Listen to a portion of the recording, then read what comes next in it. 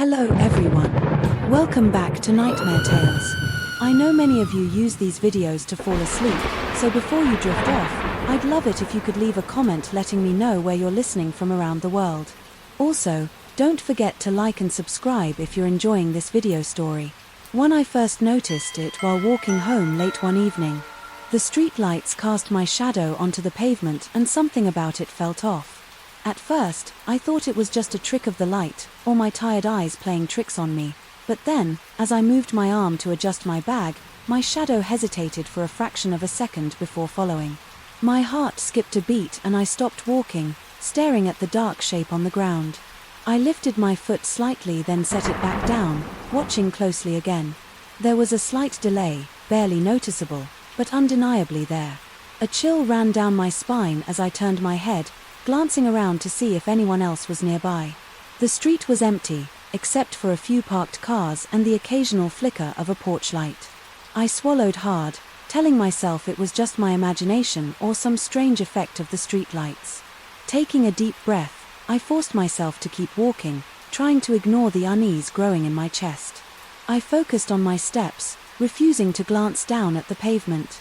The night air was cool, but I felt a prickling heat at the back of my neck. Every few steps, my eyes betrayed me, darting downward to check if the delay was still there. It was reaching my street.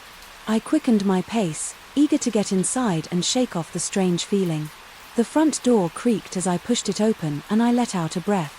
I had not realized I was holding the familiar warmth of home wrapped around me, and I locked the door behind me, pressing my back against it for a moment. I shook my head, trying to laugh at myself for being paranoid. Shadows do not move on their own, I told myself firmly.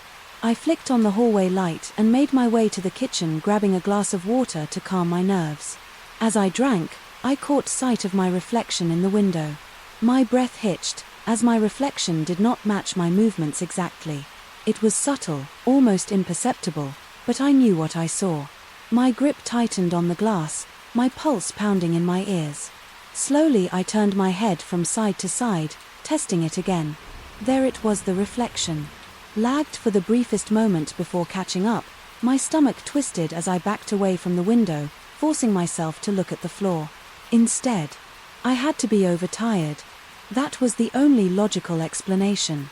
Without another glance at the glass, I hurried upstairs to my room. The bedroom felt safe, familiar, a place where strange thoughts could not reach me. I flicked on the light and avoided the mirror. As I changed into my night clothes with the blankets pulled up around me, I exhaled, slowly trying to push the unsettling thoughts from my mind. Sleep would fix everything. In the morning I would wake up, laugh at my foolishness and go about my day as usual, but sleep did not come easily. Every time I closed my eyes, I felt something was watching me. My skin prickled with an unseen presence, and no matter how much I told myself it was nothing, the feeling did not fade. Hours passed and I must have dozed off at some point because I woke to the first hints of sunlight creeping through the curtains. The relief was instant, washing over me like a tide. The night was over. I sat up, stretching before heading to the bathroom to start my morning routine. As I reached for the toothbrush, my eyes flicked to the mirror. The reflection was normal, matching me perfectly. A soft laugh escaped me as I shook my head. The fear from the previous night seemed ridiculous. In the morning light, shadows do not act on their own. Reflections do not lag. It was all in my mind. The rest of the day was ordinary, filled with work and errands, leaving me little time to dwell on anything else. By the time I returned home in the evening, I had almost forgotten about the strange experience. Almost a small part of me hesitated before looking in the mirror again. When nothing seemed unusual, I let out a relieved sigh. That night I felt braver, more certain that everything had been nothing more than exhaustion. But as I moved around the house, that same creeping feeling returned, the prickle at the back of my neck, the sense of being watched. I told myself to ignore it, to act as if nothing was wrong. Then, as I turned off the bathroom light and stepped into the hallway, I saw it. The faint glow of the nightlight in the hall cast a shadow on the floor, my shadow, but it was not quite right. My breath caught as I lifted my hand, slowly watching its reaction. A heartbeat later, the shadow copied me, a slight lag between my movement and its own. My stomach clenched and I stumbled back a step. The shadow did not follow. Immediately I ran to my bedroom, shutting the door behind me, my chest rising and falling rapidly. This was not normal. It was not my imagination. I could not ignore it any longer. My mind raced, searching for an explanation, but nothing made sense. Shadows do not move like that. Mirrors do not lag. I was alone in the house, yet I felt like I was not. For the next few nights, I tried everything to prove to myself that it was just in my head. I experimented with different life, different angles, watching my reflection in shadow for any inconsistencies. Some nights nothing happened, others the delay returned. Faint but undeniable. The uncertainty nodded me, leaving me restless and on edge. Then one night it changed. I stood in front of the bathroom mirror, my hands gripping the sink as I forced myself to watch. At first everything was normal. Then, as I turned to believe, my reflection lingered a moment longer than it should have. My chest tightened as I turned back, staring into my own eyes. A cold wave of dread washed over me as the reflection blinked. Just a second too late, I backed away slowly, my pulse hammering. This was not exhaustion, it was not a trick of the light. Something was wrong. My reflection and shadow were not my own. I did not know what that meant, but I knew I could not ignore it any longer. Grabbing my keys, I rushed out of the house, desperate for fresh air for distance. The night was calm, the streets empty. As I walked aimlessly trying to collect my thoughts, I needed to find a way to prove to myself that I was still in control, that whatever was happening was not real. I approached a street lamp, hesitating, before stepping into its glow. My shadow stretched before me, perfectly aligned with my body. Relief washed over me for a brief moment. Maybe it had all been in my head. Maybe my breath hitched as my shadow moved a fraction of a second too late. I stared at it, my pulse roaring in my ears. My hand trembled as I reached up and the shadow hesitated. Before following, I took a step back and for the first time, the shadow did not move at all. Panic surged through me as I stumbled backward, my mind screaming at me to run. Then slowly the shadow took a step forward toward me. I turned and bolted my heartbeat, a deafening drum in my chest. The street lights blurred as I sprinted toward my house, throwing open the door and slamming it shut behind me. My hands shook as I locked it, pressing my back against the wood. Still silence filled the air, heavy and suffocating. I forced myself to move to check the mirrors, the windows, the floor beneath me. My reflection stirred as it should. My shadow followed my movements. Exactly everything seemed normal again, but deep down I knew something had changed. Something had noticed me for the next few days. I refused to let fear control me. I carried on as if nothing had happened and slowly the strange occurrences faded. My reflection matched me again. My shadow moved in perfect time. I almost convinced myself that it had all been a trick of my imagination.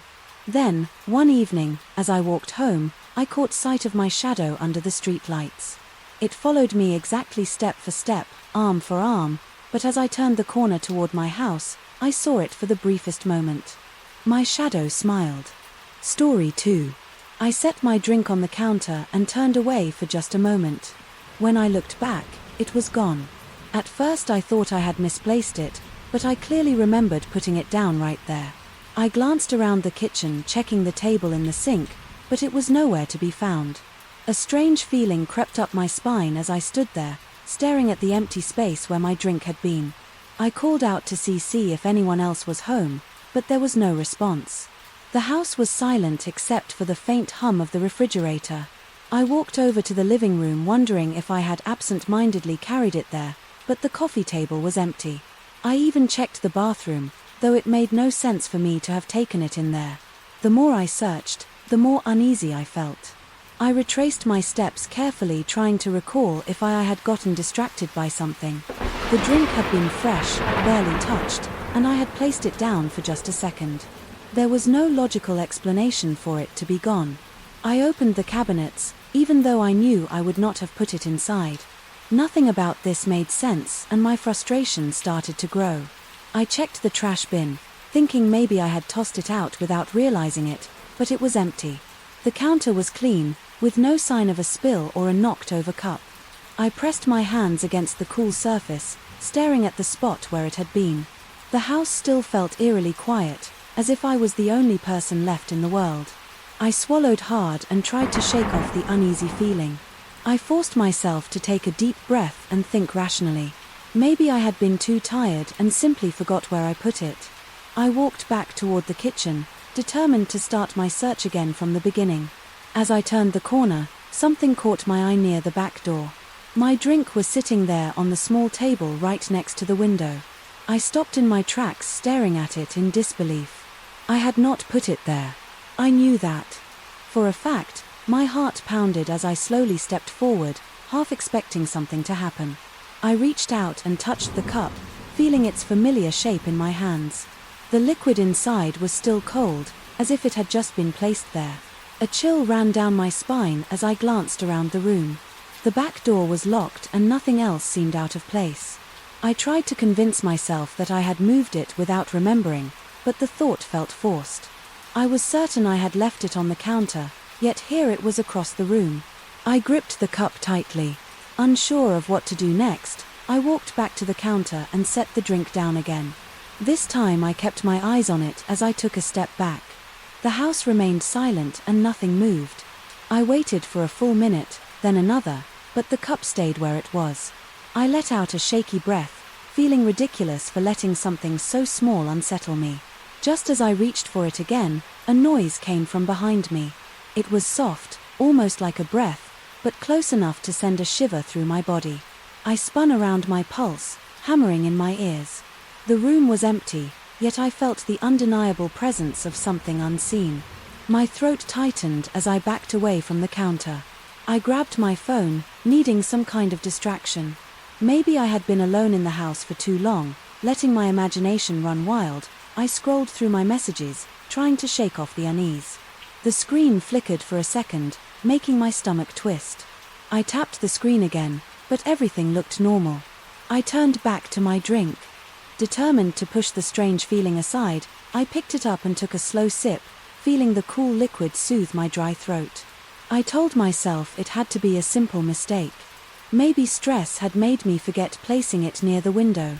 I forced a small laugh, trying to brush off the tension. The moment I set the drink down again, a sharp knock echoed through the house. It came from the front door, loud and urgent. My breath hitched as I turned toward the sound. I had not been expecting anyone. I hesitated before stepping forward, each movement slow and deliberate. The knock came again, more insistent. This time I reached for the doorknob, my fingers trembling slightly. As I pulled the door open, a rush of cold air swept past me. The porch was empty. No one stood outside, no footprints on the steps, nothing but the quiet of the night. My heart pounded as I stepped back inside and locked the door. I had never felt so unnerved in my own home. I went back to the kitchen, needing to calm myself down. My drink was still on the counter, untouched. I stared at it for a long moment, my mind racing with possibilities. Something strange was happening, but I could not explain what. I took another sip, telling myself that I was safe. I decided to distract myself with something else, anything. To shake off the lingering fear, I turned on the television, letting the noise fill the empty space around me. The sound of voices and laughter from the screen was comforting. I curled up on the couch, still holding my drink, and tried to focus on the show playing in front of me. Time passed and the fear slowly faded into the background. The house felt normal again, as if nothing had ever happened. I convinced myself that my mind had been playing tricks on me. Maybe I had just been tired and overthinking everything. I finished my drink, feeling more at ease than before. I stood up to take my cup to the sink. When I heard it again, the same soft breath just behind me. My body froze, every hair on my skin. Standing on end, I turned my head slowly. My breath caught in my throat. The living room was empty, just as it had been before. I forced myself to move. To shake off the fear creeping back in, I placed the cup in the sink and took another deep breath. I was done letting my mind play tricks on me. I turned off the television and headed to my room, deciding that sleep was the best way to put everything behind me. As I lay in bed, the silence felt heavier than before. I closed my eyes, listening to the faint sounds of the night. I told myself that nothing was wrong, that everything was normal. Eventually, exhaustion took over and I drifted into sleep. The next morning sunlight streamed through the window, washing away the fear from the night. Before everything looked as it should, ordinary and untouched, I went to the kitchen feeling a strange sense of relief. The cup was still in the sink, right where I had left it. I let out a quiet laugh at myself, shaking my head. Maybe I had just let my imagination get the best of me. I grabbed a new drink and set it down on the counter, feeling completely at ease. I turned away for just a moment, reaching for something on the shelf. When I turned back, the drink was gone. Story 3. The night was darker than usual as I drove home after a long shift. The roads were mostly empty and the only sound was the steady hum of my engine. The lights from passing street lamps cast fleeting shadows across the dashboard, creating an eerie atmosphere. I kept my eyes on the road, eager to get home and rest. The drive was supposed to be uneventful, but something felt off. As I approached a red light, I noticed a car behind me that had not been there before. At first I did not think much of it, since cars often appeared out of nowhere on these quiet roads. The light turned green and I continued driving, but the car remained behind me, keeping the consistent distance. A strange feeling crept up my spine, but I pushed it aside, convincing myself it was just another late-night driver. Heading home, I adjusted my rearview mirror and tried to focus on the road ahead. A few turns later, the car was still there, matching my every move. It was not just coincidence anymore. I switched lanes to see if it would pass, but it stayed right behind me. My hands gripped the steering wheel a little tighter. As my heartbeat quickened, I reminded myself to stay calm and think rationally. Maybe they were just going the same way and I was letting my imagination get the best of me. I decided to take a detour, turning onto a side street I rarely used. The car followed without hesitation. My stomach tightened as the situation became clear. This was not a simple case of someone heading in the same direction. I reached for my phone and held it tightly, though I knew calling for help while driving would be risky. I had to figure out a way to get to safety without making any reckless decisions. Instead of heading straight home, I took another unexpected turn onto an unfamiliar road. The car followed again. At this point I knew I was in trouble. My mind raced through possible explanations, but none of them brought any comfort. My only goal now was to get to a safe place where I would not be alone. I scanned the area for open businesses or well-lit areas, but everything seemed closed. The streets felt emptier than ever, making my situation even more terrifying. I could feel my pulse in my throat as I struggled to control my breathing. The car kept its steady pace behind me, never attempting to overtake or turn away. I turned onto another road, watching closely to see if it would finally go in a different direction. It did not. The reality of the situation hit me hard. Someone was intentionally following me and I had no idea why. I spotted a gas station up ahead, its bright light standing out in the darkness. Without thinking, I pulled in quickly and parked near the entrance. My hands trembled as I reached for the door handle, ready to run inside if necessary. I glanced in the rearview mirror and saw the car slowing down but not stopping. It drove past the gas station and continued down the road. A small wave of relief washed over me, but it was brief. I waited a few moments before pulling out of the gas station, hoping that the driver had finally decided to go a different way. I continued driving, but I was still on edge. My eyes darted between the road ahead and my mirrors, searching for any sign of the car return. Just as I began to calm down, I spotted it again in the distance. It had looped around and was back on my trail. Fear settled deep in my chest as I realized I could not shake them that easily. They were determined to follow me and I had no idea how far they would go. I pressed down on the accelerator, trying to put more distance between us. My thoughts became a blur of panic and strategy. I could not lead them to my home. I needed to find a place where I would not be alone. That was when I remembered the police station a few miles away. If I could make it there, I would be safe. Without hesitation, I changed my route and headed straight for it. The car remained behind me as persistent as ever. My heart pounded as I neared the station, the glowing sign coming into view like a beacon of hope. I turned sharply into the parking lot and came to a stop near the entrance. For a brief moment I was too afraid to move, watching the car through the rearview mirror. It slowed down as it approached the station, then suddenly sped up and disappeared down the road. I waited a few seconds, making sure it was really gone before letting out a shaky breath. The fear still clung to me, but the immediate danger had passed. I sat in the car for a moment, trying to process what had just happened. My hands were still trembling as I reached for my phone. I considered going inside the station to report it, but I knew I had little information to give. The car had no obvious markings and I never saw the driver. All I knew was that someone had followed me for miles, only stopping when I reached the police station. After gathering myself, I finally felt safe enough to leave. I took a different route home, making sure there was no sign of the car anywhere. The streets were quiet again, but the eerie feeling remained. When I finally pulled into my driveway, I stayed in the car for a moment, scanning my surroundings. Nothing seemed out of place, but the fear still lingered. That night I double-checked the locks on my doors and windows, ensuring that everything was secure. Sleep did not come easily. As my mind replayed every moment of the drive over and over, I kept wondering what would have happened if I had not gone to the police station. The thought sent a chill down my spine. Days passed and I remained extra cautious. Whenever I drove, I changed my routes, often making sure I was never taking the same path home. The paranoia slowly faded, but I never fully forgot that night. It served as a reminder that danger can come when least expected. I never saw that car again, but the memory of it following me would always stay with me. Story 4 and Saw. I woke up to the sound of my phone buzzing on the nightstand.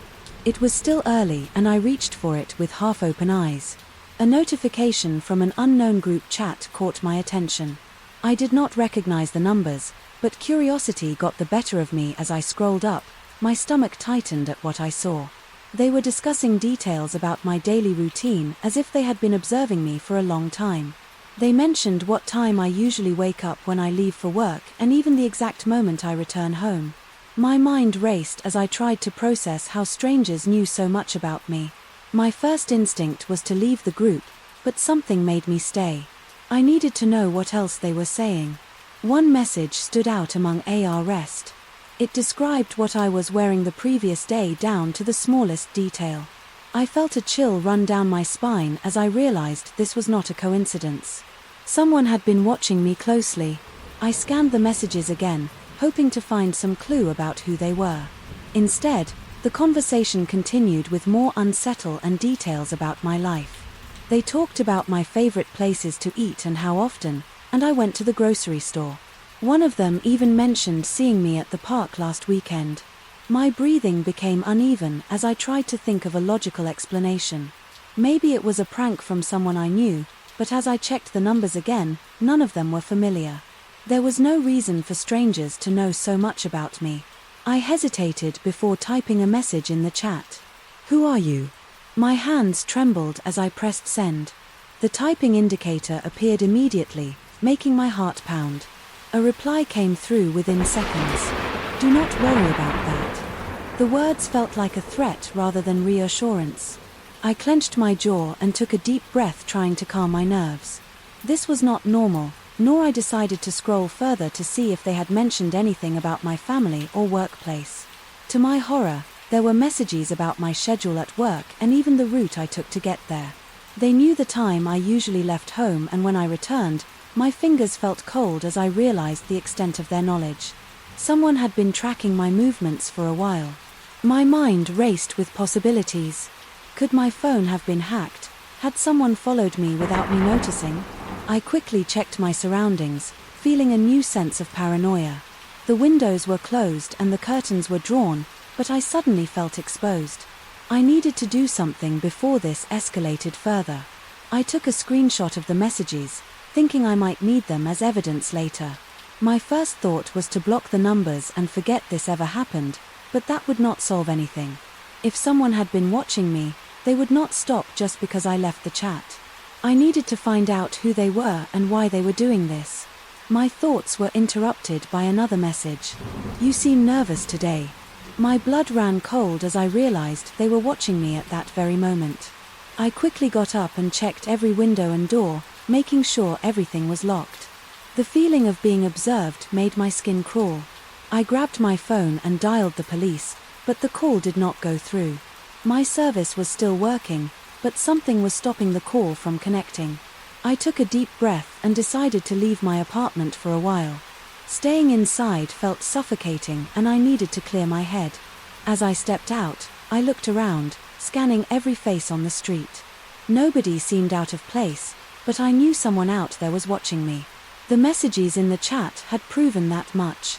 I walked quickly, hoping to get to a crowded area where I would feel safer. As I reached a nearby cafe, I took a seat by the window and checked my phone again. The group chat was still active and they were now talking about how I had just left my apartment. My chest tightened as I realized they had seen me leave. I considered going to the police station, but if they were tracking me, they would know about that too. I needed a plan. Before making any moves, I decided to text a friend and ask if they could meet me. I kept the message vague, not wanting to give away too much in case my phone was being monitored. While waiting for a reply, I noticed something in the chat that made my heart drought. A message read, "Do not involve anyone else." It felt like a direct warning confirming that they knew what I was doing. I wanted to respond to demand answers, but I knew it would not change anything. Instead, I took a deep breath and tried to act normal. I needed to figure out how they were watching me. Checking my phone settings, I looked for any suspicious apps or permissions that could be tracking my location. Everything seemed normal, but that did not mean I was safe. I looked around the cafe feeling more paranoid than ever. Could one of them be in the same room as me?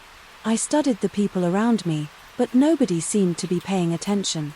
My phone buzzed again and I hesitated before looking at the screen. The message read, "You should go home now." The directness of it sent a wave of fear through me. I had no intention of going home yet. Instead, I got up and walked toward the back exit of the cafe. If they were tracking me, I wanted to see how much they actually knew. As I stepped outside, I took a different route than usual, making quick turns to see if anyone followed. My heart pounded in my chest as I checked behind me. Nothing seemed out of the ordinary, but I could not shake the feeling that someone was nearby. I reached a small convenience store and stepped inside pretending to browse the shelves. I used the store's Wi-Fi to send another message to my friend, this time explaining everything. If anything happened, I needed someone to know what was going on. As I waited for a response, I checked the group chat again. The messages had stopped for several minutes. There was complete silence. I wondered if they had lost track of me or if they were planning their next move. My phone buzzed again, but this time it was my friend responding. They were on their way to meet me. I felt a small sense of relief, but it did not last long. The group chat suddenly became active again. A new message appeared that was smart. My breath caught in my throat as I realized they had known about my plan. I clenched my fists and tried to think rationally. If they were watching me, they had to be close. I glanced around the store trying to spot anyone suspicious. Nobody stood out, but I knew better than to let my guard down. I waited near the entrance.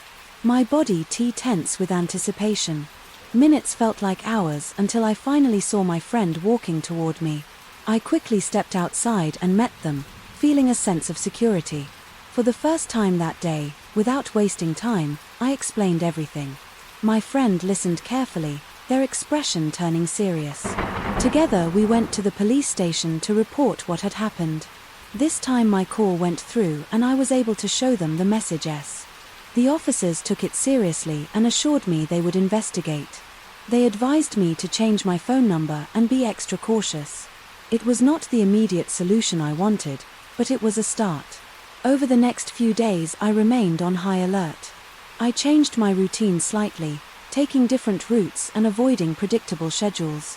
The messages had stopped completely after I went to the police, which made me wonder if whoever was behind them knew they were being watched. Now I never found out who they were or how they had tracked me so closely. Despite the fear I had felt, I refused to let it control my life. I took extra precautions, but I did not let paranoia take over. I learned to be more aware of my surroundings and trust my instincts. Whoever they were, they had lost the power they once held over me. I would not live in fear of the unknown. Story 5. The hotel room was quiet, except for the faint hum of the air conditioner. The digital clock on the nightstand showed that it was past 2 in the morning. I had been asleep for a few hours, exhausted from the long journey and the endless waiting at the airport. The bed was comfortable and the pillows were soft, making it easy to drift off. The dim glow from the curtains let in just enough light from the street outside. A sudden noise jolted me awake. It was not loud, but it was enough to pull me from my sleep. I sat up in bed trying to adjust my eyes to the darkness of the room. The sound was coming from the television, which had turned on by itself. The remote was on the bedside table, untouched. Since I had checked in, the screen flipped record and a video began to play. At first I thought it was just a commercial or a default hotel channel, but as my vision cleared, I recognized the scene. It was the lobby of the hotel, the same place where I had checked in earlier that evening. The camera angle was wide, capturing the front desk, the entrance, and the seating area. I watched as the door slid open and I walked in, suitcase in hand. The image on the screen showed me approaching the front desk speaking to the receptionist. The time of stamp in the corner of the video matched the time I had arrived. I felt a cold chill run down my spine.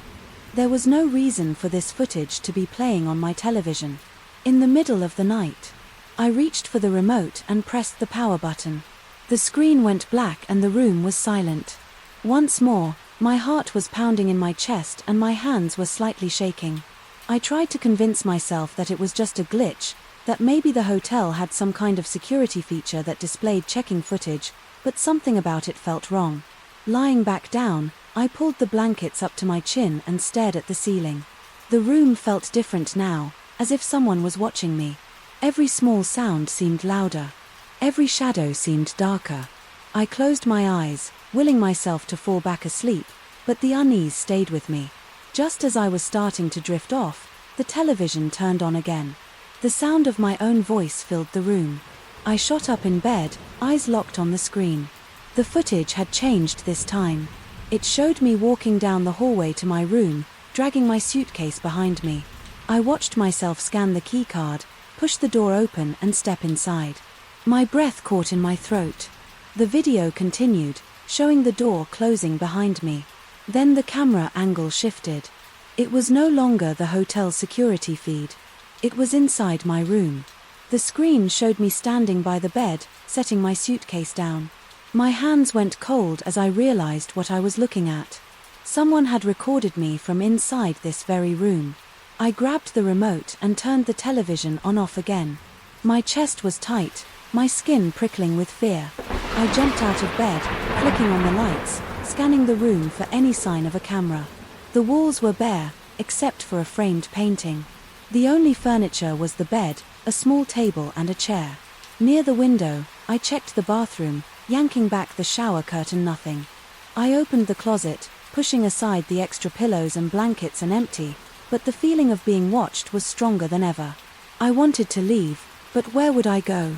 In the middle of the night, the thought of walking through the empty hallways made my stomach turn. I decided to call the front desk. My fingers trembled as I dialed the number. The phone rang twice before someone answered. I kept my voice steady, explaining that my television had turned on by itself, playing security footage of me checking in. The person on the other end was silent for a moment before responding. They said there was no system in place that played security footage in guest rooms. A wave of nausea hit me. I asked if they could send someone up to check the room. The receptionist hesitated before saying they would send security immediately. I hung up and backed away from the television, keeping my eyes on it as if it might turn on again. The wait felt like an eternity. A knock at the door made me jump. I moved cautiously, pressing my eye against the peel. A uniformed security guard stood outside. I opened the door, letting them in, explaining everything in rushed words. They listened without interrupting, then walked over to the television. They checked the power settings, the remote, even the cable box. Everything seemed normal. They suggested that maybe it had been a glitch or a signal interference. I knew that was not the case, but I nodded, pretending to accept the explanation. They offered to move me to another room, which I immediately agreed to, gathering my things. I left the room without looking back. The new room was on a different floor, nearly identical to the last one. I checked every corner before locking the door. Exhaustion weighed heavy on me, but I could not bring myself to turn off the lights. I sat on the bed waiting, listening. Nothing happened. No sudden noises, no flickering screen.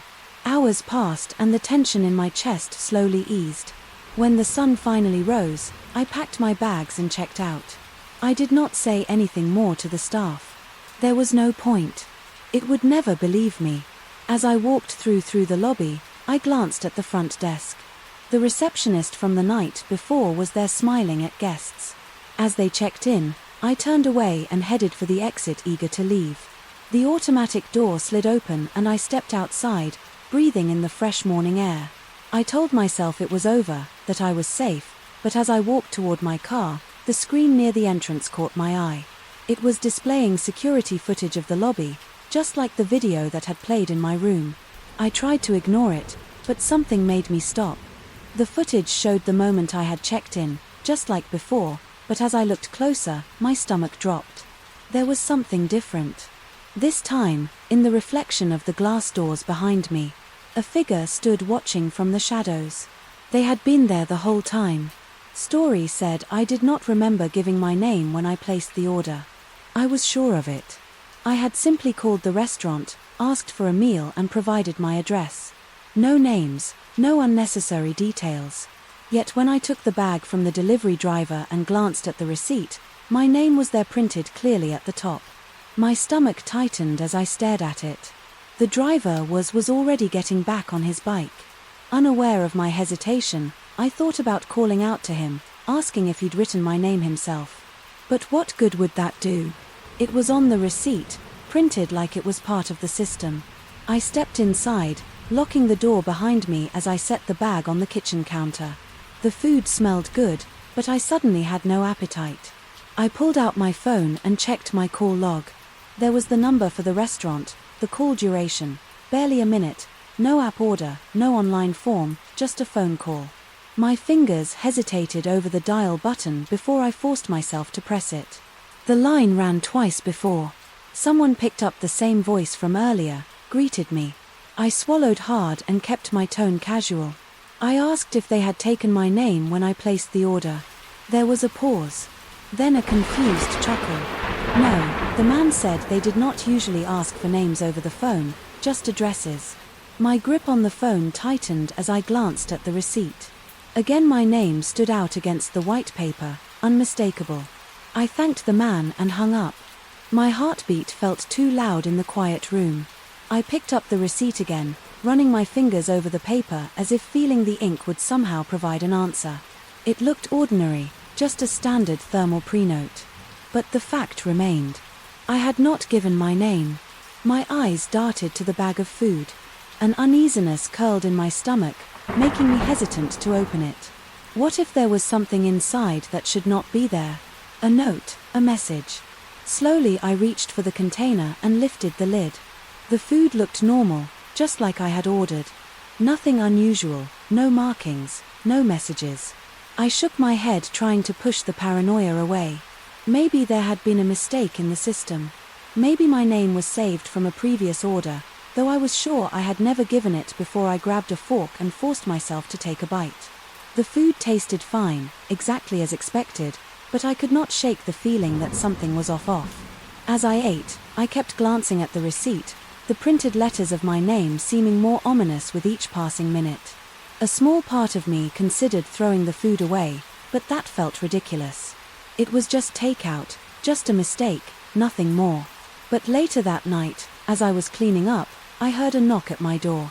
The sound made me freeze my pulse, quickening. It was late, too late for visitors. I moved slowly, stepping toward the door as quietly as possible. I peeked through the peephole. No one was there. Story 7. I sat in bed, scrolling through my phone as the city lights flickered outside my window. The night was quiet, except for the occasional sound of cars passing below. The soft hum of the air conditioning filled the room, created a steady background noise. I was just about to put my phone down when I heard it, a knock. The sound was soft but clear, coming from the window right next to my bed. My fingers froze over the screen as my breath caught in my throat. That was impossible. I lived on the 10th floor. There was no balcony, no ledge, nothing that anyone could stand on. Outside my window, my body tensed as I slowly turned my head toward the glass. The curtains were slightly open, revealing the dark sky in the distant lights of the city. I stared at the window, my heart pounding in my chest. Maybe I had imagined it just a trick of my tired mind. I held my breath, waiting for any other sound. The room felt heavier, the silence stretching longer than it should have. Then the knock came again. This time it was louder, more deliberate. My stomach twisted as a cold shiver ran down my spine. I sat completely still, my hands gripping the blanket, as my eyes stayed fixed on the window. I wanted to believe it was just my imagination, but I knew what I had heard: someone had knocked. I forced myself to breathe, trying to think of a logical explanation. Maybe it was the wind or something had hit the glass by accident, but the knock had been too precise, too intentional. I swallowed hard and slowly reached for my phone, feeling the sweat on my palms. My fingers trembled as I turned on the flashlight and aimed it at the window. The bright light reflected off the glass, showing nothing but my own pale face staring back at me.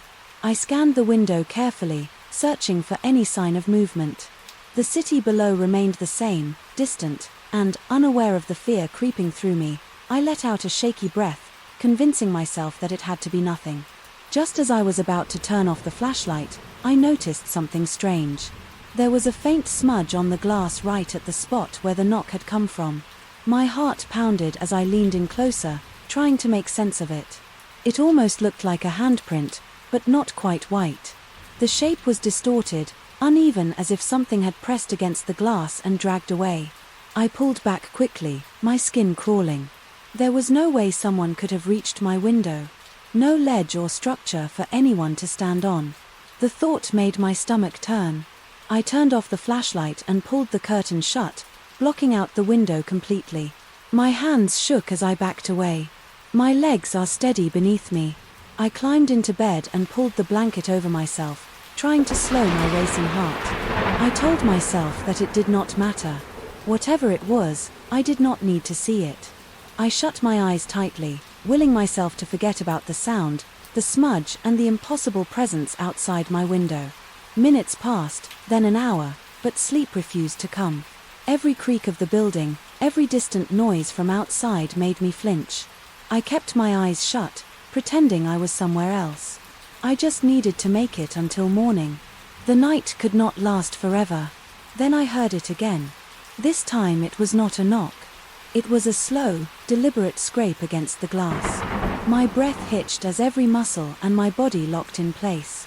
The sound was soft but unmistakable, like nails dragging down the surface of the window. My chest tightened as I curled into myself, pressing my hands against my ears. I did not want to look. I could not look. I squeezed my eyes shut, forcing my breathing to stay steady. The scraping sound continued for a few more seconds before stopping abruptly. The silence that followed was even worse.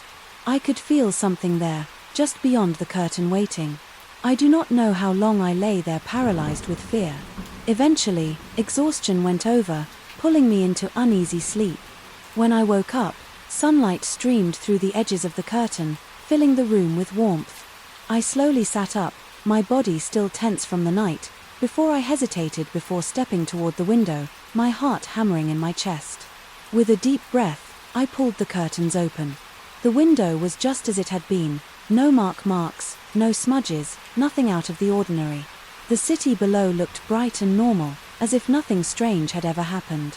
I let out a long breath, rubbing my temples. Maybe it had been a dream, my mind playing tricks on me in the dark. That was the only explanation that made sense. I shook my head, trying to push away the lingering unease. Whatever it was over. Now that night I went to bed early, determined to sleep. Without letting my imagination get the best of me, I turned off the lights, pulled the blanket over me and closed my eyes. The room was silent, except for the faint hum of the air conditioning. I let myself relax, breathing in deeply. Then, just as I began to drift off, I heard the knock again. Story 8. The morning started like any other. As I went through my usual routine, I made some coffee, sat down at my desk and pulled up my work schedule. As I scrolled through the upcoming shifts, something immediately caught my attention. There was a shift listed for me that I had never signed up, for my heart skipped a beat as I double-checked the date and time. I knew for a fact that I had not agreed to work that day. At first I thought it was just a mistake, maybe a system error or scheduling mix-up. I refreshed the page hoping it would disappear, but the shift remained. The sinking feeling settled in my stomach as I realized I needed to get to the bottom of this. I searched my messages and emails to see if anyone had asked me to cover a shift, but there was nothing, no notifications, no requests, nothing that explained why my name was on the schedule.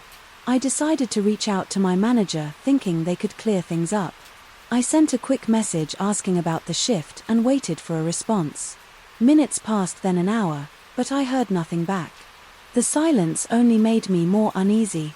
I checked the schedule again, wondering if it had been updated or corrected, but the shift was still there. It was as if someone had deliberately added my name without telling me. As the day went on, my concern turned into frustration. I did not want to show up for a shift that was not mine, but I also did not want to risk getting in trouble for not showing up. I tried contacting a coworker to see if they had noticed anything strange with their schedules, but no one seemed to be available. It was as if everyone had suddenly gone silent. My unease grew as I considered the possibility that this was not just a simple mistake. The time for the shift was approaching and I had to make a decision. I could ignore it and risk dealing with consequences later, or I could go in and figure out what was going on. Against my better judgment, I grabbed my things and headed to work. The drive felt longer than usual, my mind racing with possibilities. I kept telling myself it was probably nothing, but something deep inside told me I was walking into something I was not prepared for. When I arrived at work, the parking lot was half empty, which was unusual for this time of day. I stepped inside and immediately felt a strange tension in the air. The usual sounds of co-workers chatting and machines running were absent. The front desk was empty and the lights in some areas were dimmed. I walked cautiously toward the break room expecting to see familiar faces, but it was completely silent. I pulled out my phone to check the schedule one last time, hoping it had changed, but my name was still listed. A door creaked open behind me and I turned quickly, my heart pounding. A coworker stepped out, looking just as confused as I felt. They asked why I was there and I explained the situation. Their expression shifted from confusion to concern as they told me they had noticed the same thing on their schedule earlier in the week. We both stood there unsure of what to do next. The manager was still nowhere to be found and there was no sign of anyone else. A creeping sense of dread settled over me as I considered the possibility that we were not supposed to be here at all.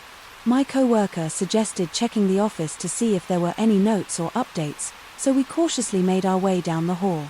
As we approached the office door, we noticed it was slightly ajar. The room inside was dark, but a faint glow from a computer screen cast eerie shadows on the walls. My coworker pushed the door open and we stepped inside.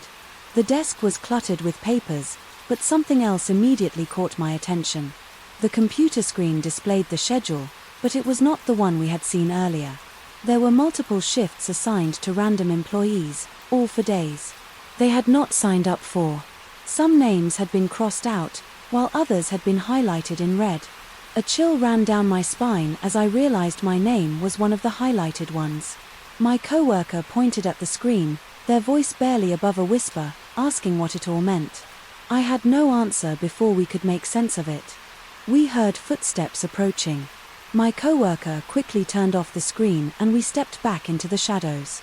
The footsteps grew louder, then stopped just outside the office door. My breath caught in my throat as we waited in silence. A few seconds later, the footsteps moved away, fading down the hall. We exchanged uneasy glances before deciding it was time to leave. Whatever was going on here, we wanted no part of it. We made our way toward the exit as quickly and quietly as possible. Just as we reached the door, a voice called out from behind us. It was the manager, looking surprised to see us. They asked what we were doing there and I wasted no time asking about the shift I had never signed up for. Their expression remained unreadable as they glanced at the schedule on their phone. After a long pause, they simply said there must have been a mix-up and told us to go home. Something about their tone made my skin crawl. It was not an apology, not an explanation, just a dismissal. My coworker and I did not argue. We left without another word, but the uneasy feeling stayed with us that night. I could not stop thinking about what I had seen on the computer screen. There was something off about the whole situation, something I could not explain. I considered quitting, but I needed the job instead. I decided to be more careful. From that point on, I checked every schedule carefully, making sure my name only appeared where it was supposed to. Weeks passed and nothing like that ever happened again. The manager never brought it up, and neither did my co-workers. It was as if that night had never happened, but I never forgot the feeling I had standing in that dark office, looking at a schedule that had been altered by someone for reasons I would never understand. Story 9H. I stared at the message on my phone, my hands growing cold as I read it again. It was from my friend asking if we could meet up later. My breath caught in my throat as confusion washed over me. I had just attended their funeral that morning. My mind raced, trying to make sense of what I was seeing. The name and number were exactly the same. As always, I hesitated before replying, unsure if I even should. My fingers hovered over the keyboard as different thoughts ran through my mind. Someone could be playing a cruel joke, but that seemed impossible. I had seen the casket being lowered into the ground. The grief I felt earlier in the day had been real. I glanced around the dimly lit room, feeling an uneasiness settle in my chest. I decided to call the number instead of texting back. The phone rang a few times before going to voicemail.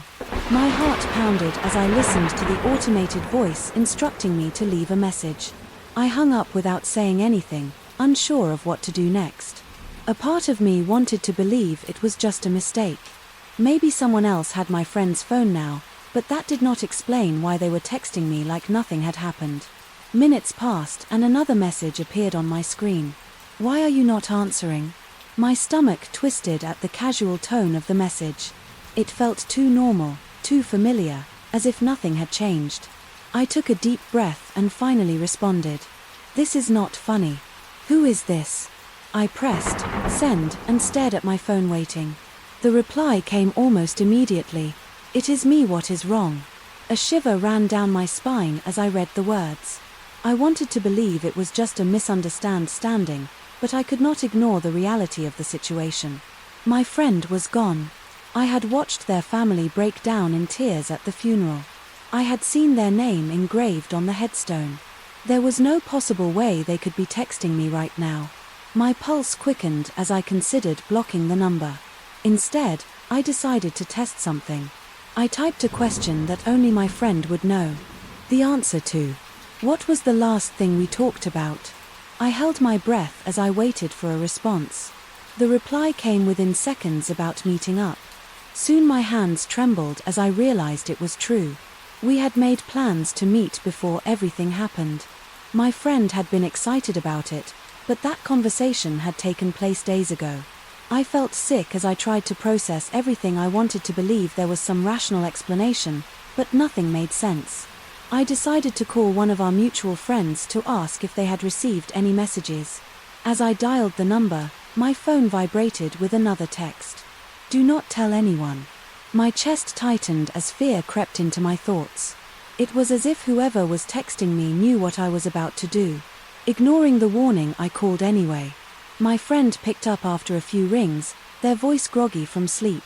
I hesitated before speaking, so lie unsure of how to explain what was happening. I finally asked if they had received any messages from the same number.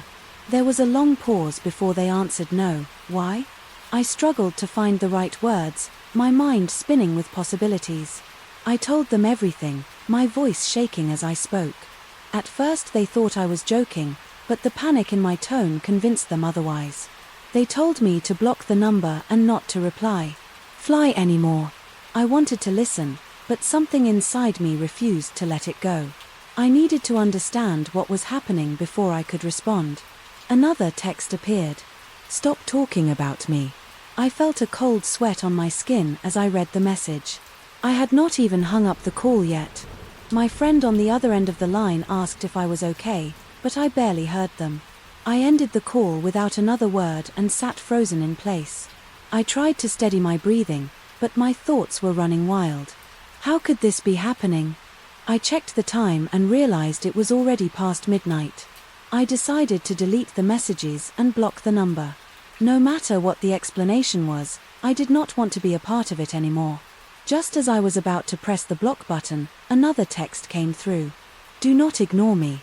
I felt like I was being watched, as if someone was right there waiting for my reaction. My hand shook as I forced myself to block the number. The messages disappeared instantly, leaving only silence behind for the rest of the night. I kept my phone face down on the table, afraid of seeing another notification. Sleep did not come easily. Every small noise made me jump and my mind kept replaying the messages over and over again. I wished I had never responded in the first place. Whatever it was, I wanted nothing to do with it. By morning I convinced myself that it was over. Days passed and I tried to move on. I avoided talking about it and kept my phone close, half expecting another message to appear, but nothing came. Slowly the fear began to fade, replaced by the lingering sadness of losing my friend. I reminded myself that grief played strange tricks on the mind. Maybe I had imagined more than I wanted to admit. Then, one evening my phone buzzed again. My stomach dropped as I saw the notification, a new message from an unknown number. I hesitated before opening it. The word sent a chill through my entire body. I told you not to ignore me. Story 10. The street was alive, with the usual sounds of the city. Cars honked in the distance, footsteps echoed on the pavement, and the occasional murmur of conversation drifted through the air. I had been walking for a while, lost in my thoughts, barely paying attention to my surroundings.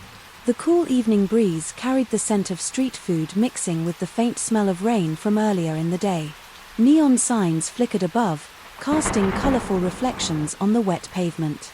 I turned a corner and saw a street performer sitting on a small wooden stool. He had a worn guitar resting on his lap, fingers expertly plucking at the strings. His music was soft but hypnotic, filling the air with a melody that seemed older than the city itself. A small crowd had gathered around him, some dropping coins into the open guitar case at his feet. He did not acknowledge them, his focus entirely on the music. As I walked past, his fingers suddenly froze on the strings. The melody stopped so abruptly that it startled me. The people watching glanced at each other. Confused by the silence, I slowed my steps but did not stop, assuming maybe he had forgotten the next chord or was adjusting something. Then, just as I was about to keep walking, I heard his voice. "It's you." The words were barely above a whisper, but I heard the. Clearly a chill ran down my spine. I turned my head slightly, expecting him to be speaking to someone else, but his eyes were locked onto mine. His expression was unreadable, somewhere between recognition and fear. I had never seen this man before. There was no reason he should know me. I hesitated for a moment, then kept walking. The weight of his stare followed me down the street, the sudden silence making everything around me feel unnaturally loud. My pulse quickened as I tried to shake off the unease. It was probably nothing, just some strange coincidence. Maybe I reminded him of someone he knew. A few blocks later I stopped in front of a cafe and checked my reflection in the window. Nothing was unusual. Same tired eyes, same expression, same clothes I had been wearing all day, but the feeling lingered. It was as if something unseen had shifted around me. I decided to head home. The sooner I was away from the busy streets, the better. But as I walked I kept thinking about the way he had looked at me. It was not just recognition. It was something deeper, something unsettling. I barely noticed my surroundings as I made my way back. The moment I stepped inside, I locked the door behind me. My apartment was silent, except for the faint hum of the refrigerator. I tossed my bag onto the couch and tried to shake off the strange feeling. Before heading to bed I pulled out my phone and searched for street performers in the area. Maybe he was a regular, someone others had encountered before, but nothing came up. No images, no mentions, nothing. It was as if he did not exist. The next morning, I decided to go back. I told myself it was curiosity, but deep down I knew it was something else. I needed to hear him say it again to see if there was any meaning behind it. The street was just as busy as before, but the performer was gone. The spot where he had sat was empty. No sign that he had ever been there. I asked a vendor nearby if they had seen him, that they just shook their head. For the next few days I kept an eye out for him. Every time I walked past that street I half expected to hear the familiar melody again, but he never returned. One night, as I was getting ready for bed, I heard music playing outside my window, the same melody from that night. I rushed to the window, but the street below was empty. The sound lingered for a few moments before fading into silence. I never saw him again, but his words stayed with me. I still do not know what he meant. Maybe it was a mistake, or maybe it was something I was never meant to understand. But sometimes in the quiet moments, I still hear the melody and I wonder if he is out there somewhere waiting for me to walk by again. Story 11. I almost did not notice it at first. The attic was cluttered with old boxes, forgotten furniture, and layers of dust that clung to everything. I had been searching for a few things I had stored street away years ago. When my foot knocked against something small, I glanced down and saw a vase tape lying on the wooden floor. The label on it was handwritten in faded black ink. It simply said, "Watch alone." I held it up, turning it over in my hands. It looked old but not damaged. The label was slightly peeling at the edges, but the tape itself seemed intact. I around trying to remember if I had ever owned a vast player. It had been years since I had seen one, but I recalled an old player stored somewhere in the attic. The curiosity got the best of me and I decided to find it. After some digging, I found the player buried under a pile of books. It was dusty but still looked functional. I carried it downstairs along with the tape, setting everything up in the living room. As I plugged the player in, I hesitated for a moment. Something about the label made me uneasy. Watch alone, it felt like a warning. Yet I could not ignore the urge to see what was on it. I pushed the tape into the slot and the screen flickered to life with a soft static hell. The footage started abruptly. A dimly lit room came into view, empty, except for a single chair in the center. The quality was grainy, but I could make out the detail. The chair was wooden, old, and slightly tilted. The walls were bare. The room looked unfamiliar. A few seconds passed, with nothing happening. Then a figure slowly entered the frame. It moved stiffly, as if unsure of its own body. The person was dressed in dark clothes, their face obscured by shadows. They stood beside the chair for a moment before sitting down. I leaned forward, watching closely. Something about their posture unsettled me. The figure sat completely still. No movement, no sound. The silence stretched on for what felt like minutes. Just as I started to wonder if the tape was damaged, the figure tilted its head slightly. The motion was unnatural, too slow, too precise. Then, as if sensing me, the head snapped forward, staring directly at the camera, my breath caught in my throat. There were no facial features, just a smooth, empty surface where the face should have been. My body tensed as a chill ran down my spine. The figure did not move for a while. It simply stared, or at least it seemed like it was staring. Then, without warning, it slowly raised a hand and pointed the hairs on. My arm stood up. The way it pointed felt deliberate, as if it knew I was watching, as if it was looking at me through the screen. My heart pounded in my chest. I reached for the remote, but the tape kept playing. The figure's hand lowered and it stood up. The movements were jerky, unnatural. It took a step closer to the camera. Panic surged through me. I hit the stop button, but nothing happened. The figure kept moving, slow and deliberate. It stepped closer. The screen flickered, distorting for a moment before returning to normal. My hands trembled as I pressed every button I could, but the tape would not stop. The figure was almost filling the screen now. Then it did something that made my blood turn to ice. It tilted its head again, just like before, but this time a whisper filled the room. A low, distant sound like wind moving through a hollow space.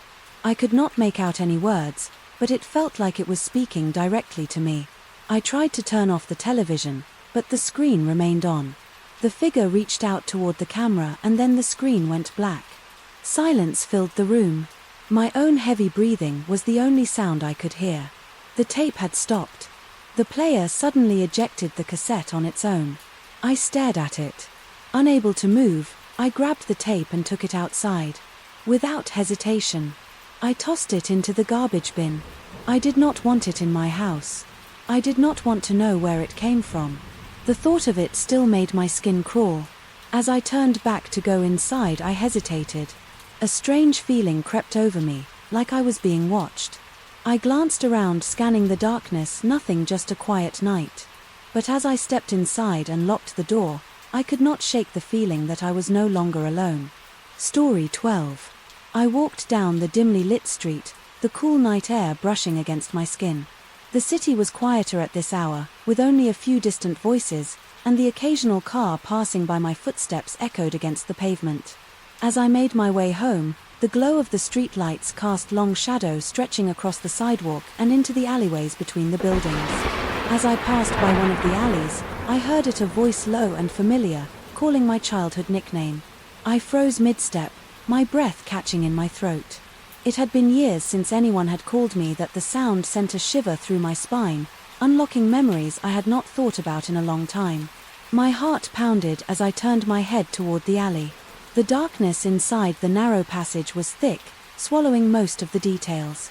Beyond the entrance, the faint glow from a flickering street light barely illuminated the edges of the walls.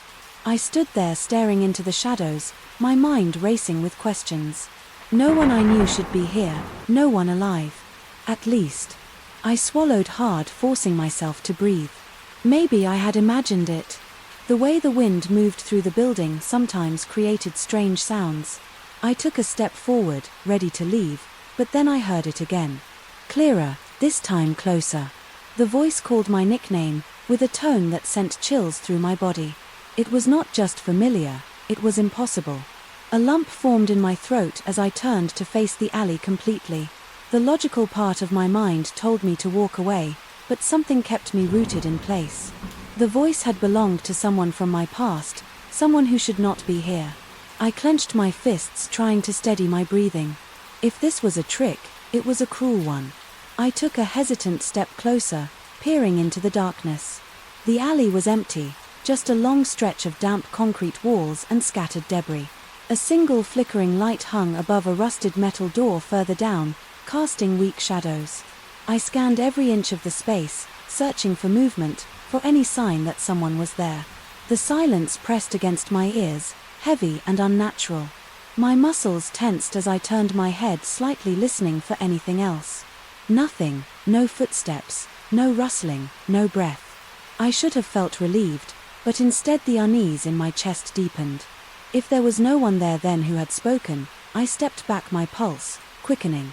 I did not want to be here any longer. Every instinct in my body screamed at me to leave. I turned away from the alley, my legs stiff as I forced myself to walk. My mind raced, trying to make sense of what had happened. Maybe I was just tired. Maybe the wind had carried a voice from somewhere else.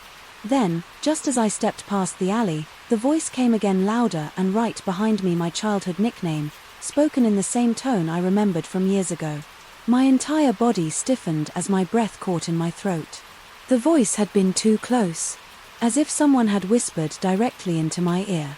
I spun around, my heart hammering against my ribs. The alley remained empty, the darkness still and undisturbed. A cold sweat broke across my skin as I took several steps backward.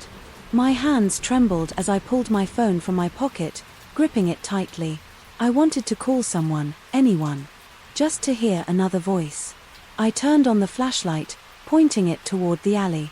The beam cut through the darkness, revealing only brick walls and a few scattered trash bins. I kept the light steady, scanning every corner, every crevice there was. There was no one there, no movement, no sign of life, but I could still feel it, the lingering presence of something unseen. My breathing came fast and uneven as I turned off the flashlight. I had to leave. I did not care if it was just my mind playing tricks on me. I took a deep breath and walked away, forcing myself not to look back. Each step felt heavier, as if something unseen was pressing against me. The further I got from the alley, the more the tension in my chest eased. By the time I reached my apartment, my hands were still shaking. I locked the door behind me and pressed my back against it, closing my eyes for a moment. The silence of my home was comforting, but the memory of that voice clung to me. I tried to push it away to convince myself that it had been a mistake, but deep down I knew the truth. That voice had belonged to someone I had not seen in years, someone who was no longer alive. Story 13. The first time it happened, I convinced myself I had simply forgotten to lock the door properly. I had been in a rush that morning, distracted by a long list of tasks for the day. When I got home and saw the door slightly open, I felt a brief moment of panic. I hesitated before stepping inside my eyes, scanning the dimly lit space for anything out of place. Everything looked normal, so I chalked it up to a mistake and made sure to lock the door carefully before going to bed the second time. I knew for sure I had locked it. I had double-checked before leaving, making sure the deadbolt was secure. When I returned that evening and found the door open again, my stomach twisted. This was not just forgetfulness. I pushed the door open slowly, my heart pounding in my chest. The house was quiet just as I had left it. I checked every room, every closet, even under the bed, but nothing seemed to be missing. By the third time, I could no longer ignore the feeling that something was wrong. I had developed a habit of tugging on the door after locking it, making absolutely sure it was secure. Yet when I got home it was slightly ajar again. A cold wave of unease washed over me. Someone had been inside. There was no other explanation. I checked all the windows, but they were locked from the inside. There was no sign of forced entry. It was as if the door had simply unlocked itself. That night I barely slept. Every small sound made me sit up listening intently in the dark. I kept my phone close, ready to call for help if I needed. To my mind, raced with possibilities. Had someone copied my key? Was someone watching me, waiting for me to leave so they could enter? The thought made my skin crawl. I decided to take action. The next morning I bought a small security camera and set it up near the front door. If someone was getting inside, I wanted proof. I also replaced the lock, thinking maybe there was something wrong with it. That day I left for work, feeling anxious but hopeful that I would finally get some answers. When I came home that evening, the door was shut tight for a brief moment. I felt relieved. Maybe whoever had been doing this had noticed the new lock and given up. But as I stepped inside and checked the camera footage, my relief turned to fear. The video showed my door slowly creaking open on its own just a few hours after I had left. No one was there. No one had entered or exited. It had just opened. I replayed the footage over and over trying to make sense of it. There was no wind strong enough to push it open and the lock had been brand new. My hands shook as I scrolled through the rest of the footage, but nothing else happened. I could not understand it. That night I barricaded the door with a chair, something solid that could not be moved easily. If it opened again, I would hear it. I lay in bed staring at the ceiling, waiting, listening. Hours passed and just as I was starting to drift off, I heard a faint creaking sound. I shot up, my heart hammering. I grabbed my phone and turned on the camera app, switching to the live feed. My breath caught in my throat as I saw the door slightly open again. The chair pushed aside. My hands shook as I dialed for help. I was not going to wait around to see what happened next. The police arrived quickly, checking the house. They found no signs of forced entry, no footprints, no fingerprints other than my own. They told me it was probably a faulty lock or a draft, but I knew better. The lock was new and the chair had been moved. Someone had been inside watching, waiting. I could not stay there anymore. The next day I packed my things and moved out. I never found out who or what had been entering my home, but I knew one thing for certain: if I had stayed I might have found out the hard way. Story 14. I flipped through the pages of the book, enjoying the quiet atmosphere of my room. It was an old novel, slightly worn from years of use, but the story pulled me in. I had borrowed it from the library earlier that day, choosing it at random. As I turned another page, my eyes caught something strange in the margins. Faint pencil marks lined the side of the page, and as I looked closer, my breath caught in my throat. The handwriting was mine. My fingers tightened around the book as I traced the letters with my fingertip. The words were written in my usual style, the slanted letters and uneven spacing unmistakable. But I had never read this book before. I tried to remember if I had borrowed it in the past, but nothing came to mind. The note was short, just a few scribbled words, but it made no sense to me. Do not trust it. I stared at the message, confusion twisting in my mind. Trust what? Lipping through more pages, I searched for other notes. My pulse quickened as I found more scattered throughout the book. Some were short, simple warnings like be careful or do not turn back. Others were longer, written in rushed handwriting, as if I had been in a hurry. I do not remember writing this. It is happening again. My heart pounded as I read those words. What was happening again? What had I meant? I closed the book and took a deep breath, trying to steady my nerves. This had to be a mistake. Maybe someone else had similar handwriting. That was possible, right? But the more I thought about it, the less I believed it. I knew my own writing too well, the way the letters slanted, the way I looped certain words. It was all mine. But how could that be? I had never seen this book before in my life. I opened the cover and checked for any sign of my name.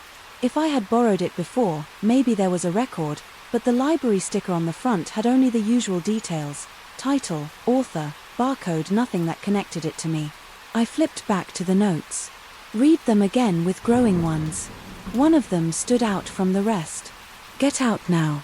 I swallowed hard, glancing around my room as if expecting something to be there. The logical part of my mind told me this was just a strange coincidence.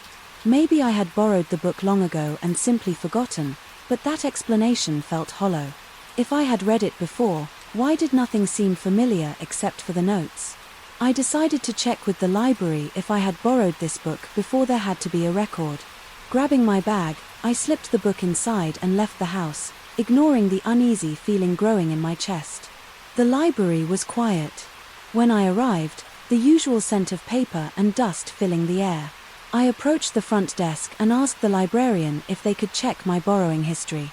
They nodded and typed my information into the computer. I waited, tapping my fingers against the counter. After a moment, the librarian frowned. "This book has never been checked out under your account." I stared at them, my mind racing. That was impossible. I pulled the book from my bag and placed it on the counter. "Are you sure?" I asked, my voice shaking slightly. They nodded, flipping through the pages absent-mindedly. If I had never borrowed it, then how had my handwriting ended up inside my stomach, twisted as I tried to think of another explanation? The librarian handed the book back to me with a small shrug. Maybe someone with similar handwriting left those notes. That answer did not sit right with me, but I forced a nod and left the library. As I stepped outside, I opened the book again. The notes were still there, each one more unsettling than the last. I flipped through the pages, quickly stopping when I saw something that made my breath hitch. A date was scrolled next to one of the warnings. It was today's date. My hand shook as I reread the message. It is happening today. My pulse pounded in my ears as I stared at the words. I did not know what was happening, but I suddenly felt an overwhelming urge to leave. I shoved the book into my bag and started walking faster, my heart racing. Something felt off. The street seemed too quiet, the air too heavy. I checked my phone, but the screen stayed black. It would not turn on. A cold chill ran through me as I glanced around. I needed to go home. My instinct screamed at me to get away from here, but I had no idea why. As I turned a corner, I nearly dropped my bag. A figure stood a few feet away facing me. I could not make out their face, but something about them felt wrong. The book in my bag felt heavier, as if it was pressing down on me. I took a slow step backward and the figure took a step forward. My breath caught in my throat. I reached for my phone again, but it was still dead. The figure did not move closer, but they did not leave either. My mind screamed at me to run, but my body stayed frozen and in place. Then, without warning, they turned and disappeared around the corner. I did not wait to see if they would come back. I spun on my heel and ran, my heart pounding against my ribs. I did not stop until I reached my house. Slamming the door shut behind me, I dropped the book onto the table, my hand shaking. I did not know what was happening, But I knew one thing for sure, the warnings in the book were real. I had no idea how or why, but they had led me to this moment. I opened to the last note. I had found the one with today's date. Beneath it, written in my own handwriting, was one final message. You made it, story 15. The morning started like any other. I walked into the office, set my bag down and made my way to the break room. The usual hum of conversation filled the air as co-workers moved around pouring coffee and grabbing snacks. My routine was simple. I always filled my mug with the same strong black coffee, no sugar, no cream. It was a habit, something I never changed. I grabbed my mug from the shelf and poured myself a cup, the rich aroma filling the air. Taking a sip, I expected the familiar bitterness to wake me up. Instead, a completely different taste spread across my tongue. It was smooth, slightly sweet, with a faint floral hint. I pulled the mug away from my lips, staring at the liquid inside. It was not coffee, it was tea. For a moment I thought I had made a mistake. Maybe I had grabbed the wrong mug or absent-mindedly poured from the wrong pot. But my mug was the same one I always used. The pot I had poured from was the usual coffee maker. I looked around the room, expecting someone to be watching, waiting for a reaction, but no one seemed to notice setting my mug down. I walked over to the coffee pod and lifted the lid. The smell of fresh coffee was unmistakable. I poured a little into an empty cup just to check it was coffee, yet somehow my mug had tea in it. I turned to the few co-workers in the break room. Did anyone? One switched my coffee. My voice was casual, but there was an edge of confusion in it. They glanced up, some shaking their heads, others too focused on their phones to pay attention. One of them raised an eyebrow. Why would anyone do that? That was the question I could not answer. Why would someone go through the trouble of replacing my coffee with tea? It was not just a small prank. The switch had been too clean. There were no spills, bills, no sign of tampering, nothing out of place. It was as if my coffee had never existed. I sat at my desk, the untouched mug beside me. The taste still lingered in my mouth, the unexpected sweetness making my stomach turn. I could not concentrate on my work. The thought kept circling in my head, someone had done this deliberately, but who, and, more importantly, why I decided to let it go. Maybe it was just a one-time thing, a harmless joke. But the next morning it happened again. I walked into the break room, poured my coffee and took a sip. Tea, the same taste, the same smooth texture. I checked the pot, poured a little into a cup coffee. My mug, however, contained tea. A cold unease settled in my chest. This was not a coincidence. Someone was doing this on purpose. I scanned the break room, watching everyone carefully. No one reacted. No one even looked in my direction. If someone was behind this, they were good at hiding it. For the rest of the day, I paid close attention to everything: who walked past my desk, who lingered near the break room, who glanced at me for just a second too long, but nothing stood out. No one acted suspicious. It was as if the switch had happened by itself. That night I could not sleep.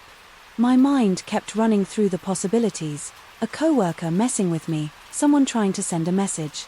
But what kind of message could be hidden in something as small as a coffee swap? The next morning I arrived earlier than usual. The office was quiet, only a few people at their desks. I went straight to the break room, checking every detail. The coffee pot was full, untouched. My mug was on the shelf where I had left it. Everything was normal. I poured my coffee, keeping my eyes on the dark liquid as it filled the mug. I took a sip immediately, letting the bitterness settle on my tongue. Coffee. Finally, feeling relieved, I set the mug down and turned to grab a napkin. It took only a few seconds when I lifted the mug again and took another sip. The taste was different. The bitterness was gone. The floral sweetness was back. My hands tightened around the mug as a chill ran through me. No one had entered the room, no one had been near my drink. And yet my coffee was gone, replaced with tea. I never found out who did it. It continued for weeks, every morning the same. No matter how careful I was, no matter how closely I watched, my coffee always turned to tea. Eventually I stopped asking questions. I started drinking it without hesitation because somehow I knew whoever was doing this was never going to stop, And maybe, just maybe, it was never meant to be understood. Story 16. The first time it happened, I thought it was just kids playing a prank.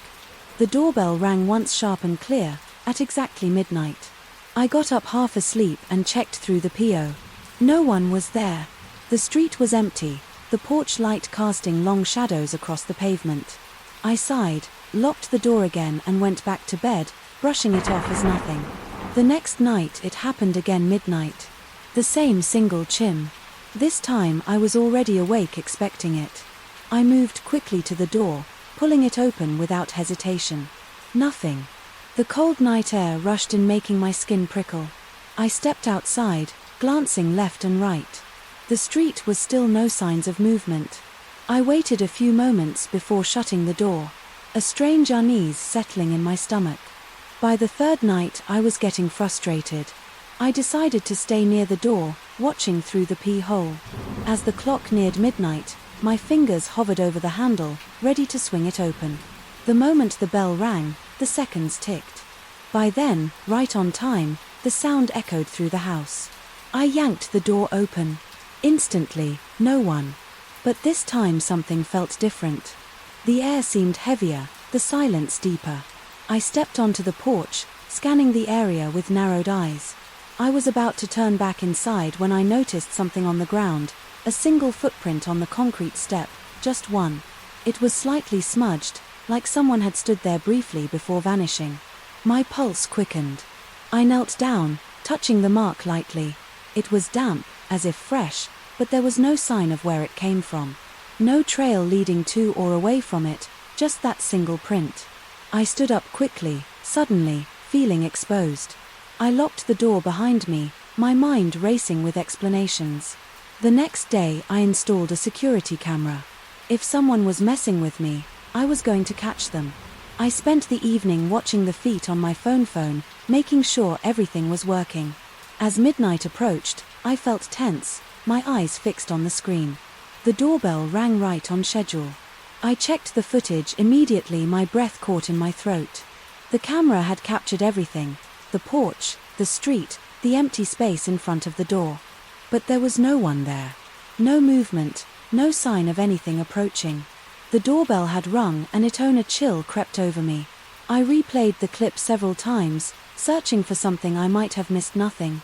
It was as if the sound had come from nowhere. My stomach tightened as I turned off the feet and sat in silence. The next night I disconnected the doorbell. I unscrewed the device, removed the battery and left it on the table. Midnight came and went. No sound. I finally let out a breath of relief. Maybe it had been a malfunction after all. Then the following night it happened again, the same sharp chime at exactly midnight, but this time the doorbell was still sitting on my table. Story 17. I sat at my desk rubbing my tired eyes as I glanced at the glowing numbers on my digital alarm clock. It was late, but I wanted to finish my work before going to bed. The clock read 11,147 p.m. I sighed, stretching my arms before returning to my screen. The soft hum of my computer filled the quiet room, the only sound accompanying me through the night. A few minutes later I glanced at the clock again. My breath caught in my throat as I saw the numbers. It still read 11,147 p.m. I frowned, blinking a few times. Maybe I had misread it earlier. I shook my head and continued working, ignoring the strange feeling creeping up my spine. Another 15 minutes passed before I checked the clock again. My stomach twisted as I saw the time: 11,147 p.m. A cold chill spread through my chest as I stared at the numbers. That was impossible. I knew time had passed. I had typed several paragraphs, replied to a few emails and even taken a sip of my now lukewarm coffee, but according to the clock, nothing had changed. I reached out and tapped the device, hoping it was just a glitch. The numbers flickered for a second before stabilizing again: 11,147 p.m. My heartbeat quickened as I grabbed my phone to check the time: 1:23 a.m. My fingers trembled as I looked between the two clocks. One of them had to be wrong. I reset the alarm clock manually, making sure it matched my phone before setting it down again. I tried to focus on my work, but my eyes kept drifting back to the glowing numbers. 5 minutes later I checked again. My stomach dropped. 11,147 p.m. The time had reset itself. Oh, wave of unease washed over me as I picked up the clock, turning it over to check the back. The battery was secure, the buttons were undamaged, and everything seemed normal. I unplugged it for a few seconds before plugging it back. In watching as the screen blinked off and on again, the numbers adjusted, matching the correct time, I let out a shaky breath, convincing myself that it had just been a minor malfunction. But as I set it down and looked away, something in the air shifted. The room felt heavier, the silence deeper than before. I hesitated before checking again. My pulse pounded in my ears as my eyes locked onto the screen. 11,147 p.m. The cold dread inside me grew, tightening around my chest. My breathing became shallow as I backed away from the desk. This was not just a glitch. Something was wrong. I grabbed my phone and checked the time again. 1:15 a.m. The clock was refusing to move past that moment, resetting. Every time I looked at it, my skin prickled with an unnatural awareness. As if something unseen was watching me. I forced myself to take slow, deep breaths, trying to steady my shaking hands. The air in the room felt different, now colder, heavier. I glanced around, my eyes scanning the shadows. Everything looked the same, yet something felt off. The silence was no longer comforting. It pressed against me, thick and suffocating. I tried to convince myself that it was nothing, just a coincidence, but my instincts screamed otherwise. I picked up the alarm clock and carried it to the kitchen, placing it on the counter. Maybe if I left it there it would stop acting strange. I turned my back and poured myself a glass of water, trying to shake the unsettling feeling. I took a deep breath and turned around, forcing myself to check the time one more time. 1:47 p.m. The glass slipped from my fingers, shattering against the tiled floor. My breath came in sharp gasps as I stared at the numbers. My entire body tensed, my mind racing through every possible explanation. None of them made sense. The clock was following me, resetting itself as if refusing to let time move forward. I grabbed it and ran to the nearest window, my hands shaking as I opened it. The cool night air rushed in as I held the device over the edge, my fingers tightening around the plastic. I hesitated for only a second before letting go, watching as it tumbled down into the darkness below. I slammed the window shut, locking it before stepping back. My chest rose and fell rapidly as I tried to calm myself. It was gone. Whatever was happening, I had put an end to it. I turned away from the window, rubbing my arms to chase away the lingering chill.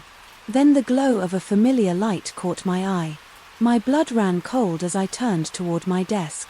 Sitting right where it had always been, untouched and undamaged, was my alarm clock. The numbers on the screen shone brightly in the dim room. 1:47 p.m., story 18. I was exhausted when I got home, barely paying attention as I tossed my keys on the table and kicked off my shoes. The day had been long and all I wanted was to shower and collapse into bed. As I passed by the hallway mirror, something made me pause. I was not sure why at first, but a strange discomfort settled in my chest. I took a step back and looked again, my tired eyes focusing on my reflection. At first glance, everything seemed normal: my face, my posture, even the way my hair was slightly messy from the wind outside. But then I noticed it, my shirt. I was wearing a plain black t-shirt, but in the mirror the shirt had a small logo on the chest, a logo that did not exist on the shirt I had on. My heart skipped a beat. I turned slightly, moving my arms to see if maybe it was a trick of the light. But no, the reflection was different. I stepped closer, my breath unsteady. I could feel my pulse in my throat as I studied every detail. My pants were the same color, but in the mirror they had a small rip near the knee. I looked down at my actual pants. No rip. My hands trembled as I reached out, fingers almost touching the glass. The reflection did the same, but the hesitation in its movements made my stomach drop. I took a step back, my mind racing to make sense of it. Maybe I was overtired. Tired. Maybe I had been so distracted. I just imagined it. I forced myself to look away, shaking my head. I needed sleep. That had to be it. I walked into my bedroom, trying to push the uneasy feeling aside. The next morning I avoided the mirror entirely as I got ready for work. I could not stop thinking about it, but I convinced myself it was a fluke, a weird moment caused by exhaustion. I made it through the day without issue, keeping busy and brushing off the memory. But when I got home that evening I hesitated in the doorway. The mirror was right there waiting. I took a deep breath and stepped forward. My reflection stared back at me, the same cautious expression on its face. I checked my clothes, matching every detail. Everything seemed normal. I exhaled in relief, few and ridiculous for letting it get to me. But just as I turned to walk away, I caught something in the corner of my eye. The reflection had not moved. I froze, my entire body stiff with fear. Slowly I turned back. This time I knew I was not imagining it. My reflection was standing still, eyes locked on me, even though I had taken a step back. My mouth went dry, my hands curling into fists. The air felt heavier, as if the space around me had suddenly shrunk. Then the reflection smiled. I did not. I stumbled backward, my heart slamming against my ribs. My mind screamed at me to look away, to run, but I could not move. The smile on my reflection's face faded just as quickly as it had appeared. It lifted a hand, fingers curling in a slow W. I was still frozen in place, unable to breathe, unable to think. Then, as if nothing had happened, the reflection moved in sync with me again. I turned and ran, locking myself in my bedroom, with my heart still pounding. I did not sleep that night. Every time I closed my eyes, I saw that smile. I felt like something was watching me, waiting for me to let my guard down. The next morning I covered the mirror with a blanket. I refused to look at it again. Days passed and I forced myself to act normal, but the uneasy feeling never left me. It felt like something. It shifted, like I had caught a glimpse of something I was not supposed to see. I never removed the blanket. Eventually I moved to a new place, leaving the mirror behind. I bought a new one, tested it carefully every day, but sometimes just for a brief moment. I still feel like something is watching. Waiting. Story 19 UN.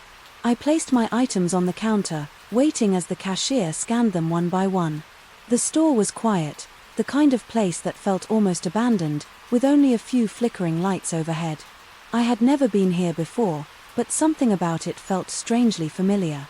The cashier, an older man with tired eyes, barely looked at me as he bagged my items. When he finished, he handed me the receipt and said something that made my stomach twist. "See you tomorrow." I hesitated, gripping the edge of the counter. I had no reason to come back. I had never even planned to visit this store in the first place. It had just been a last-minute decision. When I realized I needed a few things before heading home, I forced a small nod and took the bag, walking toward the exit with an uneasy feeling settling in my chest. The automatic door slid open and I stepped outside, but something about the air felt wrong. It was thick, almost heavy, like a storm was coming, yet the sky was clear. I glanced back at the store, watching as the cashier moved on to the next customer. Had I misheard him? Maybe he said something else and my mind twisted it into something strange. Shaking my head, I started walking home, trying to ignore the discomfort crawling up my spine. I would never see him again. There was no reason to return. That night's sleep did not come easily. My dreams were strange, filled with distorted images of the store, the flickering lights, the empty aisles, the cashier's tired expression in the dream. I was back at the register watching as he scanned my items again, but this time the store was completely silent.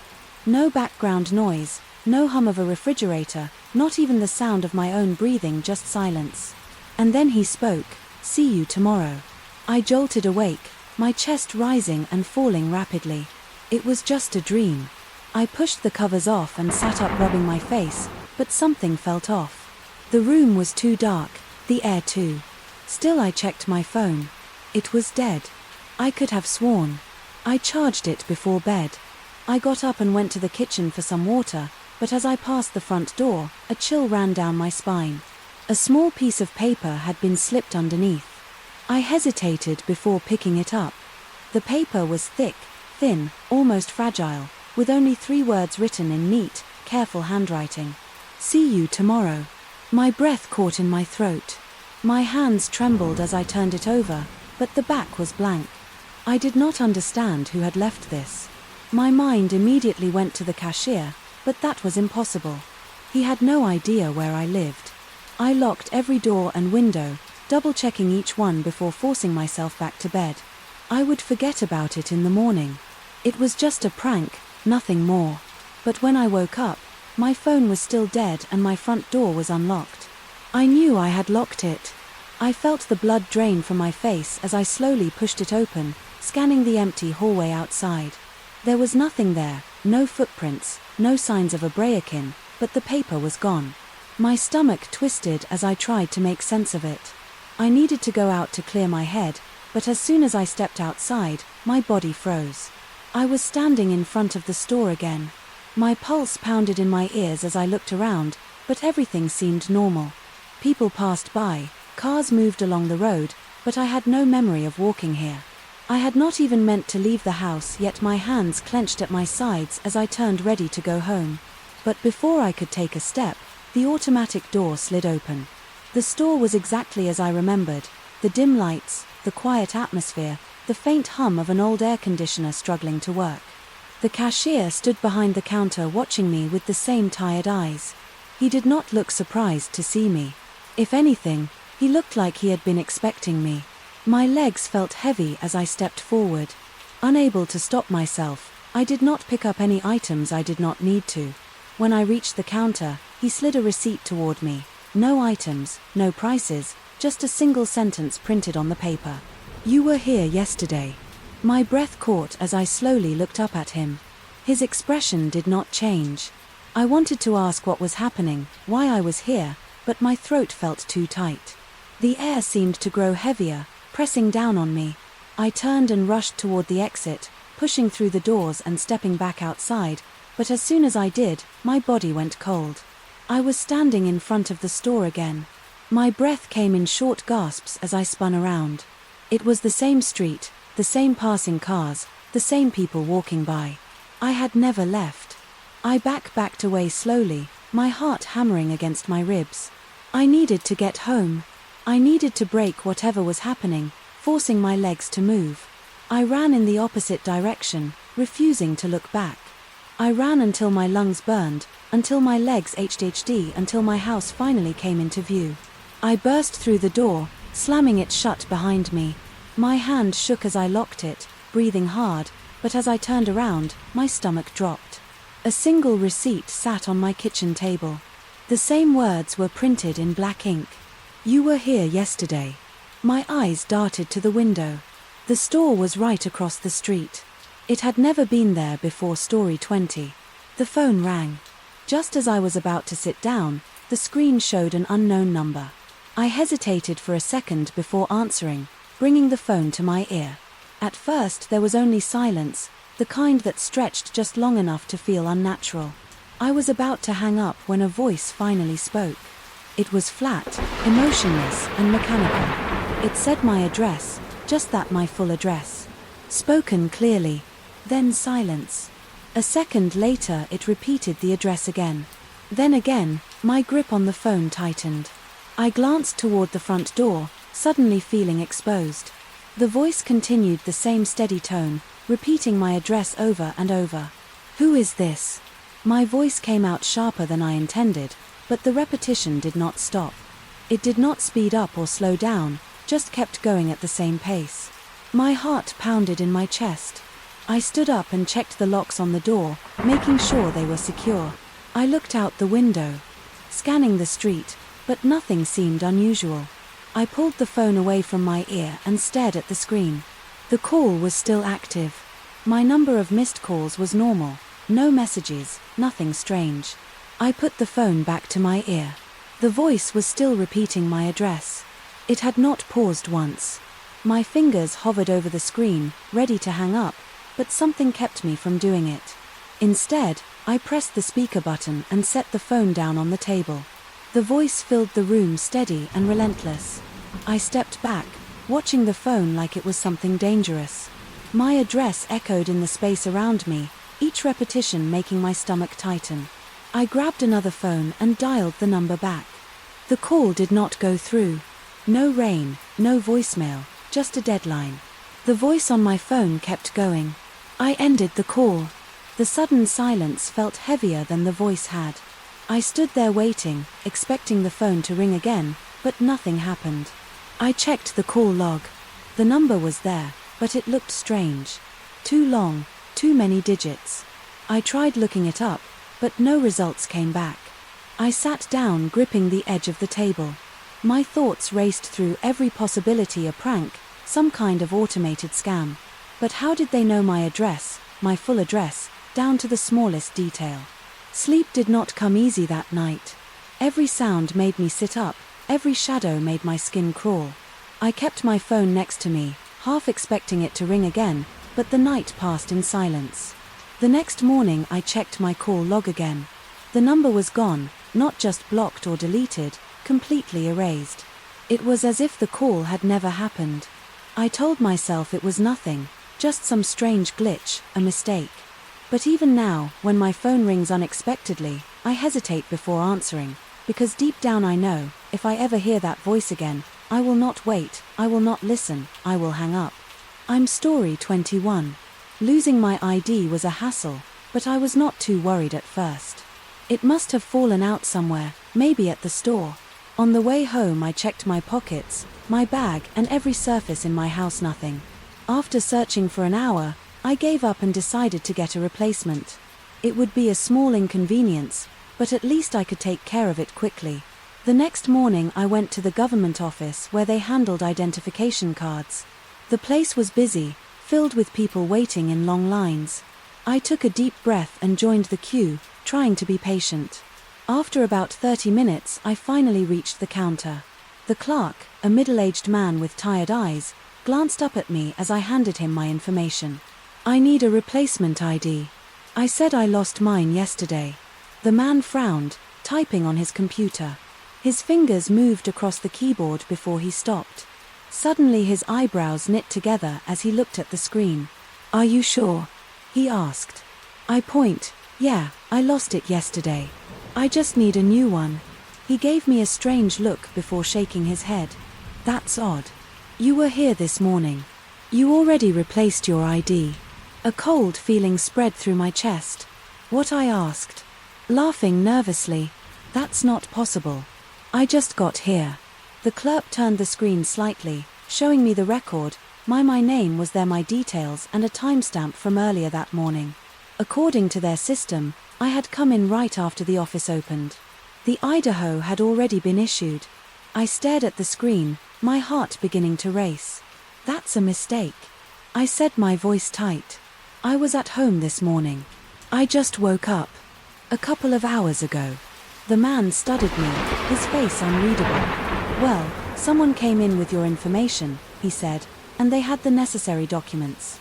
We issued the ID. Based on that, I swallowed hard. Can I see the security footage?" He hesitated but eventually nodded. "Wait here." I stood by the counter, my palms sweaty. This had to be some kind of error. Maybe someone with a similar name, a glitch in their system, or just a mix-up with the paperwork. But deep down I felt something was wrong. After a few minutes, the clerk returned with another employee, a woman holding a tablet. She tapped a few buttons before turning the screen toward me. "Here's the footage from this morning," she said. I leaned in, my breath catching in my throat. The video showed the front desk, the same counter I was standing at now.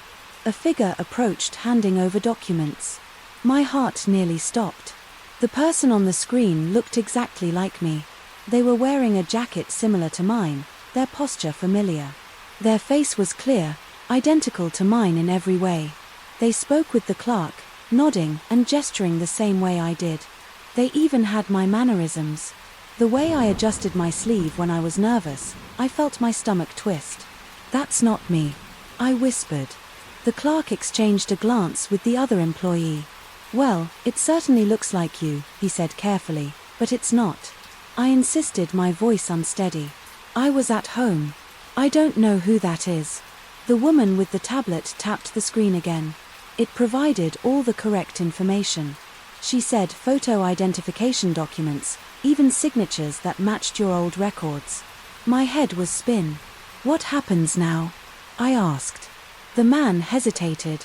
Well, technically, you already have a valid ID issued, he said, but since you're claiming that wasn't you, we'll have to investigate. I nodded slowly. Can I get a copy of the footage? The woman hesitated but eventually agreed, transferring the file to a flash drive and handing it to me. This is highly unusual. She said you might want to be careful. I left the office feeling dazed. As soon as I got home, I locked the door and plugged the flash drive into my computer. I played the footage over and over, watching the person move, talk and behave exactly like me. It was beyond unsettling.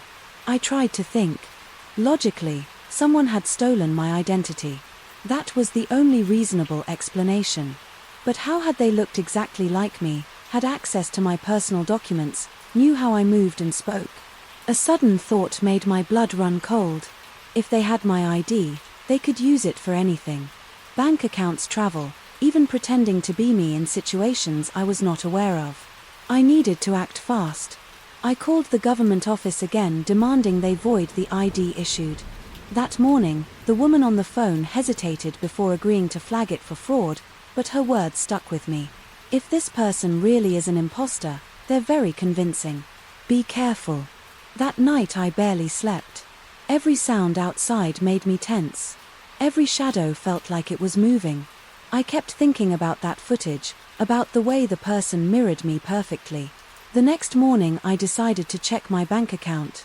If someone was pretending to be me, they might have tried accessing my finances. My hands trembled as I logged in. My stomach dropped. A transaction had been made earlier that morning, a small withdrawal from a nearby ATM. My breath came in short gasps. Whoever had my ID was still out there, and they were still using my identity. Story 22. I walked through the park, enjoying the crisp afternoon air. As leaves crunched beneath my feet, the sun was beginning to set, casting a golden glow over the trees. It had been a long day, and I needed this walk to clear my mind. The park was not too crowded, just a few people strolling, some jogging and others sitting on benches, lost in their own worlds. As I passed by a wooden bench near the fountain, something caught my eye. A man sat alone, his head tilted downward as he read a book. That in itself was not unusual. But what made me stop mid-step was the cover. My name was printed in bold letters across it. I felt a strange pull in my chest as I took a slow step forward. My name was not common, and I had never published anything. The title beneath it was unfamiliar, something I had never seen before. My heartbeat quickened as my mind raced with questions. Was this a coincidence? Had someone written a book with my exact name? I moved closer, careful not to be obvious. As I glanced at the cover again, the design was simple, with faded edges and a worn texture, as if it had been handled many times. The stranger flipped a page, his fingers moving slowly, his eyes scanning each line with deep concentration. His face remained calm, unreadable, as if he were lost in the words. I swallowed hard, forcing myself to breathe. There had to be an explanation. Maybe I had a namesake, someone who had written a book, and it was just a strange chance that I stumbled upon it. But something in my gut told me it was more than that. I hesitated before stepping forward. The man did not look up, completely absorbed in the pages. His hands were steady, his posture relaxed.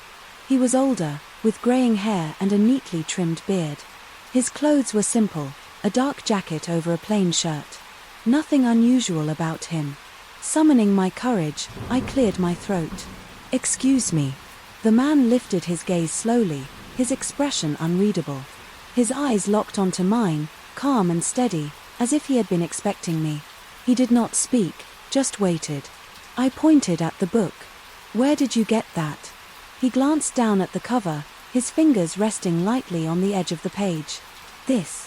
His voice was smooth, deep, carrying an odd sense of familiarity. I nodded, my pulse quickening. "Yes, that is my name." He studied me for a moment, then gave a small nod. I know a chill ran down my spine. The way he said it was not with surprise or curiosity. It was as if he had always known, as if this moment had already been decided. Long before I arrived, my mouth went dry as I tried to process his words. "How do you know?" I asked, my voice barely above a whisper. He closed the book gently, his fingers tapping lightly against the cover. "Because this is your story." My stomach twisted and I took an involuntary step back. "What do you mean?" He gestured toward the empty space beside him. "Sit." Everything inside me screamed to walk away, but my legs carried me forward. I lowered myself onto the bench, keeping a cautious distance.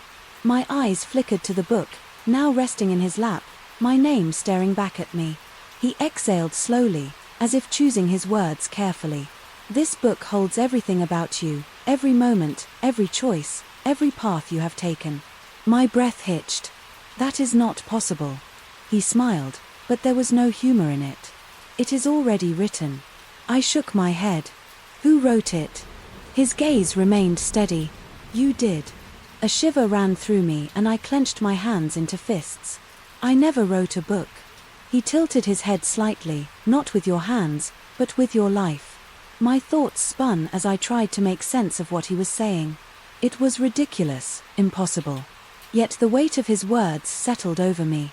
Heavy and inescapable, I swallowed hard, my throat dry. "What does it say?" He hesitated before placing the book between us. "Would you like to know?" I stared at it, my heart pounding.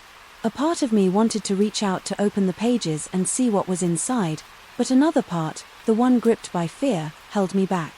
If this book truly contained my life, then what else did it hold? I forced myself to speak. "Does it say how it ends?" His expression remained unreadable. "That depends on you." A cold knot formed in my stomach. "What do you mean?" He tapped the cover gently. "The story is still being written." A wave of unease washed over me. If this book contained my past, did it also contain my future? Could I change it, or was it already decided? I hesitated before shaking my head. "I do not want to know." He gave a small nod, as if he had expected my answer. "Then do not read it." I stood up abruptly, my legs unsteady. "Keep it." He watched me for a moment before picking up the book and tucking it into his jacket. "Very well." I turned to leave, my pulse still racing. Every step away from the bench felt heavier, as if I was walking away from something I would never understand. I resisted the urge to turn back to see if he was still there. By the time I reached the edge of the park, I could not resist anymore. I glanced over my shoulder. The bench was empty. The man was gone. The book was nowhere in sight. I stood there for a long moment, the cool air wrapping around me. A part of me wanted to convince myself that it had never happened, that I had imagined it. But deep down I knew the truth. Somewhere out there my story was being read and the ending was still unwritten. Story 23. The first time it happened I barely thought about it. I had always been a restless sleeper and it was not unusual for my blankets to end up on the floor by morning. When I woke up shivering, I groggy reached down, grabbed the blanket and pulled it back over me without even checking the time. The room was quiet and the only sound was the faint hum of the clock. On my nightstand, I rolled over and fell back asleep, not giving it another thought. The second time I noticed something strange. The blanket was not just kicked off or bunched up at the foot of the bed, like usual. It was folded not perfectly, but neatly enough that it was unnatural. I frowned, picking it up and shaking it out. I knew I had not done that in my sleep. I was not the type to wake up and fold things without realizing it. A weird feeling crept into my chest, but I forced myself to ignore it. Maybe I had done it half awake and just did not remember. The next night I made sure to tuck the blanket tightly around myself. I even told myself it was silly to worry about something so small. When I finally fell asleep I expected to wake up the same way I always did, but when morning came, the blanket was on the floor again, folded even more carefully than before. My hands clenched as I picked it up, my heart hammering against my ribs. Something was not right. I tried to find a logical explanation. Maybe I was waking up and doing it without realizing it. Maybe stress was making me act strangely in my sleep. But deep down I knew that was not true. I had never sleepwalked before and I was certain I would have woken up if I had moved that much during the night. The thought of something or someone folding my blanket while I slept made my skin crawl. That night I stayed up as long as I could, determined to catch whatever was happening. I kept the lights off and pretended to be asleep, listening for any movement. The room was silent, minutes stretched into hours, and my body grew heavy with exhaustion. Just as I was about to drift off, I heard something, a soft rustling sound. It was faint, barely noticeable, but it was there. My breath caught in my throat as I forced myself to stay still. The sound continued for a few moments, slow and deliberate, like fabric being moved carefully. I wanted to open my eyes, but fear kept them shut. My fingers gripped the sheets tightly as I lay there, my heart racing, then silence. I could not bring myself to move until the first hints of daylight crept through my window. When I finally sat up, my hands shook as I reached for the blanket. It was on the floor, again folded perfectly. My chest tightened as I stared at it, my mind racing. I was awake, I had been awake, and yet I had not seen or felt anything move. I could not ignore it anymore. Something was happening in my room, something I did not understand. That day I tried to keep myself busy, but the thought lingered in the back of my mind every time I glanced at my bed. I felt uneasy. I decided to test it one last time. That night I placed my phone on a small tripod at the foot of the bed, angling the camera toward myself. If I was doing this in my sleep, the footage would prove it. If something else was moving the blanket, I would see it. The thought made my stomach turn, but I needed answers. I struggled to sleep knowing the camera was recording. Hours passed before exhaustion finally took over, pulling me into an uneasy rest. When I woke up, the blanket was on the floor, again folded just as it had been the nights before. My fingers trembled as I reached for my phone, heart pounding as I pressed play on the footage. The video showed me sleeping peacefully for most of the night, barely moving. Then, around 3 o'clock in the morning, the blanket started to shift. I sat up straighter, my breath catching in my throat.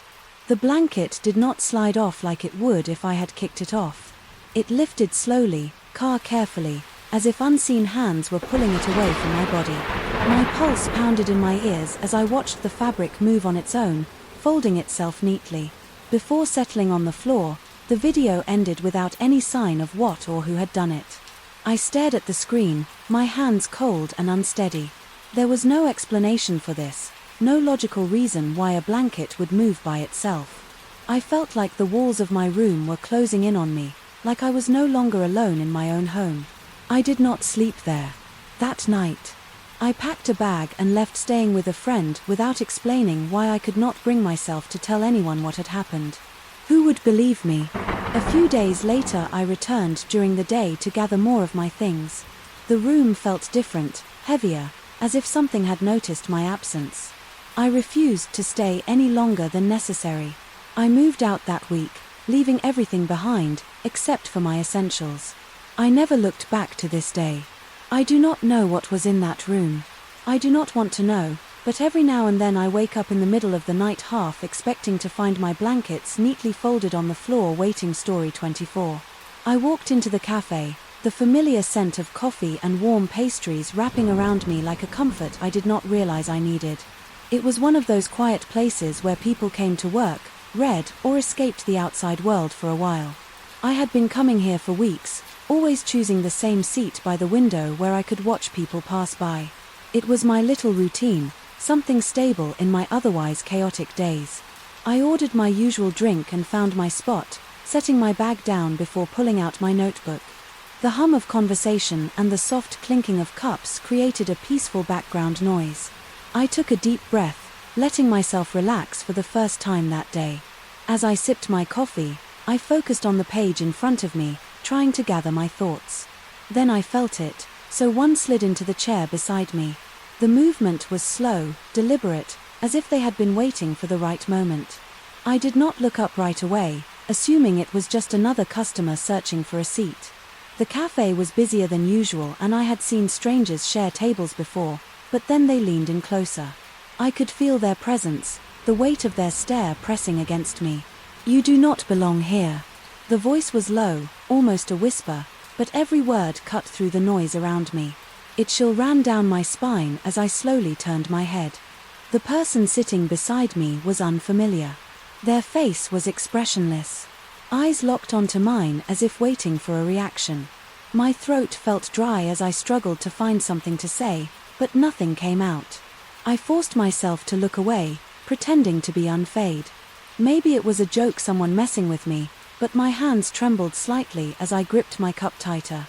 I wanted to ask what they meant, but something about their stare kept me silent. The cafe was still filled with people, yet at that moment it felt like we were the only two there. I glanced at the nearest table, hoping someone else had noticed a strange encounter, but everyone was caught up in their own world. Conversations continued. Laughter echoed from the counter. The barista called out orders. No one seemed to see what was happening. I swallowed hard and finally spoke. "I think you have the wrong person." The stranger did not respond. Right away. They tilted their head slightly, studying me as if trying to decide something. Then they gave the smallest shake of their head. "No, I do not." A cold feeling settled in my chest. I could not explain it, but something about them felt wrong, not in the way of a normal interaction with a rude stranger, but something deeper, more unsettling. My first instinct was to leave to grab my things and walk out without looking back, but I stayed frozen in place, as if moving would make things worse. The stranger leaned in just a little closer. "You were not supposed to be here. You should leave." My pulse pounded in my ears. The way they spoke, so certain, so absolute, made my skin crawl. I forced a nervous laugh, trying to shake off the fear creeping up my spine. "I do not know what you were talking about for a moment." They just stared at me, their eyes dark and unreadable. Then, as suddenly as they had appeared, they stood up and walked away.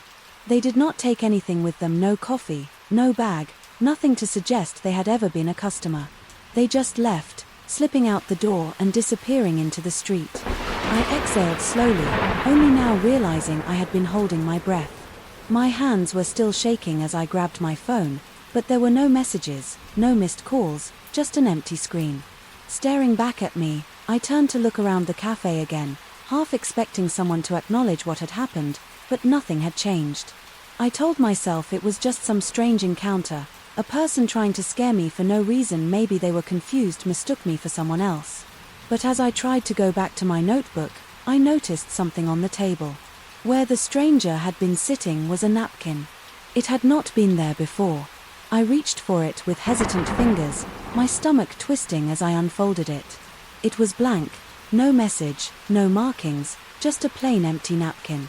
But the moment I touched it, a cold sensation crawled up my arm, like the feeling of stepping into a freezing room. I dropped it immediately, my heart hammering against my ribs. I grabbed my bag and stood up, my body moving before my mind could catch up. I needed to leave. The cafe no longer felt safe. I walked toward the door, my legs unsteady beneath me. As I stepped outside, I instinctively glanced around, searching for the stranger.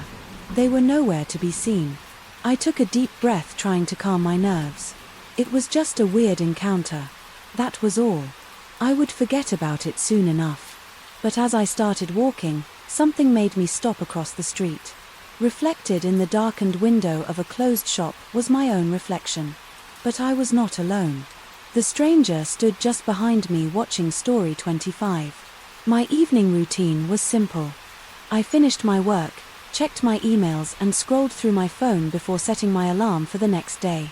It was something I did without thinking, a half habit as natural as breathing. That night, everything seemed normal until I opened my calendar. A new event had appeared. The title read "Final Goodbye scheduled for tomorrow," no time, no details. Just those two words in bold letters. My first thought was that it had to be a mistake. Maybe I had accidentally created it or my phone had glitched. But as I tapped on it, the strange unease settled in my chest. There was no option to edit or delete the event. My phone allowed me to open it, but nothing else. No location, no description, just those words staring back at me. I tried refreshing the app, closing and reopening it, but the event remained. The more I looked at it, the more uncomfortable I felt. I checked my SED accounts, thinking maybe someone had shared it with me. Nothing. My calendar was private. No one else had access. I turned off my phone and took a deep breath, telling myself it was nothing, a minor glitch, a weird bug, something I could forget about by morning. But sleep did not come easy. Every time I closed my eyes, those words flashed in my mind, final goodbye. The phrase felt too deliberate, too intentional. I woke up several times in the night, checking my phone as if expecting something to change, but the event was still there, unmoving waiting. Morning came and I told myself not to overthink it. I had a full day ahead and I would not let something so small ruin it. But the feeling of unease never left. It followed me through. Breakfast lingered as I got ready and clung to me as I stepped outside. By midday, I tried to push it aside. I buried myself in work, ignored my phone and avoided checking the calendar. But in the back of my mind, the event sat there like a weight pressing against me. When the sun began to set, I finally gave in. I opened my phone, my fingers hesitant, as they scrolled to the calendar. The event had changed. It still read, final goodbye. But now there was a time, 11:59 p.m. A chill ran through me. My heart pounded against my ribs as I stared at the screen. This was not just a glitch. Something was happening, something I did not understand. My thoughts raced through. Every possibility was someone messing with me. Had my phone been hacked? I checked my notifications, my messages, my emails. Nothing unusual. No alerts, no signs of anything out of place. And yet this event existed. Something had put it there.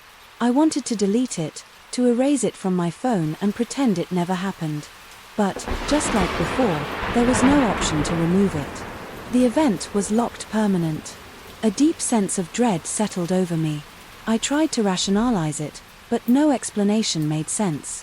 If someone was playing a prank, they would have had to access my private accounts if my phone was compromised. Why was this the only sign? I tried to distract myself as the night stretched on, but the weight of the approaching time made my skin crawl. I kept checking the clock, watching the minutes tick by. With each hour that passed, the unease grew stronger. By 11:30, I could not sit still. My hands were clammy, my breath uneven. It was ridiculous to be afraid of something so small, but the feeling in my gut told me this was not normal. Something was going to happen. At 11:50, I sat on my bed staring at my phone. The screen was dark, my reflection barely visible in the glass. The only sound in the room was my own, breathing shallow and unsteady. Then, at exactly 11:59, my phone vibrated. The screen lit up, displaying a notification. It was from the calendar app. The event had started. I held my breath as I tapped on it, my fingers shaking. The screen went black for a moment. Then a message appeared, "Are you ready?" I dropped the phone. My pulse pounded in my ears as I stared at the screen from a distance. The message remained, the words blowing against the darkness. My instincts screamed at me not to respond, not to engage, but my hand moved on its own, picking up the phone. My thumb hovered over the screen. The urge to press something, anything, almost overwhelming. But I did not. I forced myself to wait to see what would happen next. A few seconds passed. Then the screen changed again. Goodbye, the phone powered off. The silence that followed was suffocating. My chest rose and fell with uneven breaths as I sat frozen, waiting for something, anything to happen, but nothing did.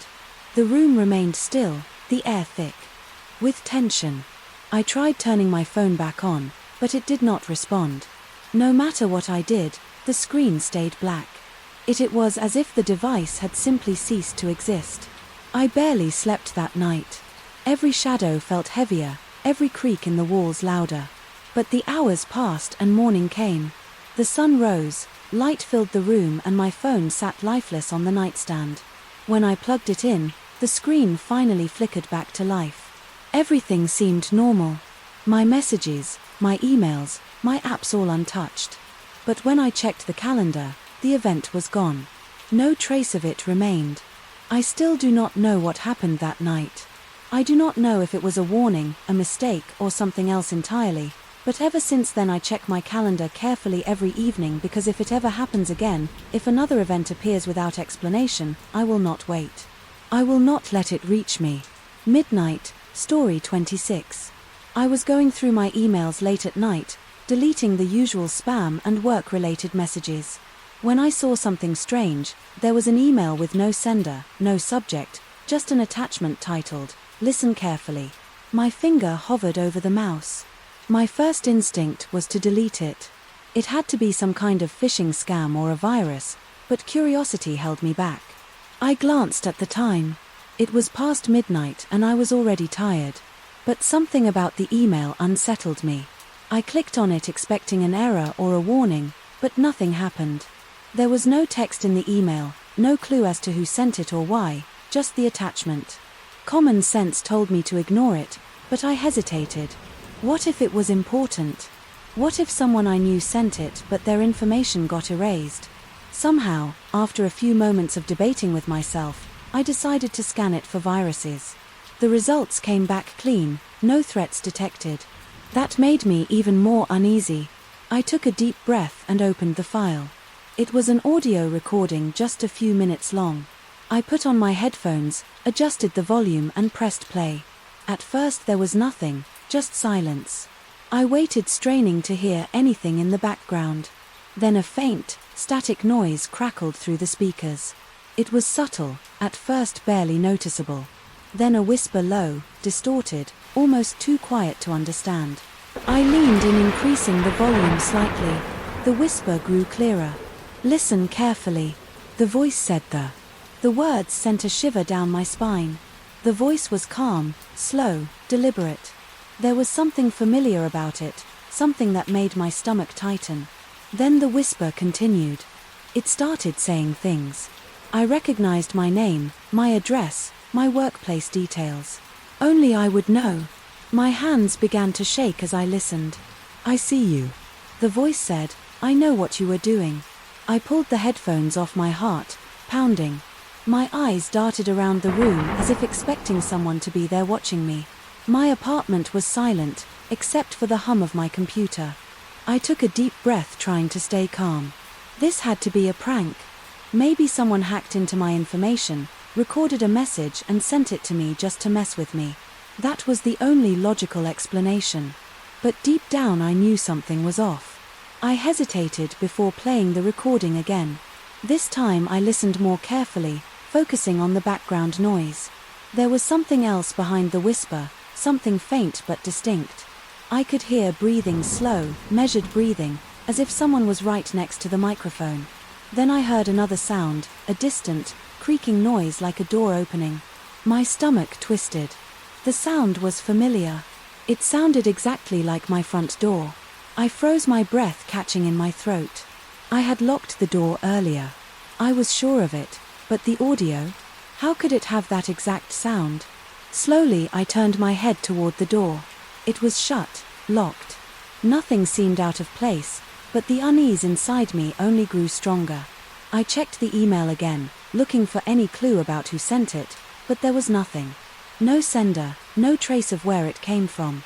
I tried replying, but the message failed to send. The email did not exist. I needed to get out of the apartment. My mind screamed at me to leave, to get somewhere public. I grabbed my phone, keys and jacket, but just as I was about to stand, another email notification popped up on my screen. No sender, no subject, just 2 words in the body of the email: "Too late." A chill spread through my entire body. My hand tightened around my phone. I stood slowly, listening for any sounds in my apartment. Everything was quiet, too quiet. I turned off my computer and grabbed a flashlight. I did not know what I was expecting to find, but I needed to be sure I was alone. My own footsteps sounded deafening. As I moved through the apartment, I checked every room, every closet, every possible hiding place. Nothing. Then I heard it, a faint, rustling sound. It came from near my desk. My computer screen flickered for a second before going dark. I felt my stomach drop. I had turned it off myself. It should not have turned back on. I rushed to my front door, my hands shaking as I unlocked it. The hallway outside was empty. I stepped out, my heart pounding, and locked the door behind me. I needed to go somewhere safe. As I walked down the hallway, my phone buzzed, another email. I did not want to look. Every instinct told me to ignore it, to throw my phone away if I had to, but I knew I would not be able to ignore it. With a deep breath, I checked the screen. It was another message. This time there was an attachment, another audio file. I hesitated, my finger hovering over the play button, but before I could press it, something else caught my eye, a movement at the far end of a hallway. A figure stood there perfectly still watching me. I did not wait to see who it was. I turned and ran, my pulse thundering in my ears. I did not look back. Story 27. I walked into my bedroom, tossing my bag onto the chair by the window. It had been a long day and all I wanted to do was lie down and rest. As I moved toward my bed, something caught my eye, sitting neatly on the pillow as if it had always been there. It was my childhood's stuffed animal. My breath hitched and I froze in place. That was impossible. I had lost it years ago. I took a slow step closer, my heart pounding. It was exactly as I remembered. The worn fabric, the small tear near its ear, the faded stitching on its belly, every detail was the same, as if no time had passed at all. My fingers trembled as I reached out, hesitant to touch it. Memories rushed back all at once. I had carried that stuffed animal everywhere. As a child. It had been my comfort, my companion. I used to talk to it at night, whispering my fears and dreams into its soft fur. Then one day it was gone. I had searched for it for weeks, turning my room upside down, asking everyone if they had seen it. But it had vanished without a trace. And now here it was sitting on my bed waiting for me. I swallowed hard, forcing myself to pick it up. The fabric felt the same, soft but slightly rough from years of wear. A familiar scent clung to it, faint but unmistakable. My hands tightened around it as I tried to process what this meant. I had someone found it and returned it, but how? No one I knew would have kept it all these years. I turned the stuffed animal over, checking for anything unusual. There was nothing. Just the same old stitching, the same tiny tag hanging by a thread. It was mine, there was no doubt about that. But the question remained, where had it been all this time and why had it suddenly appeared? Now I sat on the edge of my bed, still gripping the stuffed animal. As I tried to make sense of it, my mind ran through every possibility. Maybe I had packed it away and forgotten. Maybe someone had kept it and decided to return it without telling me. But the more I thought about it, the more uneasy I felt. I knew I had lost it. I remembered the way I had cried, the way I had searched every corner of my room. It had been gone completely and utterly gone, and now it was back as if it had never left. I placed it beside me, staring at it in silence. The room felt different, now heavier. Somehow a strange chill crept up my spine as I glanced around. Everything else was normal, nothing was out of place, but something in the air felt wrong. I shook my head trying to push the thoughts away. Maybe I was overreacting, maybe there was a logical explanation and I just had not figured it out yet. I stood up deciding to check the rest of the house. If someone had brought it back, maybe they had left a note or some sign of their presence. I searched every room, but nothing was out of the ordinary. The doors were locked, the windows shut. There was no sign that anyone had been inside. I returned to my bedroom, my eyes immediately landing on the stuffed animal. It was still there, sitting exactly where I had left it. My stomach twisted. The sight of it should have been comforting, but instead it filled me with unease. I grabbed my phone and called my parents, asking if they had found it somewhere and decided to return it. They both sounded confused, saying they had no idea what I was talking about. I hung up my chest, tightening. If it was not them, then who? That night I placed the stuffed animal on the far end of my dresser before turning off the lights. I lay in bed, staring at the ceiling, trying to convince myself that it was just an unsolved mystery, nothing more. But as the hours passed, sleep refused to come. A strange feeling settled over me, like I was being watched. I turned onto my side, facing the dresser where I had placed the stuffed animal. It was too dark to see clearly, but I could make out its shape. Sitting there unmoving, I shut my eyes trying to ignore the unease crawling up my spine. It was just an object, nothing more. It had no reason to make me feel this way, but deep down I could not shake the feeling that something was not right. At some point, Exhaustion won over and I drifted into an uneasy sleep. When I woke up, the first thing I noticed was the stuffed animal. It was back on my bed, resting beside me. My breath caught in my throat as I sat up, my pulse hammering in my ears. I had not moved it. I knew I had placed it on the dresser. Before falling asleep, my hands clenched the blanket as I stared at it, my mind scrambling for answers. I reached for it hesitantly, feeling the same familiar texture beneath my fingers. It was real, it was there, but I had no explanation for how it had moved. A cold dread settled in my chest. Something was wrong. I stood up quickly, grabbing the stuffed animal and shoving it into my closet. I did not want to see it anymore. I did not want to think about it. I shut the closet door tightly, taking a deep breath. For the rest of the day, I tried to keep busy distracting myself with anything that would keep my mind off of it. But no matter what I did, the thought of it lingered in the back of my mind. That night, as I got ready for bed, I hesitated before checking the closet. My heart pounded as I slowly opened the door. It was gone. I stepped back, my breath shallow. I turned, scanning the room, and my stomach dropped. The stuffed animal was back on my bed, sitting in the exact same spot as before. A shiver ran through me. I did not know what was happening, but I knew one thing: I did not want it in my house anymore. I grabbed it, ignoring the way my skin prickled as I held it. Without thinking twice, I walked outside and tossed it into the garbage bin at the end of the driveway. I stood there for a moment, my hand shaking, before heading back inside and locking the door behind me. That night I barely slept. Every sound made me jump. Every shadow seemed darker than usual. I kept telling myself it was over, that it was gone for good. When morning came, I felt a small sense of relief.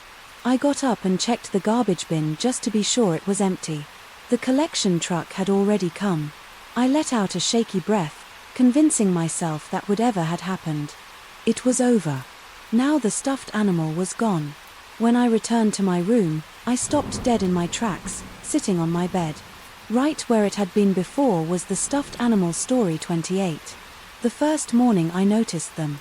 I did not think much of it. I was sipping my coffee, still groggy from sleep. When I happened to glance out the window, a person stood across the street, completely still. They were facing my house, but I could not tell if they were actually looking at me. It was early, just after sunrise, and the streets were mostly empty. At first I assumed they were waiting for a ride or just passing through. So I shook off the uneasy feeling creeping up my spine. The next morning they were there again, same spot, same time, standing just as still as before. A strange sense of familiarity washed over me and I realized something was off.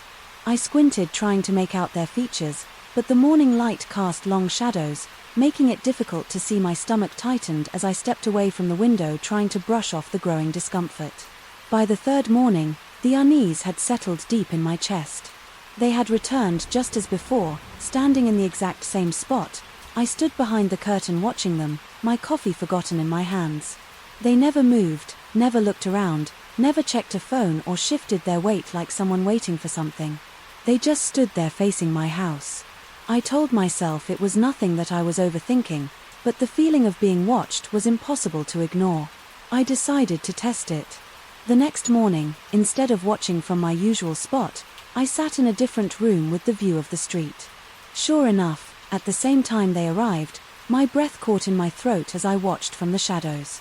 They stood there, as always, their posture rigid, their focus seemingly fixed on my house. My skin crawled. That evening I mentioned it to a friend over the phone. They laughed it off, telling me it was probably just someone on a morning walk or a worker taking a break before a shift. Their casual dismissal made me feel silly for worrying, but something in my gut told me this was different. The next morning I woke up earlier than usual. I wanted to see if they arrived at the same time or if they were already there. When I woke up, I crept to the window, careful not to be seen. The street was empty at first. Then, at the exact moment the sun began to rise, they appeared. They did not walk up from the sidewalk or exit a nearby house. They were just suddenly there, standing in the same place as before. A chill ran down my spine. My breath hitched as I backed away from the window, my mind racing. How had they appeared so suddenly? I knew I had been watching the street and there had been no sign of movement. It was as if they had stepped into place out of nowhere. I decided to confront them. The thought made my stomach twist, but I could not keep living in fear of my own window. I waited until the next morning, forcing myself to stay calm. As I stepped outside with my coffee, my hands trembled slightly as I made my way toward the street. The air was crisp and the world was quiet, except for the distant sound of birds. As I approached, they did not move. My heart pounded in my chest, but I kept going, determined to get a better look. But just as I got close enough to call out, they turned and walked away. No hesitation, no reaction, just a slow, steady pace down the sidewalk. I stood there, frozen, watching them disappear around the corner for the first time in days. I felt like I could breathe. Maybe they had been waiting for something after all. Maybe they had finally given up. But when the next morning arrived, my stomach dropped. They were back. This time they were closer. Instead of standing across the street, they were now on my side, just a few steps away from my yard. My chest tightened as I gripped the edge of my curtain, barely daring to breathe. They were watching. I was sure of it. Now I considered calling the police, but what would I say? That someone was standing near my house, that they were showing up at the same time every day. It was not exactly a crime. And besides, what if they just disappeared again before anyone arrived? That night I barely slept. I kept checking the clock, dreading. The morning, when the sun finally began to rise, I forced myself to look outside. My blood ran cold. They were even closer. Standing right in front of my yard, I scrambled backward, my pulse racing. This was not random. They were moving closer on purpose each day, just a little bit nearer. I had to do something. I grabbed my phone and took a deep breath before dialing. The ringing seemed to last forever before a voice answered. I did my best to explain, keeping my voice steady, even as fear tightened in my throat. They agreed to send someone to check it out, but I had a sinking feeling it would not help. When I looked outside again, my stomach lurched. They were gone. The officers arrived shortly after, but I had nothing to show them. I described what had been happening, but without evidence there was not much they could do. They assured me they would patrol the area more often and told me to call again if anything happened. I nodded, but deep down I knew they would not find anything. That night I locked every door and window, double-checking everything before going to bed. I barely slept, my body tense with anticipation. When morning came, I hesitated before looking outside. My breath caught in my throat. They were gone. For the first time in days, the street was empty. No figure standing in the same spot, no silent presence watching my house. Relief flooded through me, but I could not shake the feeling that it was not over. The next few days passed without incident. I started to relax, convincing myself that whatever had been happening was finally done. Maybe they had gotten bored. Maybe the police presence had scared them off. I wanted to believe that. Then one night something woke me up, a soft noise, faint but unmistakable. It came from outside my bedroom window. My heart pounded as I slowly turned my head. My breath caught in my throat. The blinds were closed, but I could feel it. The same presence, the same silent watcher. They were not standing across the street anymore. They were here right outside my window. Story 29. I found the letter in my mailbox resting on top of a few bills and advertisements. At first I almost did not notice it. It was in a plain white envelope with no return address, just my name, written neatly in black ink. Something about it made me pause. The handwriting looked familiar, too familiar. I stepped inside, setting the rest of the mail aside. As I carefully opened the envelope, a single sheet of paper was folded inside. As I unfolded it, my breath caught in my throat. The handwriting was mine. Every letter, every curve of the words looked exactly like the way I wrote, but I had never written this letter. My hands tightened around the paper as I read the first few lines. The words were unsettling, as if the writer knew me too well. It spoke about my daily life, the little habits I had, the places I went. It mentioned how I always checked the lock twice before going to bed, how I left a small light on in the hallway because I hated total darkness. I felt it chill run through me. No one should know these things. I lived alone. I never shared these details with anyone. My eyes moved to the bottom of the page, and that was when I saw it, the signature, my name, written in the exact way I always sign documents, the same slant, the same spacing. It was undeniably mine, but I did not write it. I dropped the letter onto the table and took a step back. My heart was pounding in my chest, a steady and anxious rhythm that I could not control.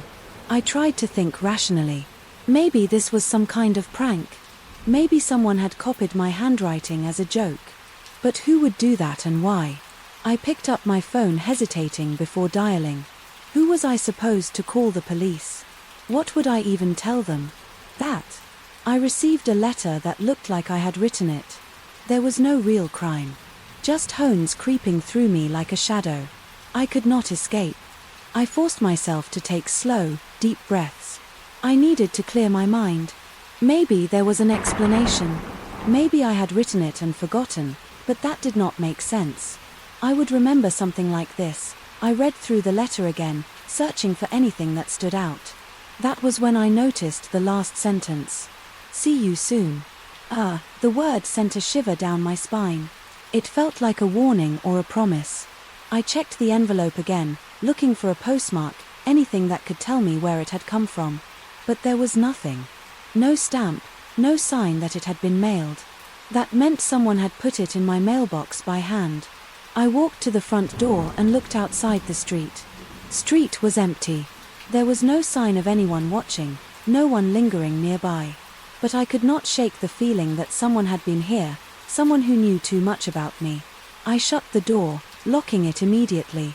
My mind raced with possibilities. Could it be someone I knew, a coworker, a neighbor? I thought about the people in my life, trying to figure out who would do something like this. No one came to mind. I went to my desk and pulled out an old notebook, flipping to a random page. I wrote a few sentences, watching the way my handwriting curved, the way my letters connected.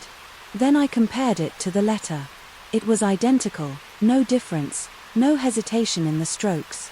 It was like I had written it. In a moment I could not remember.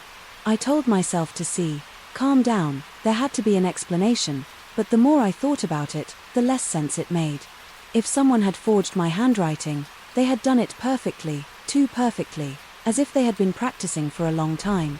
I did not sleep well that night. Every sound in the house felt louder.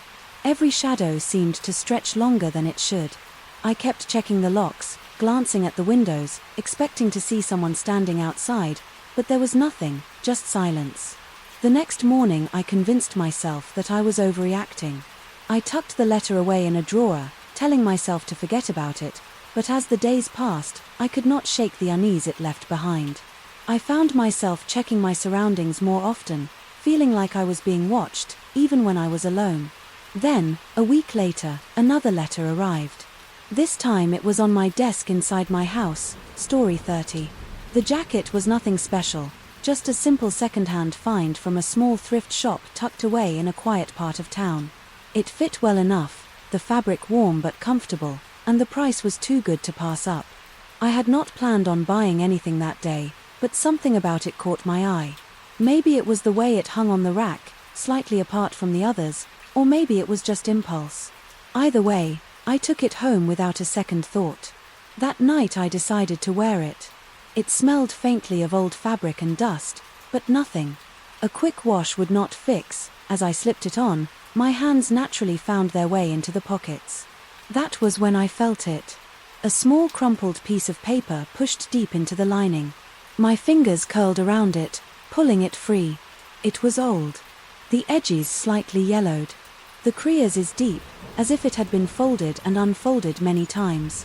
At first I thought it was just an old receipt or a forgotten note from the previous owner, but when I smoothed it out and looked at the writing, my breath caught in my throat.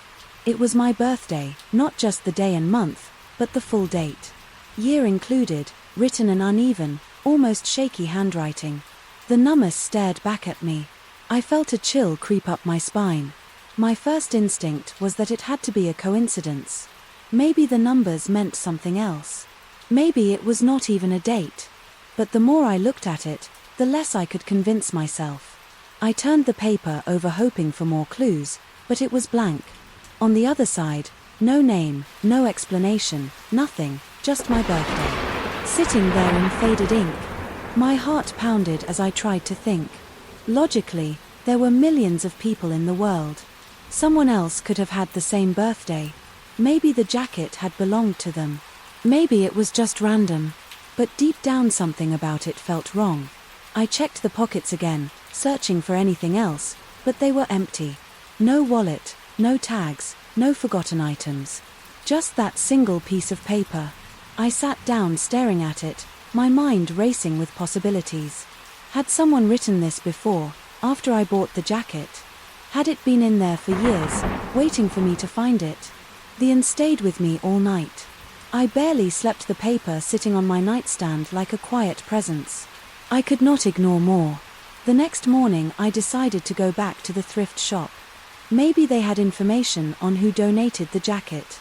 Maybe there was a simple explanation. The shop was just as small and cluttered as I remembered. The owner, an older woman with sharp eyes, greeted me with a polite nod. As I walked in, I held up the jacket, trying to sound casual. "Do you remember who brought this in?" I asked. She glanced at it. Her expression thoughtful. "We get a lot of donations, hard to say." I hesitated and pulled out the paper. "I found this in the pocket. It has my birthday on it." Her face changed, subtle, but enough for me to notice a flicker of recognition or maybe discomfort. She leaned in slightly, looking at the paper, as if trying to recall something. "That jacket came in a few weeks ago. She finally said, dropped off with a few other things. No name, just left at the door before we opened." A cold weight settled in my chest. "So you do not know who owned it?" She shook her head. "No receipt, no record. Sometimes people do that. Just leave bags outside." I swallowed hard, gripping the jacket tighter. "Has anything like this happened before?" She gave me a long look before sighing. "Things come in all the time, with odd things in the pockets. People forget things, loose things, but if you were asking if I have seen something like this," she tapped the paper lightly. Not exactly. That answer did nothing to ease my nerves. I thanked her and left, feeling no closer to understanding what was happening for the rest of the day. I could not stop thinking about it. I chewed every old journal, every scrap of paper I owned, looking for anything that matched the handwriting. Nothing did. I asked family if they had ever written my birthday down like this. They had not. That night I dreamed of the jacket in the dream. I was wearing it, walking down an empty street. The air was thick, heavy, like a storm was coming. I reached into the pocket and pulled out the paper, but this time there were more words: my name, my address, details that should not have been there. I woke up in a cold sweat, heart hammering in my chest. The jacket still hung on the back of my chair, motionless, harmless, but I could not shake the feeling that it was not just an ordinary piece of clothing anymore. It felt like a message, like something or someone had wanted me to find it. The question was why? Days passed and nothing else happened. No more strange notes, no unusual events. I kept the jacket, but I never wore it again. It stayed in my closet, untouched. Eventually I convinced myself it had all been a strange coincidence.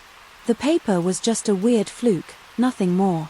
But even now, every time I pass a thrift shop, I hesitate before going inside, because I still cannot shake the feeling that somewhere, somehow, someone knew I would find that jacket, and they were waiting for me to Story 31. I was sitting at my desk late at night, scrolling through my phone, when I received a text from an unknown number. The message was simple: "Hey, how have you been?" I frowned, wondering if it was a wrong number, but something about it made me pause. The number looked familiar. I stared at it for a few seconds before realizing why it was my old number, the one I had years ago. I felt a strange chill crawl up my spine. That number had been deactivated when I changed providers. No one else should be using it. I hesitated before replying. "Who is this?" The message sent instantly. I stared at my phone waiting, but a few seconds later another message came through. "It's me. You don't recognize your own number." My breath caught in my throat. This had to be a joke. Someone must have gotten the number after I gave it up. That was the only logical explanation. But something about the wording unsettled me. I typed back. I don't know who you are. I used to have this number years ago. The reply, I came almost immediately. I know that's why I'm texting you. I swallowed hard. My hands fell cold as I gripped the phone tighter. How did you get this number? There was a long pause. Then another message appeared. I never lost it. I felt my heartbeat quickened. That did not make sense. The number had been disconnected. It was not supposed to exist anymore. My fingers hovered over the screen as I debated whether to keep responding. Another message came through before I could decide. You should not have changed numbers. I could not reach you for so long. I stared at the screen, feeling an unease settled deep in my stomach. Who are you? There was no response. I waited, my pulse racing. A few minutes passed, but nothing else came. I set my phone down, trying to shake off the discomfort. It was probably some prank, someone messing with me. Maybe they knew me from before and thought this would be funny. I turned off my phone and went to bed, telling myself to forget about it. But sleep did not come easily. Every time I closed my eyes, I thought about that last message. The next morning, I checked my phone. First thing, no new messages. A part of me felt relieved. Maybe it had ended. I went about my day as usual, pushing the incident to the back of my mind. But that night, just as I was getting ready for bed, my phone buzzed again. A new message from the same number. Do you remember me? Yet I felt my hands tremble slightly. I took a deep breath, trying to stay calm. Whoever this was, they were persistent. I needed to end it and, TOA, I do not know who you are. Stop messaging me. The reply came instantly. That is not true. You know exactly who I am. A cold wave of fear ran through me. My fingers hovered over the screen. I thought about blocking the number, but something stopped me. Some part of me needed to understand what was happening. I typed back, my hands unsteady. Prove it. There was a pause. Then a picture message arrived. I hesitated before opening it. When I did, my stomach dropped. It was a photo of my old bedroom, the one I had when I still had that number. The bed, the desk, the posters on the walls. Everything was exactly as I remembered it, but there was something wrong in the photo. Someone was sitting on the bed. Their face was blurred, distorted, as if the camera could not focus on them. But the shape, the posture, it looked familiar, too familiar. I dropped my phone. My chest, tightening, my breathing felt shallow. That was impossible. No one should have that photo. No one should have access to that room anymore. The phone buzzed again. Another message: you left, but I never did. I felt a cold sweat form on my forehead. My mind raced, trying to make sense of it. This had to be a trick. Someone must have found an old photo of my room. But how? I picked up the phone with shaking hands and typed the only question that mattered. Where are you? The reply came almost instantly. Closer than you think.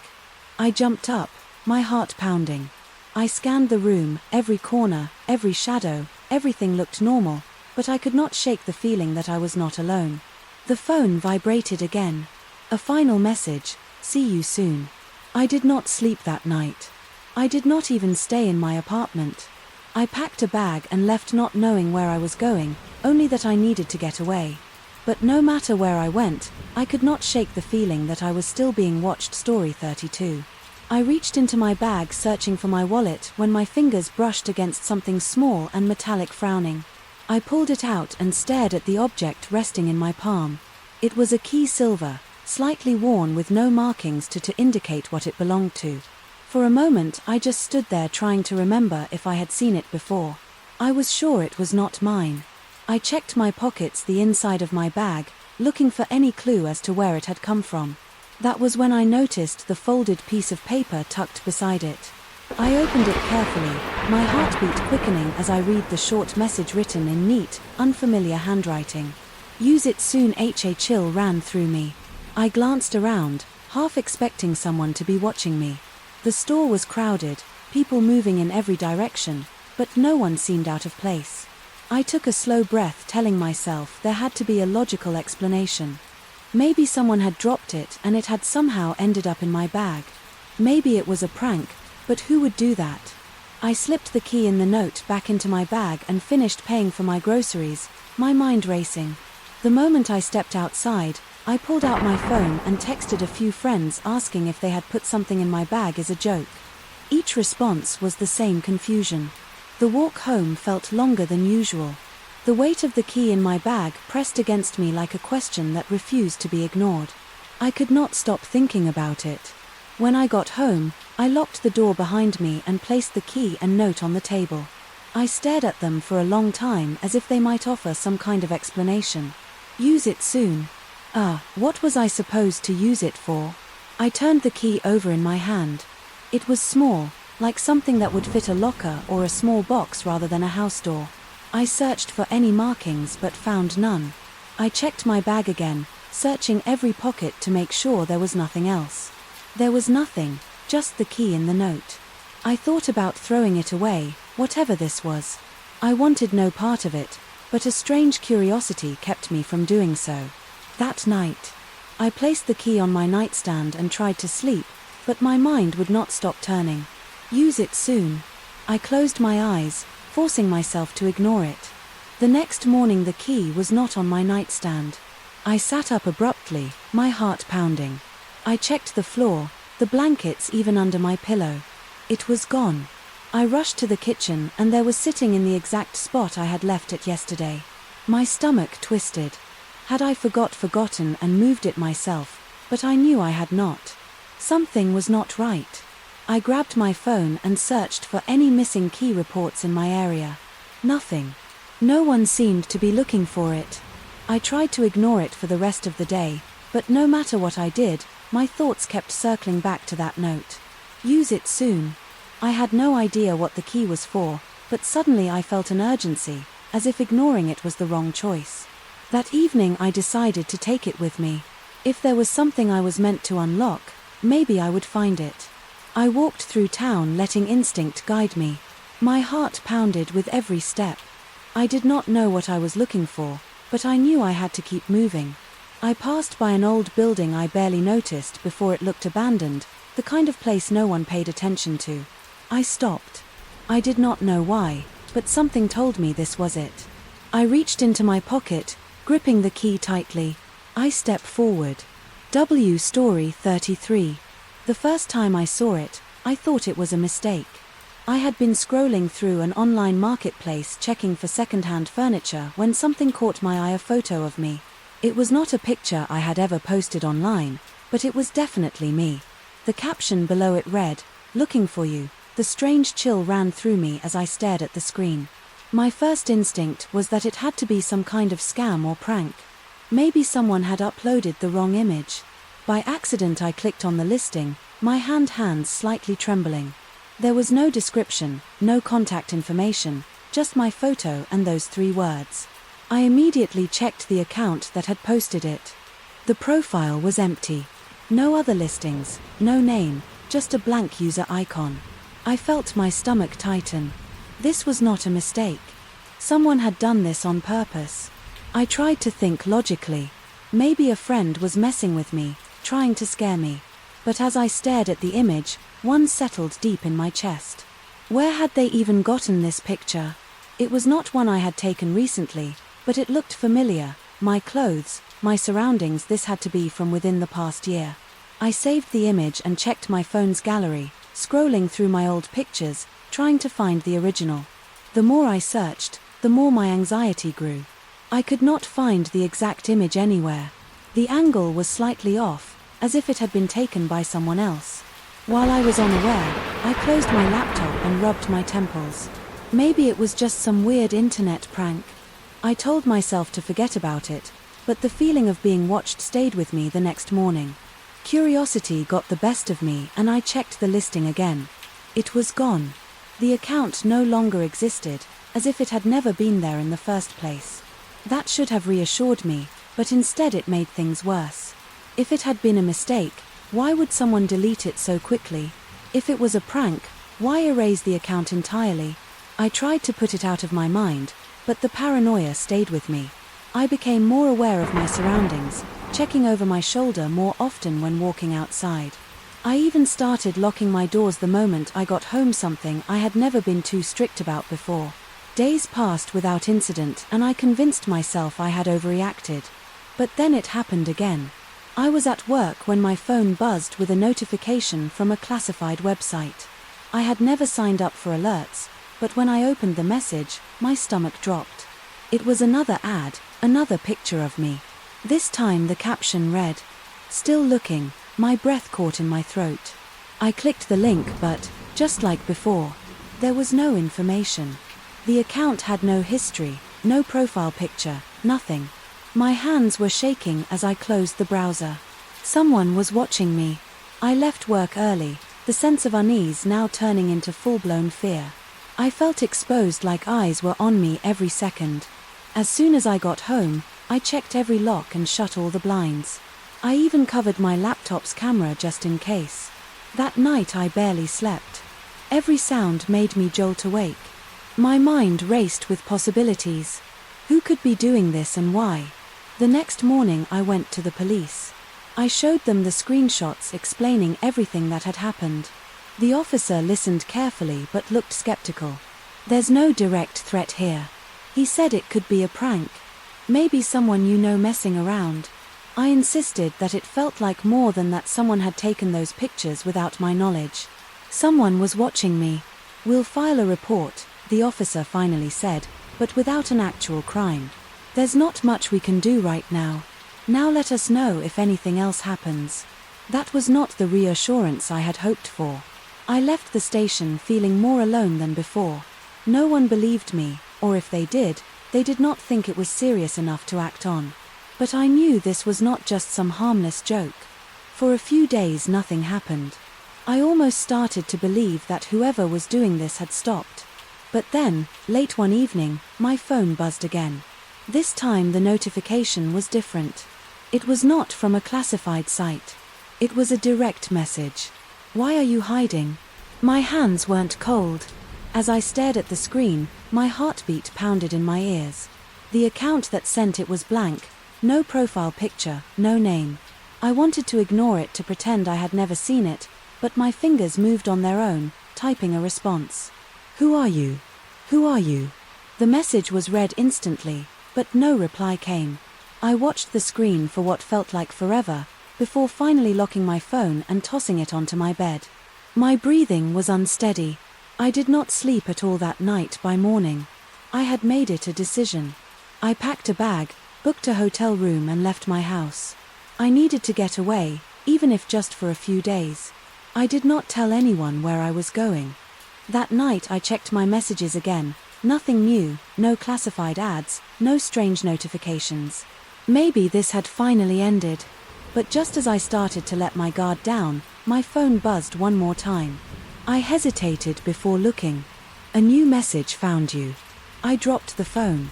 My pulse raced as I frantically grabbed my bag, ready to leave immediately, but then something made me stop. I needed to know. Slowly I picked up my phone again and typed a response. "Who are you? What do you want?" This time, they replied instantly. "You will see soon." That was it. I ran out of the hotel without looking back. I did not stop until I reached the nearest police station. This time I was not leaving without help. I showed them everything, every message, every classified ad, every screenshot I had saved. I could see it in their faces. They finally believed me. They traced the accounts, but every lead went cold. Whoever had been watching me knew how to cover their tracks. But they had made a mistake. They had pushed too far, and now the police were involved. I never received another message after that. No more ads, no more eerie words. It was as if the person had disappeared completely.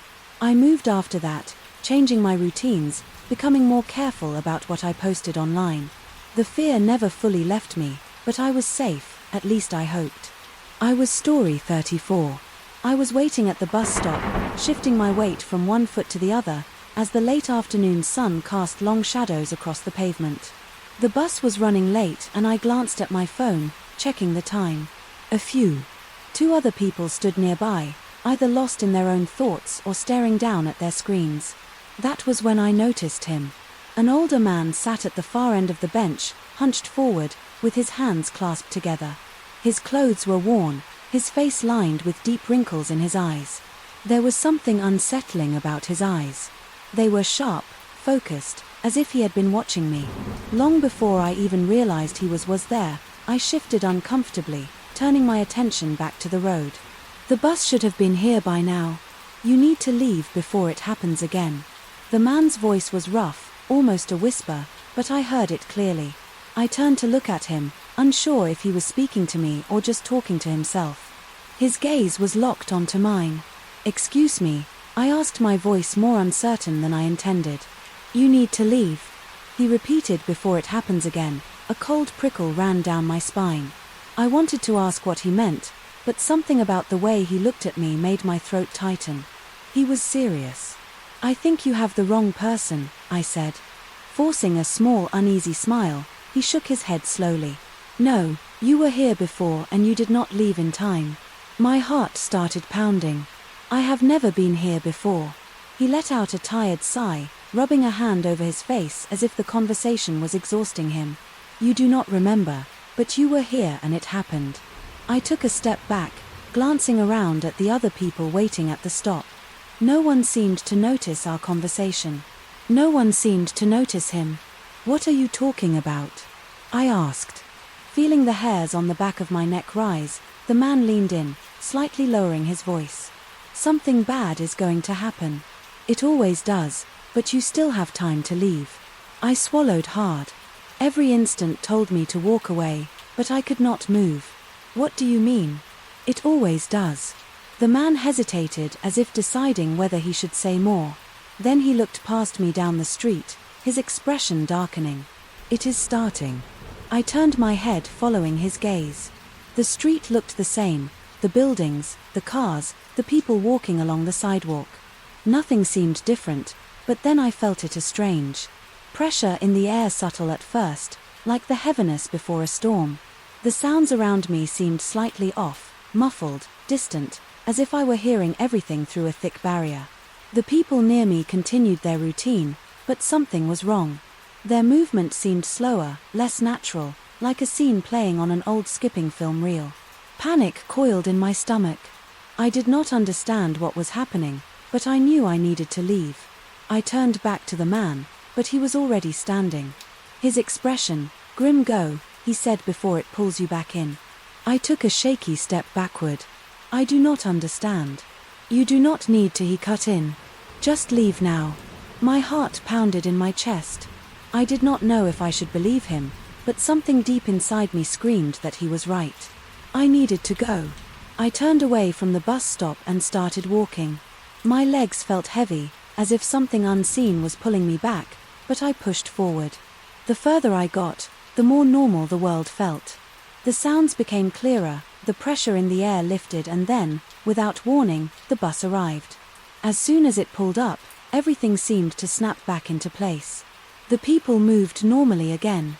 The sounds of the city returned, and for a brief moment I wondered if I had imagined everything, but then I saw it through the bus windows. The passengers sat unnaturally still. Their faces were blank, their eyes staring forward unblinking. The bus doors opened, but no one stepped off. I felt sick. I had been about to get on that bus. The man at the stop slowly shook his head as if he already knew what I was thinking. I turned and walked away faster. This time I did not stop until I was several blocks away, until my lungs burned and my hands stopped shaking. I never took the bus again. Story 35. The morning started like any other. I woke up, stretched, and reached for my smartwatch on the nightstand. It was part of my routine to check my notifications before getting out of bed, but as I scrolled through the usual messages and reminders, something unusual caught my eye. A workout session had been logged at 3 a.m. I sat up, blinking at the screen. That made no sense. I had gone to bed around midnight, exhausted from a long day. I did not set any alarms, and I had not moved from my bed yet. According to the data, my watch had recorded a workout lasting nearly 20 minutes. Heart rate, elevated steps taken, even calories burned. I stared at the numbers, trying to make sense of them. Maybe the watch had glitched. It had happened once before, when I left it on a shaky surface, tricking the sensors into thinking I was moving, but I had placed it on my nightstand, like always, completely still. The thought of checking my phone's camera footage crossed my mind, but I quickly dismissed it. There was nothing to see. I was alone in my apartment, and I had no reason to believe anything strange had happened. Still, I could not shake the uneasy feeling creeping up my spine. I decided to brush it off and continued with my day. Maybe the watch had misread something. Maybe I had turned in my sleep in a way that registered his movement. Whatever the case, I had more important things to focus on, but the thought lingered in the back of my mind that night. As I got ready for bed, I hesitated before taking off the watch. A part of me wanted to leave it on, just in case. But the logical part of me insisted. There was nothing to worry about. It was just a malfunction. I placed it on the nightstand again, making sure it was positioned securely. Then I turned off the light and went to sleep. When I woke up the next morning, the first thing I did was check the watch. Another workout session logged at 3 a.m. My hands tightened around the device as I stared at the screen. 22 minutes, this time more steps, higher heart rate. My body was supposed to be at rest, yet the watch was telling me otherwise. I swallowed hard, my mind racing through possibilities. Had I been sleepwalking? I had never done anything like that before. But it was not impossible. Maybe stress was affecting my sleep in ways I did not understand. I needed answers. I set up my phone on a stand before going to bed that night, facing the room with the front camera recording. If I was moving, I wanted to see it. The next morning I woke up feeling more exhausted than usual. A deep heaviness clung to my body, as if I had been up all night. My head ADHD, my limbs were sore, and my watch had logged another workout. My stomach twisted as I reached for my phone, hands shaking. I stopped the recording and opened the footage. The first few hours were normal, the faint rise and fall of my blanket, the occasional shift in my position, nothing unusual. But then, at exactly 3 a.m., something changed. I saw myself sit up slowly, unnaturally. My movements were stiff, almost mechanical. I did not stretch or rub my eyes like someone waking from sleep. I simply sat unmoving, staring straight ahead. My breath caught in my throat as I watched the screen. After a few seconds, I swung my legs over the side of the bed and stood up, and then I walked. Not to the bathroom, not to the kitchen. I walked in a perfect loop around my room once, twice, 3 times. My pace was steady, rhythmic. My arms moved slightly with each step, enough to trigger my watch sensors. But the most unsettling part, my eyes never opened. I was moving, but I was not awake. I wanted to look away to stop the video, but I forced myself to keep watching. My recorded self continued walking for nearly 20 minutes, then stopped in the middle of the room for a long moment. I stood there perfectly still then, as if something switched off inside me. I turned and walked back to bed. I pulled the blanket over myself, lay down and became motionless once more. The footage ended. I sat frozen, phone still in my hands, my heart pounding so hard it hurt. This was not just a glitch, this was not a malfunction. Something was making me move. I tried to think rationally. Sleepwalking could be triggered by stress, exhaustion, or even underlying health conditions, but I had never experienced anything like this before, not once in my life. And why was it happening at the same exact time every night? I needed help. I made an appointment with a doctor, explaining the situation as best as I could, without sounding completely irrational. They listened, nodding, thoughtfully, then asked if I had any history of sleep disorders. I told them no. They recommended a sleep study, but in the meantime they advised me to set up precautions, barriers, alarms, anything to prevent me from leaving the room. If I walked in my sleep again that night, I placed a chair in front of my door and set my phone to record once more, but when I woke up, the chair was untouched and yet my watch had logged another workout. I checked the footage, dread pulling in my stomach. Just like before, I sat up at 3 a.m. I walked in circles, but this time, before lying back down, I did something new. I turned to face the camera for a long moment. I stood there, my head tilted slightly, my expression completely blank. Then slowly my lips moved. I was whispering something. I leaned in closer, heart hammering, trying to make out the words, but the audio was too faint, the sound too low. I watched as my recorded self finished speaking, then returned to bed. I rewound the clip over and over, straining to hear. Then, on the 10th replay, I caught it, a single chilling phrase. "It is almost time." I slammed the phone down, my pulse racing. Almost time for what? I did not sleep that night. I did not sleep the next night either. I started staying awake until after 3 a.m., watching the clock, waiting for something to happen, but nothing did. And after a few days the workout stopped. The watch never logged another session. The midnight walking was over, but the words I whispered still echoed in my mind. It is almost time for what I never found out, and I do not think I ever want to. Story 36. I was getting ready for bed when my phone rang. It was late, almost midnight, and I was not expecting any calls. I glanced at the screen and my breath caught in my throat. The name flashing on the screen was that of an old friend I had not spoken to in years. I hesitated before answering. We had lost touch a long time ago, and I had no idea why they would be calling now. Curiosity got the better of me and I swiped to accept the call. "Hello." There was silence on the other end for a moment. Then a familiar voice spoke. "Hey, it's been a while." I felt a strange sense of unease. Their voice sounded the same, but there was something off about the way they spoke. "Yeah, I has. I was not expecting to hear from you." There was a pause. Then said, "I just wanted to check in, see how you have been." That was strange. We had not spoken in so long, and we had never been the kind of friends to randomly check him like this. "I have been okay. What about you?" Another silence, then a reply. "I am still around." Something about that answer made my stomach tighten. Their tone was distant, almost mechanical. I was about to ask what they meant when the line suddenly went dead.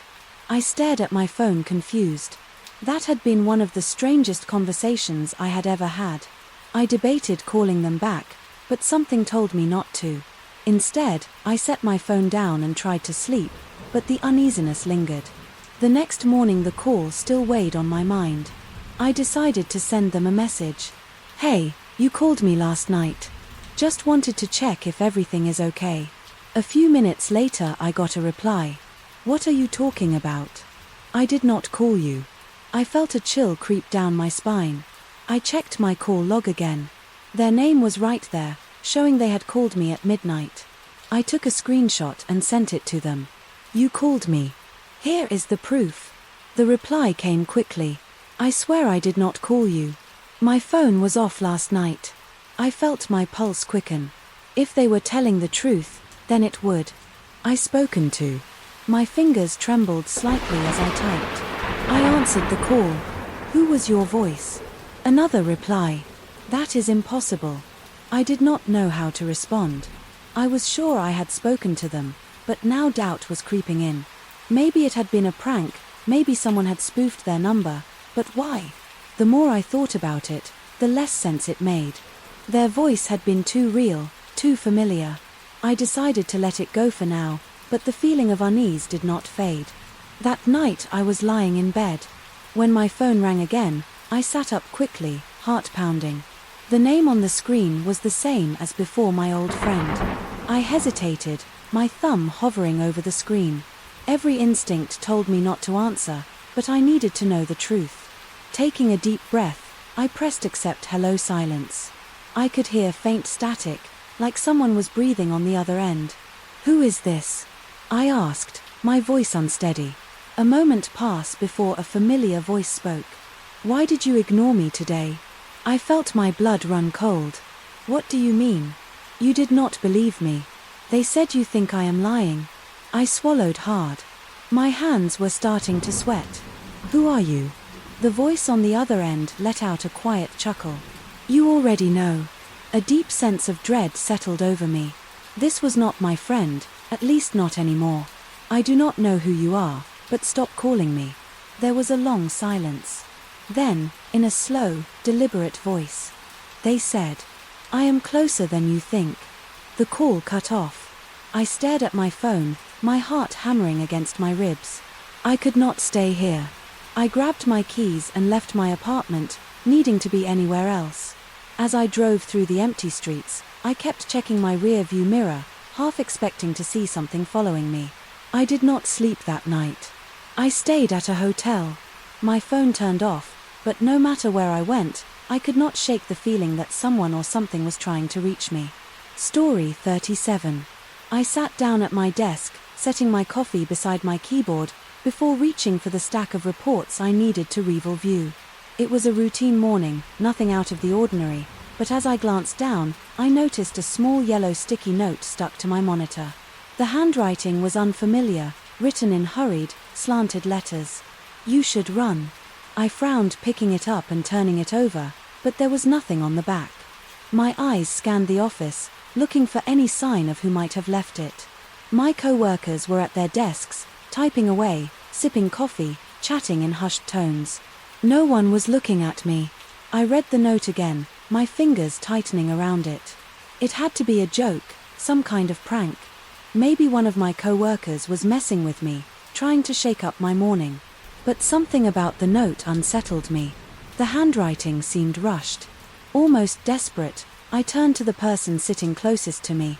"Did you see who left this?" I asked, holding up the note.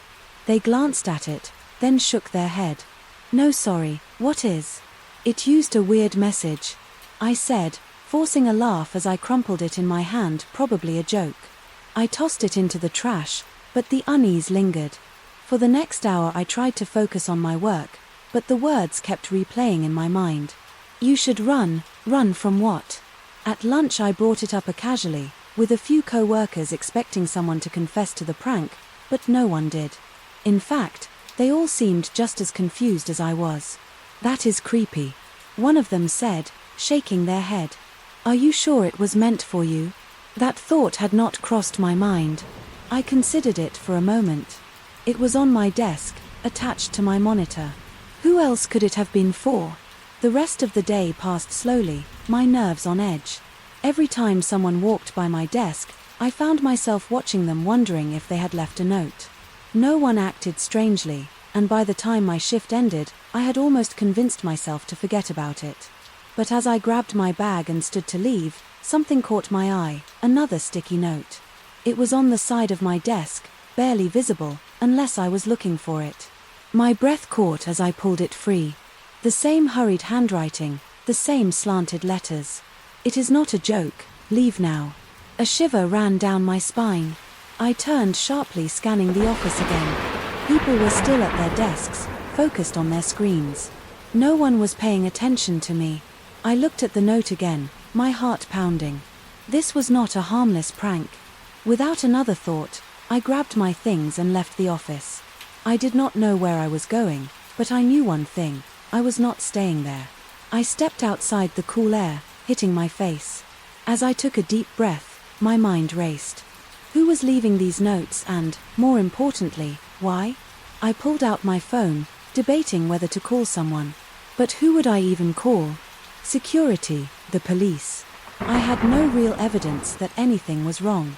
Just two cryptic notes. I stood on the sidewalk trying to think maybe I was overreacting, maybe it really was a joke and I was letting it get to me. But something deep inside told me otherwise. Then I heard it, a loud crash.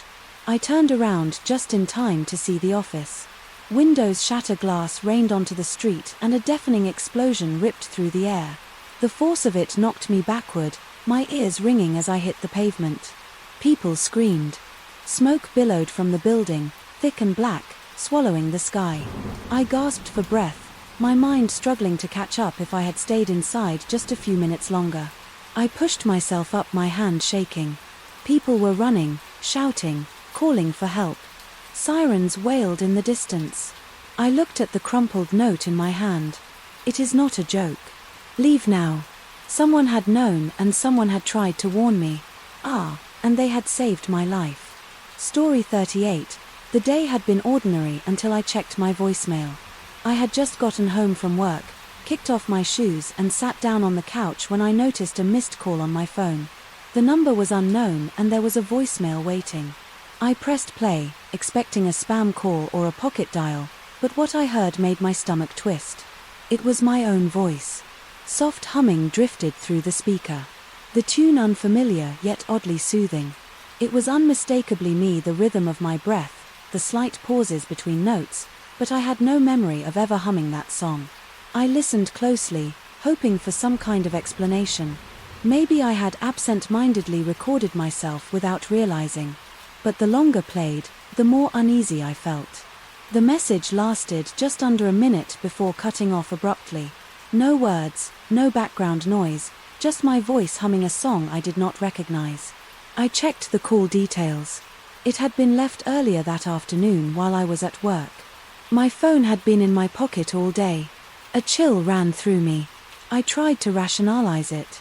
Maybe it was an old recording, something I had forgotten about, but that did not make sense. My voicemail was always empty. I played the message again, listening carefully for any clues. This time I noticed something strange toward the end. My breathing became uneven, almost shaky, as if I were nervous. Then there was a faint sound just before the recording cut off, a barely audible click like a door closing. I deleted the voicemail and set my phone down, trying to shake the feeling that something was off. Maybe I had somehow recorded myself by accident. That had to be it. That night I struggled to sleep. The melody from the voicemail kept replaying in my mind. I tried to push it away, telling myself it was nothing, but deep down I knew something was wrong. The next day I checked my phone. As soon as I woke up, another missed call, another voicemail. My hands fell cold as I pressed play. The humming was back. The same tune, the same voice, my voice, but this time it was different. The humming started off steady, then wavered, becoming almost hesitant. Halfway through I heard something new, a whisper, too quiet to make out the words, but definitely there I sat, frozen, listening. As the message ended with that same soft click, my heart pounded in my chest. I checked the timestamp. The voicemail had been left at 3 o'clock in the morning. I had been asleep. I forced myself to think. Logically, maybe I had been sleepwalking, maybe I had recorded myself without realizing, but deep inside I knew that was not the answer. I decided to check my call history. Both calls had come from an unknown number. I searched online hoping for answers, but there were no results. It was as if the number did not exist. That night I kept my phone UNS silent and placed it face down on my nightstand. I refused to check it. I told myself that if I ignored it, it would stop. But when I woke up, there was another voicemail waiting. I stared at my phone, my hands trembling. I did not want to listen, but I had to know. I pressed play. This time there was no humming, just breathing, soft, uneven breathing as if I had been running.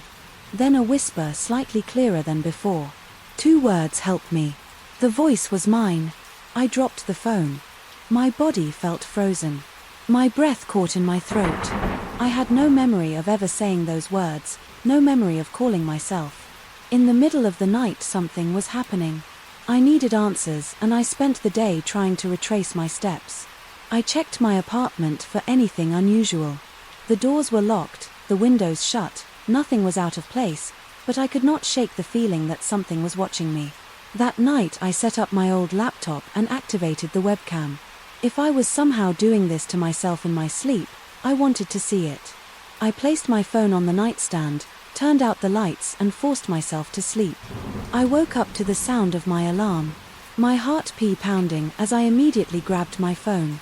No missed calls, no new messages. For a brief moment I felt relief. Maybe whatever this was had finally stopped. Then I checked my laptop. The recording was still running. I fast-forwarded through the footage, scanning for anything unusual. Then I saw it at exactly 3 in the morning. I sat up in bed. My body moved stiffly, my head tilting slightly to the side. I reached for my phone with slow, deliberate movements. My eyes were open, but there was something wrong about them. They looked distant, empty. I watched as I unlocked my phone and pressed a few buttons. My lips moved, but no sound came out. Then I started humming the same song. I fast-forwarded it again. After nearly a minute I whispered those 2 words. Help me. Then I placed the phone back on the nightstand and lay down as if nothing had happened. I slammed the laptop shut, my pulse racing. I had been calling myself, but why? I took deep breaths trying to calm myself. I had to think clearly if this was sleepwalking. It was unlike anything I had ever experienced before I decided to test something. That night I placed my phone on the opposite side of the room, far from my bed. If I got up again, I would have to physically walk across the room to reach it. I barely slept, too anxious to close my eyes when I finally drifted off. It was restless and uneasy. When morning came, I checked my phone, no missed calls, no voicemails. I checked the laptop footage. This time I did not move at all. I felt a wave of relief. Maybe I had broken the pattern. Maybe whatever had been happening was over. But just as I was about to shut the laptop, I noticed something. At 3 o'clock in the morning the screen flickered slightly. The shadow moved in the corner of the room. The camera had picked up something or someone. I turned around slowly, my breath shaky as I scanned the room. Nothing was there, but I knew I was not alone. Story 39. I was walking home late in the evening, the weight of the day pressing heavily on my shoulders. These streets were quieter than usual, with only a few scattered cars passing by. The air was cool, carrying the distant scent of rain that had not yet fallen. I pulled my jacket tighter around me and quickened my pace. My apartment building was just ahead, its familiar structure offering a sense of comfort. The glass doors at the entrance reflected the dim glow of the streetlights, casting a faint mirror image of the world behind me. I reached into my pocket for my keys, my eyes flicking toward my reflection. That was when I noticed it. My reflection did not blink. When I did, I froze my fingers, tightening around the key in my hand. My breath hitched as I stared at the glass, my own face looking back at me. But something was wrong. My chest rose and fell with each breath. But the reflection's movements were just a FRA action of a second behind. I blinked again. My reflection did not. A cold wave of fear crawled up my spine. My heart pounded as I forced myself to stay calm. Maybe I was just tired. Maybe the angle of the light was playing tricks on my eyes. I lifted my hand hesitantly. The reflection copied me perfectly. I turned my head slightly. It did the same, but the moment I blinked I knew it was not mine. I stepped back. My body rigged my mind, racing for an explanation. The glass door stood between me and whatever was mimicking me, but it did not feel like enough. The reflection's eyes were locked onto mine, unblinking, unmoving. I took another step back and this time the reflection did not move. It stayed in place, staring at me with a vacant expression. My mouth felt dry. I wanted to turn and run, but my legs would not listen. I forced myself to look away to break the connection, but the moment I did, a flicker of movement in the glass made my stomach drop. It had blinked, but I had not. I had not. I swallowed hard, my pulse in my ears. My hands clenched into fists as I tried to steady my breathing. Maybe this was just a trick of my mind. Maybe I was exhausted and my brain was misfiring. I turned back to the reflection. Slowly it was smiling. I was not the blood drained from my face. My knees felt weak as panic clawed at my chest. I took a shaky step back, my mind screaming at me to run, but my body refused to move. The reflection lifted its hand, pressing its palm against the glass. My hands stayed at my sides. The smile on its face widened too wide, stretching just a little too far. I stumbled back, my heel catching on the curve behind me. My balance shifted and for a moment I thought I was going to fall. I reached out, instinctively catching myself against the rough brick wall of the building. My eyes darted back to the glass door. The reflection was no longer standing where I had been. It was closer. My breath hitched in my throat. I had not moved toward it, but it had moved toward me. I could not stay here. I needed to leave now. With a shaky hand, I pulled out my key for forcing it into the lock with clumsy fingers. My hands trembled as I twisted it, pushing the door open. I stepped inside without looking back, slamming the door shut behind me. The lobby was empty. The dim overhead lights flickered slightly, casting long shadows across the floor. I let out a shaky breath, pressing a hand against my chest to calm my racing heart. It was fine. I was inside, now safe. But then I glanced at the elevator. The polished metal doors reflected the lobby around me. My reflection stood in the center, staring back at me, but I had not moved toward the elevator. I turned my head slightly. The reflection did not. I took a step back, a step back. It took a step forward. I felt sick. My entire body screamed for me to run, but I could not look away. The reflection tilted its head slowly, the same unnatural smile curling on its lips. Then it raised its hand and knocked 3 times against the inside of the reflection. A sharp breath left my lungs. The sound echoed in the empty lobby, though no one else was there. I stumbled backward, my back hitting the cold tile wall behind me. The reflection's grin widened as it raised one hand and pressed its palm flat against the inside of the mirrored surface I had seen enough. With every ounce of strength I had left, I turned and bolted up the stairs, my feet pounding against each step. I did not stop until I reached my apartment, fumbling with the keys, shoving the door open and locking it behind me. I pressed my back against the door, my chest rising and falling with panic breaths. The silence in my apartment felt suffocating. I was safe. I told myself that over and over, but as I turned my head toward the hallway mirror, my reflection was still smiling. Story 40A, the grocery store, was unusually quiet that evening. The usual hum of conversations and the beeping of registers seemed distant. As I grabbed a cart and started down the first aisle. It had been a long day and I wanted to get in and out quickly. I focused on my list, moving past shelves stocked with canned goods and dry pasta, barely paying attention to the few other shoppers around me. As I turned a corner near the produce section, I heard it a whisper, soft, almost carried by the air itself, but clear enough that I knew I was not imagining it. My full name in frozen place, my grip tightening on the cart. I glanced around quickly, my heart beginning to pound. There were only a few people nearby, an older woman inspecting apples, a man pushing a basket down the next aisle, and the teenager scrolling through their phone near the dairy section. No one was looking at me. No one seemed to acknowledge me at all. I swallowed hard, telling myself I must have misheard. Maybe it was someone else's name, something that just sounded similar. I shook off the uneasy feeling and continued shopping, though my mind was no longer on groceries. But then it happened again, a whisper, low and deliberate. My full name. This time it came from behind me. I spun around, my breath caught in my throat, but the aisle was empty. No one stood close enough to have whispered anything to me. A chill crept up my spine as I scanned the store again. The older woman was still at the apples.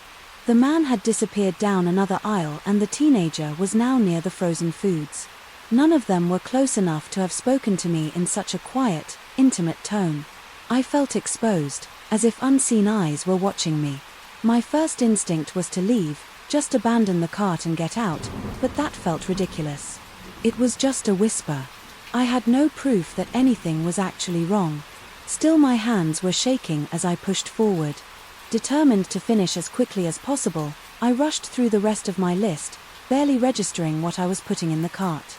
Every now and then I glanced over my shoulder, expecting to catch someone staring at me, but there was never anyone there. As I approached the checkout lanes, I let out a quiet breath of relief.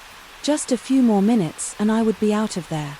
The cashier greeted me with a polite smile, scanning my items as I tried to steady my nerves. Then, just as I reached for my wallet, I heard it again. My full name whispered directly into my ear. I jerked away, my pulse hammering as I spun around. The people in the knee behind me looked up in confusion, but no one was close enough to have spoken to me like that. The whisper had been right next to me. The cashier gave me a strange look. "Are you okay?" I forced a tight smile, nodding quickly. "Yeah, just thought I heard something." I paid as fast as I could and grabbed my bags, my hands trembling slightly as I made my way to the exit. The air outside felt crisp and fresh, but it did nothing to ease the lingering sense of unease. I hurried to my car, glancing around the parking lot. Everything looked normal, just a few other shoppers loading their groceries, headlights flashing as people unlocked their vehicles. Still, I could not shake the feeling that someone was watching me. I threw my bags into the back seat and locked the doors. The moment I got inside, taking a deep breath, I tried to rationalize what had just happened.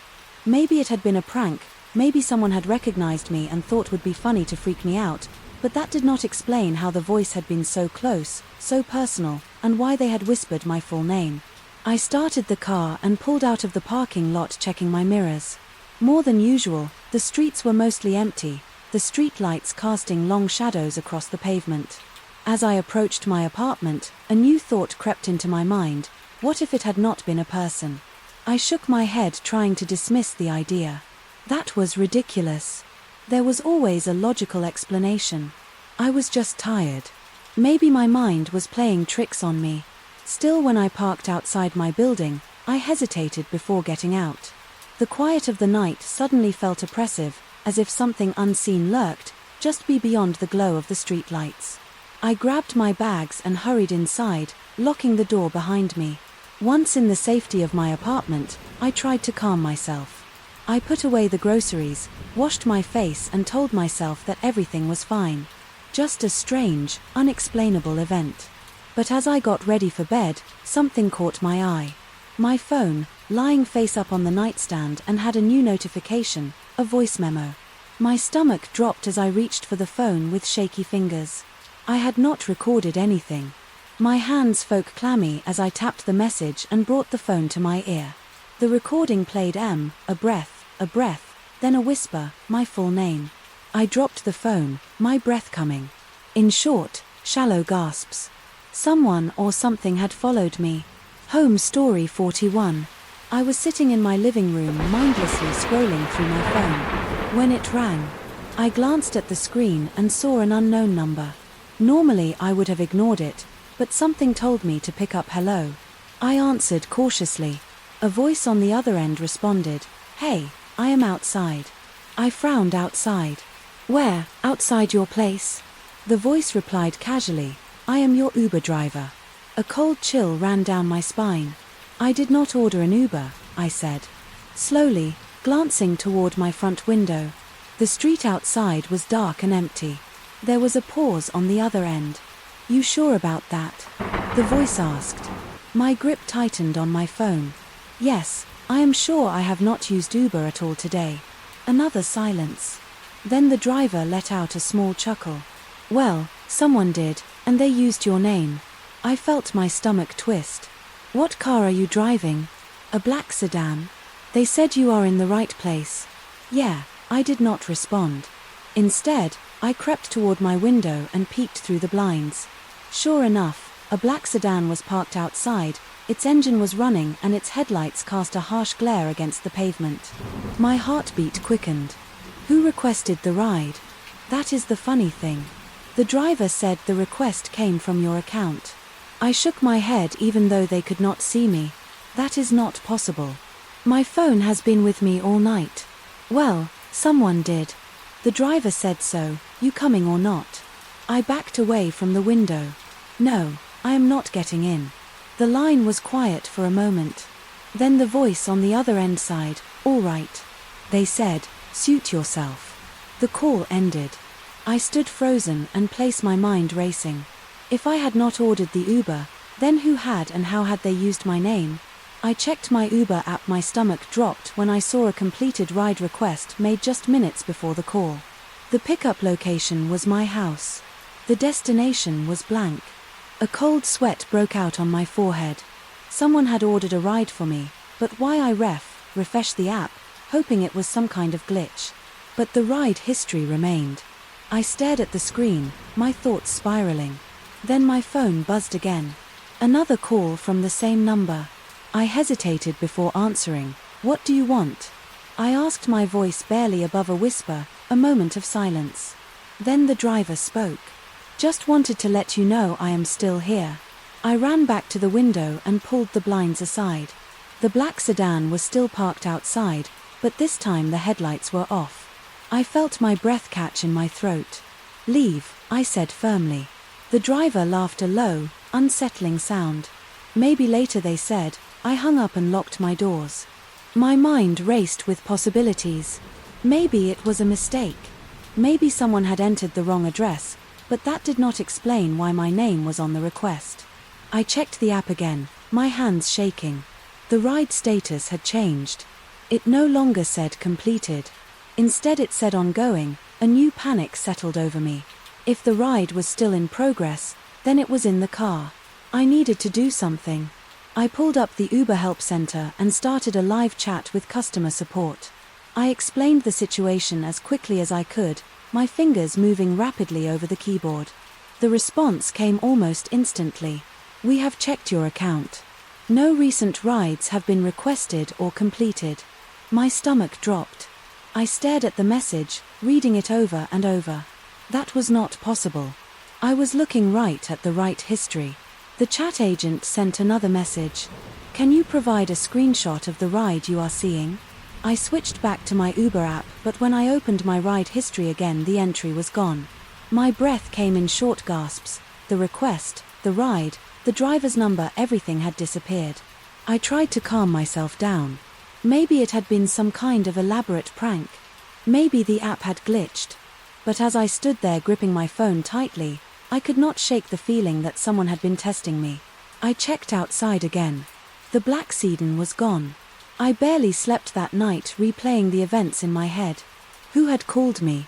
How had they said my name, and what would have happened if I had stepped outside? I never got the answers, but I knew one thing for certain. Next time my phone rang, I was not going to answer story 42. I was cleaning my room. When I found it, it had started as a simple task, sorting to roll clothes, tossing out things I no longer needed. But when I bent down to sweep under my bed, my fingers brushed against something small and cold. I pulled it out, frowning as I turned it over in my palm. It was a bracelet, a thin silver chain with a small charm hanging from my breath caught as a memory surfaced. I knew this bracelet. I had lost it when I was a child. I stared at it, disbelief washing over me. It was impossible. I had searched for this bracelet for weeks. When it first went missing, I had checked every corner of my room, under my bed and my drawers, even in places it had no reason to be, but it had never turned up. And yet here it was, as if it had been waiting for me. I turned it over, running my fingers across the charm. It was a tiny heart, slightly tarnished from age, but still familiar. I had worn this bracelet every day until the day it disappeared. I remembered crying over it, feeling as if I had lost a part of myself. How was it here now? I stood up, slowly glancing around my room. The air suddenly felt heavier, as if something had shifted. I tried to shake off the unease creeping up my spine. Maybe it had been here all along, caught between the floorboards or stuck in the frame of my bed, but that did not explain why it looked untouched, as if no time had passed since I last held it. I sat on the edge of my bed, gripping the bracelet tightly.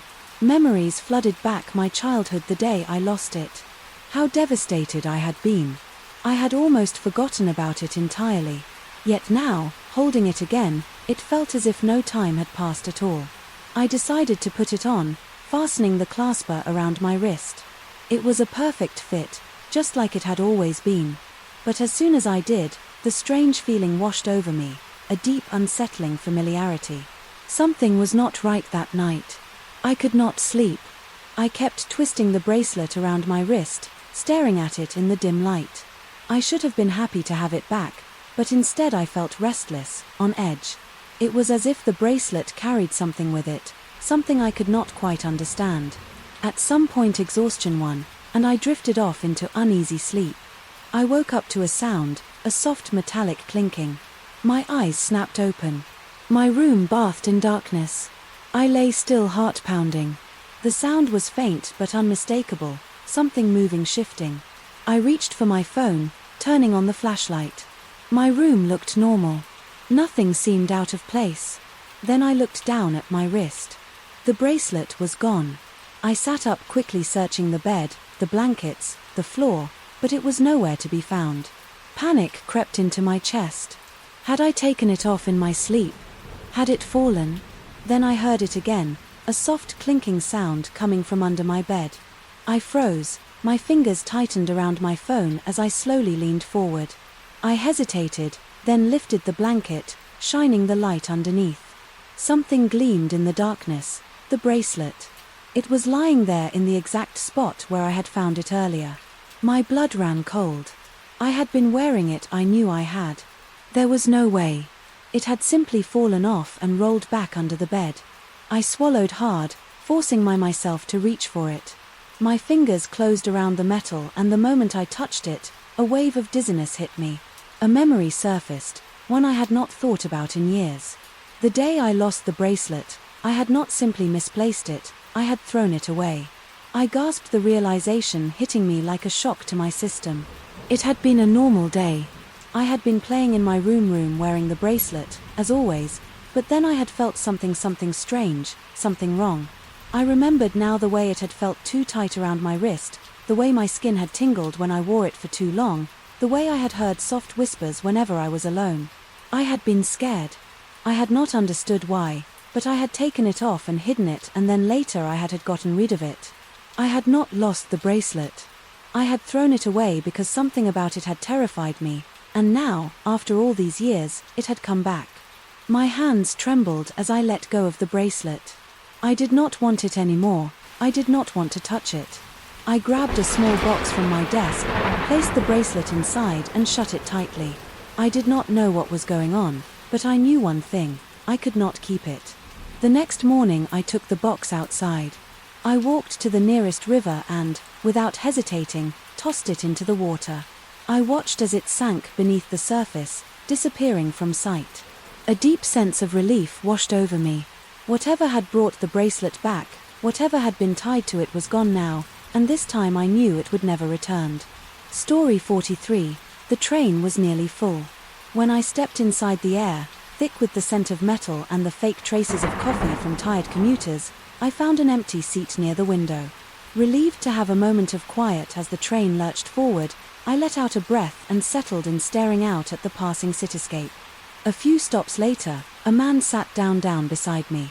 I barely paid attention at first, only noticing his presence when he shifted slightly, his coat brushing against my arm. He was quiet for a moment, and I hoped he would stay that way. Then he spoke. "We met before. You just don't remember." His voice was calm, almost familiar, but I was sure I had never seen him before. I turned to look at him, my stomach twisting the certainty in his gaze. He was around my age, dressed in a dark jacket, his face ordinary in every way.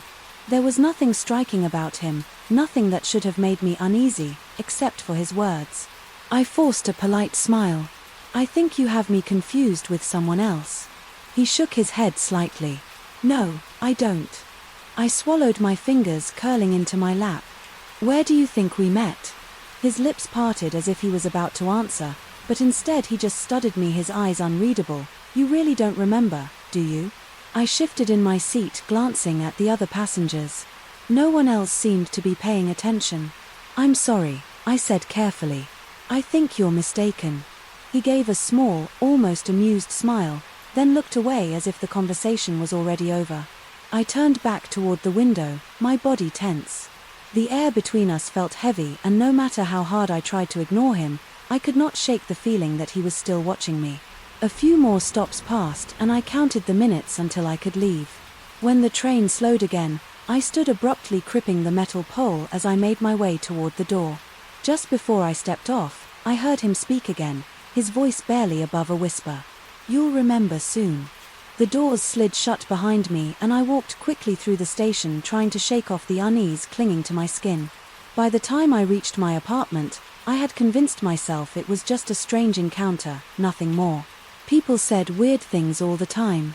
Maybe he was just trying to mess with me, but that night, as I lay in bed, something about his words kept pulling at me. Had we met before? I closed my eyes and tried to think back.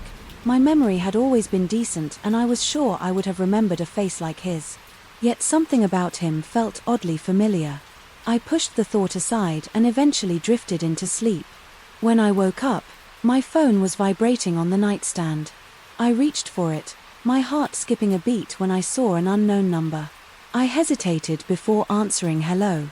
There was silence at first, then a voice low and certain. "You remember now, don't you?" I nearly dropped the phone. It was him. A chill ran down my spine. "Who is this?" He didn't answer right away. Then softly the line went dead. I stared at my phone, my pulse pounding in my ears. This was not a coincidence. Something was wrong. I got out of bed and paced the room, my mind racing. Maybe it was a prank, maybe someone was playing a game with me, but the fear in my chest told me otherwise. I tried to push it away to move on with my day, but I could not shake the feeling that something was missing, something I should have remembered. At work, I kept glancing over my shoulder, expecting to see him. The paranoia stayed with me even as I rode the train home, my body tense with the thought that he might be there again. But he wasn't. That night I barely slept. Every sound made me jolt upright. My breath caught in my throat, and then, just as I was beginning to drift off, a memory surfaced. It was blurry, fragmented, like a dream slipping through my fingers. A dimly lit hallway, a door slightly open, the sound of footsteps behind me, and then his face. I sat up in bed gasping. I had seen him before, but where I squeezed my eyes shut, trying to focus, the memory was just out of reach, teasing the edge of my mind. The next day I checked my phone. The moment I woke up, no missed calls, no messages. I should have felt relieved, but I wasn't. Because deep down I knew this was not over. I left my apartment, cautiously scanning the streets as I walked toward the train station. The closer I got, the heavier my chest felt, and then, as I stepped onto the platform, I saw him standing on the opposite side watching me. I froze. My breath caught in my throat. He did not move, did not call out. He just stood there, his expression unreadable, and in that moment something clicked. A hospital, a white room, the smell of antiseptic. I had been there, I had seen him, but why? The train arrived and passengers rushed past me. When I looked back, he was gone. I spent the rest of the day trying to piece together the memory. It was there, I could feel it, but something was keeping it from me. That night I forced myself to sleep, hoping my dreams would fill in the gaps, and they did. I was in a hospital, lying in a bed. Machines beeped softly around me, my head HDHD and my vision was hazy. Someone sat beside me, him. His voice was gentle. His expression filled with something I could not place. "You were in an accident." He said. "You don't remember, but I was there." The memory blurred, shifting too quickly for me to hold on to. I woke up gasping for air. I had been in an accident and he had been there. I grabbed my phone with shaking hands and dialed the unknown number.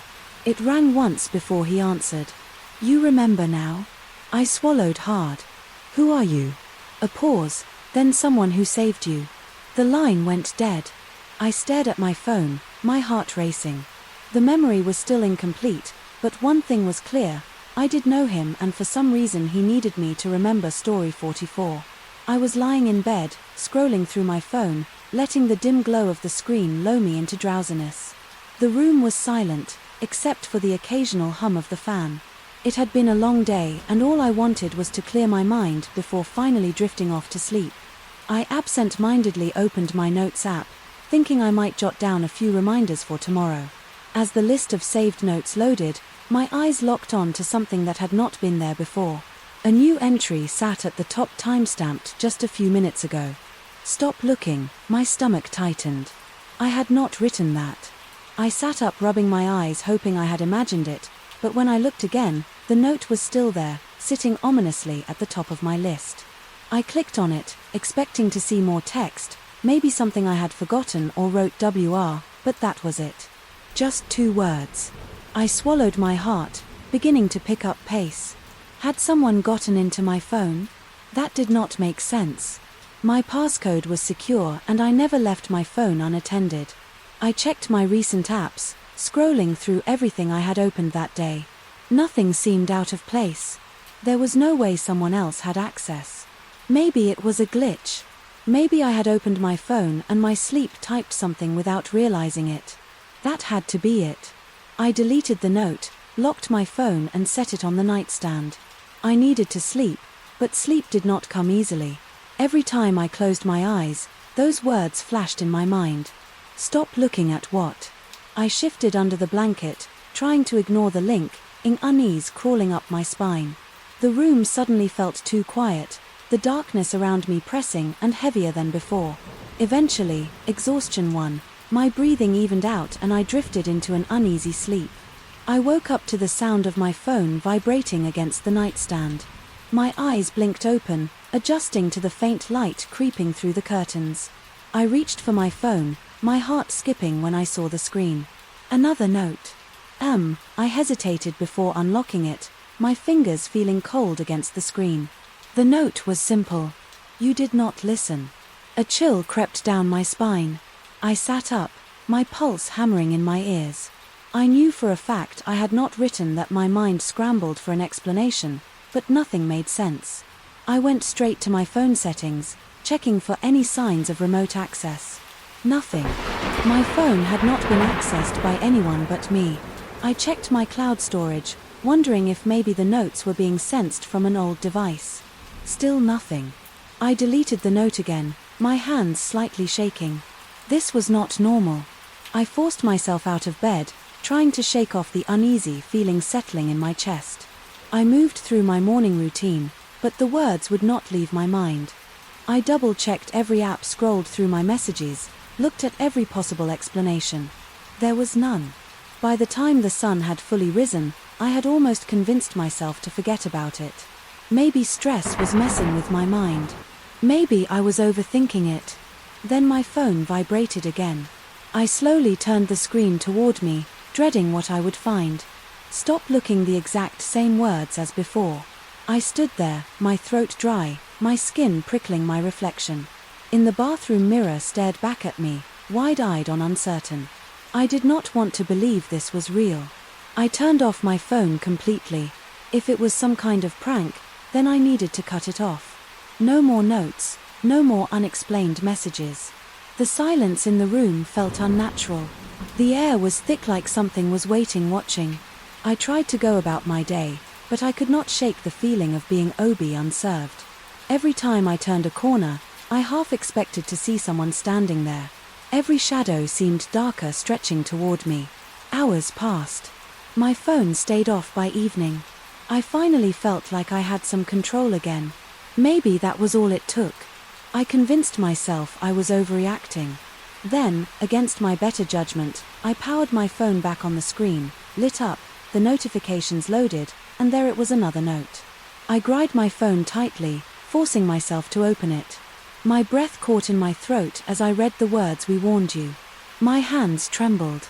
The air in the room felt wrong, heavier, like something unseen, and settled into the space with me. I needed to leave, grabbing my keys. I headed out, locking the door behind me. The cool night air should have been refreshing, but it did nothing to ease the growing dread in my chest. I walked aimlessly, needing to clear my mind. The streets were quiet, the occasional streetlight buzzing overhead. My phone remained in my hand. My fingers clenched around it. Then the screen lit up again. I did not want to look. I looked anyway. Last chance, I exhaled sharply. A shudder running through me. This was not just a glitch. This was not a mistake. Something was trying to tell me something, but I did not know what. I took a deep breath, trying to think. Logically, I needed to reset my phone, maybe even get a new one. If this was some kind of virus wiping, everything might fix it. But before I could take another step, my phone screen glitched. The note app opened on its own.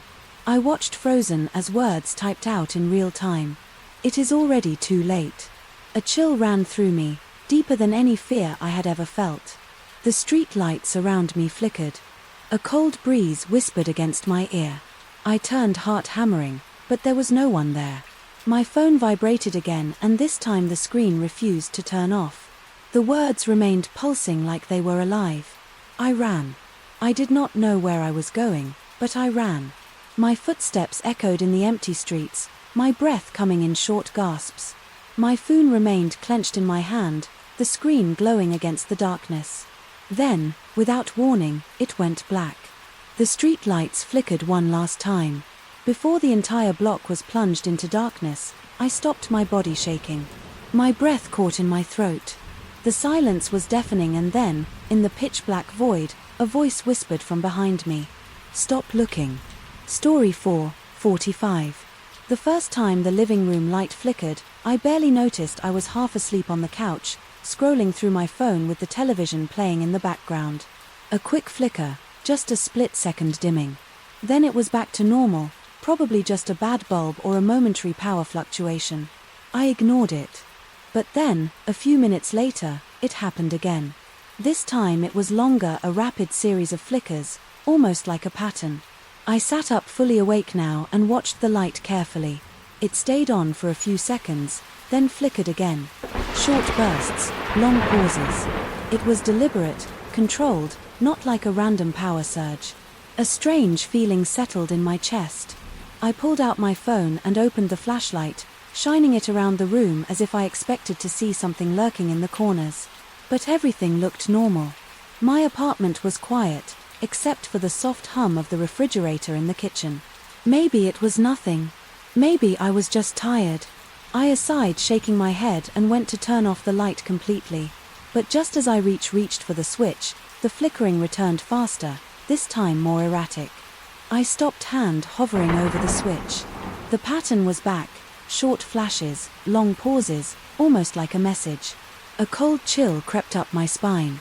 I had no real knowledge of Morse code, but I knew enough to recognize that this was not random. My breathing grew unsteady as I backed away from the switch. My eyes locked on the light bulb. Then, as suddenly as it started, the flickering stopped. I exhaled, rubbing my arms as I tried to shake off the unis. Maybe I was overthinking it. Maybe it was just faulty wiring. Still, I could not ignore the feeling that something was off. I grabbed my phone and searched for a Morse code translator. My fingers trembled slightly as I typed in what I could remember of the pattern. Dot, dot, dot, dash, dash, dash, dot, dot. I stared at the result, SOS, a jolt of fear shot through me. That was not a coincidence. It could not be. I swallowed hard, glancing around my apartment. The air suddenly felt heavier, like the walls were pressing in on me. I tried to rationalize it. Maybe I had imagined the pattern. Maybe it was just my brain looking for meaning in something random. But deep down, I did not believe that. I hesitated before typing the next part of the sequence into the translator. The longer flickers, the pauses. My breath caught in my throat as the words formed on the screen. Help me. I dropped the phone. My pulse pounded in my ears as I backed away from the living room, my mind racing who or what was trying to send me a message. I grabbed my keys, ready to leave, but stopped at the door. Where would I go if this was happening in my apartment? Would it follow me? I took a deep breath, forcing myself to stay calm. If something wanted my attention, I needed to understand why. Slowly, I turned back to the living room. The light was steady, now glowing, normally as if nothing had happened, but I knew better. I pulled a chair over and unscrewed the bulb, holding it in my hands. It was warm, but nothing about it seemed unusual. No strange markings, no buzzing sound, just an ordinary light bulb. I replaced it and sat back on the couch, watching for a while. Nothing happened. The silence stretched, making me question if I had imagined the entire thing. Then, just as I started to relax, the light flickered again, a new pattern. I grabbed my phone and recorded it, this time carefully entering the sequence into the translator. I should not be here. My stomach twisted. That was not a warning for someone else, that was for me. A sharp knock at the door made me jump. I spun around hard, hammering. I was not expecting anyone. For a long moment I did not move. I just stared at the door, my breath coming in. Shallow gasps, then slow SL. I stepped forward. I pressed my ear against the wood. Silence, no footsteps, no voices, just the heavy stillness of the apartment. I swallowed hard and unlocked the door, opening it just a crack. The hallway was empty. I stepped out, glancing both ways. Nothing, no signs of anyone.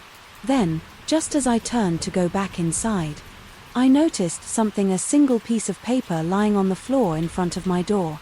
I bent down, hands trembling, and picked it up. 3 words were written in shaky, uneven handwriting. Do not stay. The apartment behind me felt impossibly dark as I stood frozen in the doorway. I knew in that moment that I could not ignore the war morning. Whatever was happening, whatever had sent me that message, I was not meant to be here. I grabbed my bag, my keys, and left without looking back. Story 46. I needed some fresh air. The day had been long, filled with work and endless notifications, so I decided to go for a walk to clear my mind. It was late in the evening, the sky a deep shade of blue and the streets were quiet. I had walked these roads countless times before, but tonight I felt like taking a different route. I turned down a side street I had never noticed before. It was narrow, lined with tall trees that cast long shadows under the dim street lights. The air felt colder here and the silence was heavier than usual. Something about the street felt off, but I could not quite place why I continued walking, assuming it would eventually connect to a main road. The pavement was cracked in places and the houses looked older than the ones in my neighborhood. Some had boarded up windows, while others had no lights on at all. There were no cars parked along the curbs, no sounds of televisions or music coming from inside. It was as if the entire street was abandoned. I pulled out my phone to check my location. The GPS took longer than usual to load, but when it did my stomach tightened. The street I was on did not appear on the map. The blue dot that represented me hovered in an empty space as if I was standing in a place that did not exist. I tried refreshing the map, but nothing changed. I zoomed in and out looking for any indication of where I was, but the surrounding streets did not match anything. I recognized my signal was strong, yet my phone could not find this place. I turned around deciding to go back the way I came, but as I walked, the street did not look the same. The houses that had seemed familiar now looked different, almost distorted. The trees loomed taller, their branches stretching over the road like clawed hands. The street lights flickered, casting strange, shifting shadows across the pavement. I quickened my pace, my breath coming faster.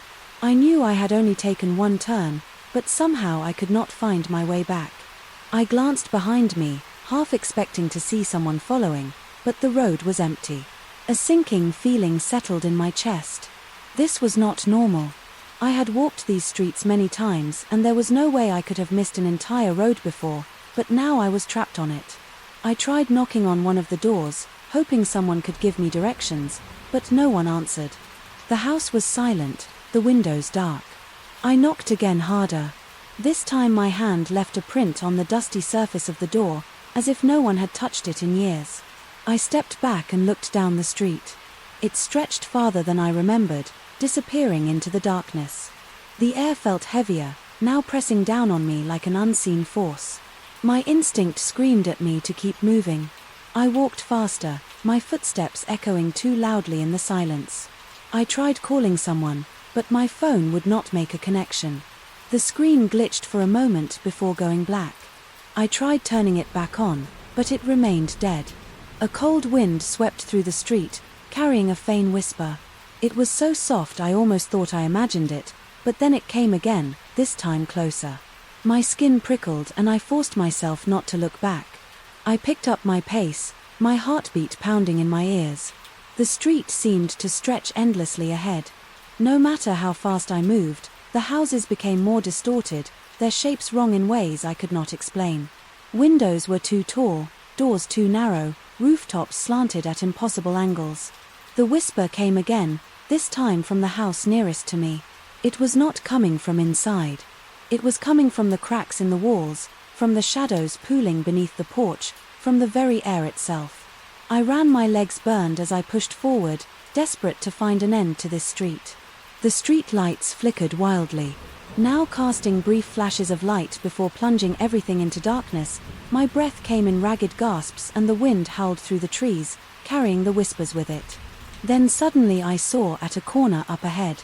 I did not hesitate. I turned sharply, nearly stumbling onto the pavement.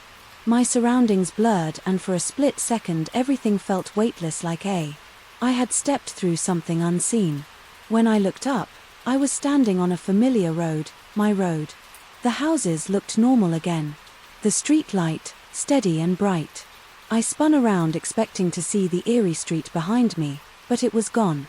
In its place was an empty lot overgrown with weeds and surrounded by a rusted fence.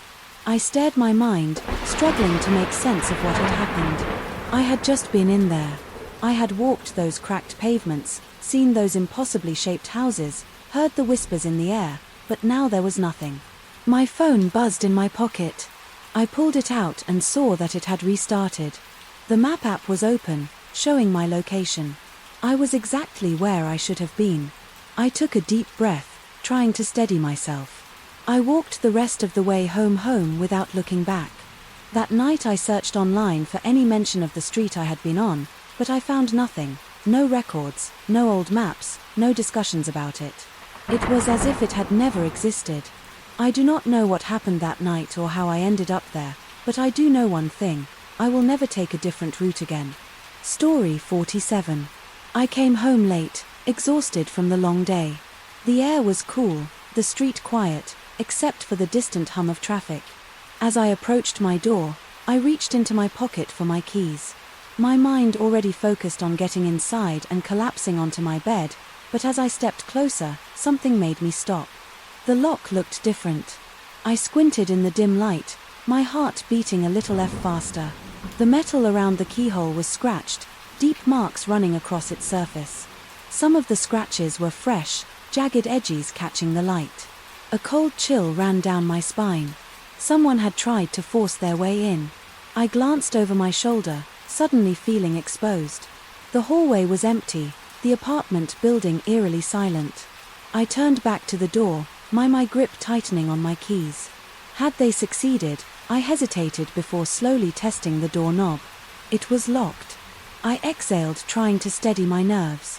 Whoever had done this had not made it inside, but that did not make me feel much better. I inserted the key, my hands slightly unsteady, and pushed the door open. The apartment was dark, just as I had left it. I stepped inside, shutting the door quickly behind me and locking it again. I flicked on the lights, scanning the room. Nothing seemed out of place. The couch, the small table, the shelves, everything was as it had been this morning, but I could not shake the feeling that something was wrong. I checked the windows, making sure they were locked. Then I moved through the apartment, opening closet doors, checking behind furniture. I told myself it was just paranoia, but the deep scratches on the lock kept flashing in my mind. Someone had tried to break in. I sat on the couch taking a slow breath. Maybe it was random, someone looking for an easy way in, hoping to steal something valuable. But why at my door had they been watching me? I glanced at the door again, unease settling in my stomach. I needed to do something. I reached for my phone, debating whether to call the police or what. Would I tell them that my lock was scratched, that nothing was stolen, but I felt like something was off? Would they even take it seriously? I decided I would get the lock changed in the morning, maybe even add another one, just to be safe. That night I barely slept. Every little sound made me jolt awake, my ears straining for anything unusual. More than once I thought I heard footsteps outside my door, but when I checked there was nothing. The next day I went straight to the hardware store and bought a new lock. I spent the afternoon installing it, making sure it was secure. That should have been the end of it, but it was not. A few nights later I heard it, a soft scraping sound. I sat up in bed, my heart pounding. It was faint, but it was there, someone at my door. I reached for my phone, moving as quietly as possible. The sound continued, slow and deliberate. Someone was trying to get in. I forced myself to take a deep breath, then dialed the police. My voice was hushed, but urgent, as I explained what was happening. They told me to stay on the line and that officers were on their way. The sound stopped and I held my breath, listening. Silence. Minutes felt like hours as I waited, my heart hammering in my chest. Then came the knock, not from the intruder, from the police. I rushed to the door, checking through the peephole before unlocking it. 2 officers stood outside, their expressions serious. They searched the hallway in the surrounding area, but whoever had been there was gone. One of the officers inspected my lock, nodding slowly. "You did the right thing, calling us," he said. "It looks like someone has been targeting your apartment specifically." A deep unease settled over me. "Why mine?" He exchanged a look with his partner before answering. "Hard to say, but I suggest being extra careful. If you can stay somewhere else for a few days, and if anything else happens, call us immediately." I nodded, my throat dry that night. I packed a bag and stayed at a friend's place. I did not know who was trying to get inside my apartment or why, but I knew one thing: whoever it was, they were not finished yet. Story 48. The first time I heard it, I thought I was imagining things. I was home alone, sitting in the living room, scrolling through my phone. When I heard my name, it was faint, distant. Coming from down the hall, I froze my heart, skipping a beat. The sound had come from my bedroom. I turned off my phone screen and listened. The house was silent, except for the occasional creak of the wall settling. Maybe I had misheard something. I shook my head, trying to ignore the lingering unease, and went back to what I was doing. Then I heard it again. This time it was clearer. My name spoken in a voice identical to mine. I stood up slowly, my body tense. "Hello," I called out, but my own voice sounded shaky in the quiet house. No answer. I took a hesitant step forward, my pulse pounding in my ears. The hallway stretched in front of me, my bedroom door slightly ajar. I was sure I had left it open. Wider than that, I swallowed hard and walked toward it, forcing myself to keep calm. The wooden floor creaked under my feet. As I reached for the door and pushed it open, the room was empty. I let out a shaky breath, feeling ridiculous for being so paranoid. Maybe I had imagined it. After all, stress, exhaustion. There had to be a logical explanation. Still, I could not shake the feeling that something was off. That night, as I lay in bed, I kept replaying the moment in my head. The voice had sounded exactly like mine, not similar, identical. I convinced myself it was nothing, just my mind playing tricks on me until it happened again. The next day, I was in the kitchen making coffee. When I heard it, my name drifting down the hallway, the exact same voice, I gripped the edge of the counter, my stomach twisting. This was not my imagination. I turned, my eyes locked on the hallway leading to my bedroom.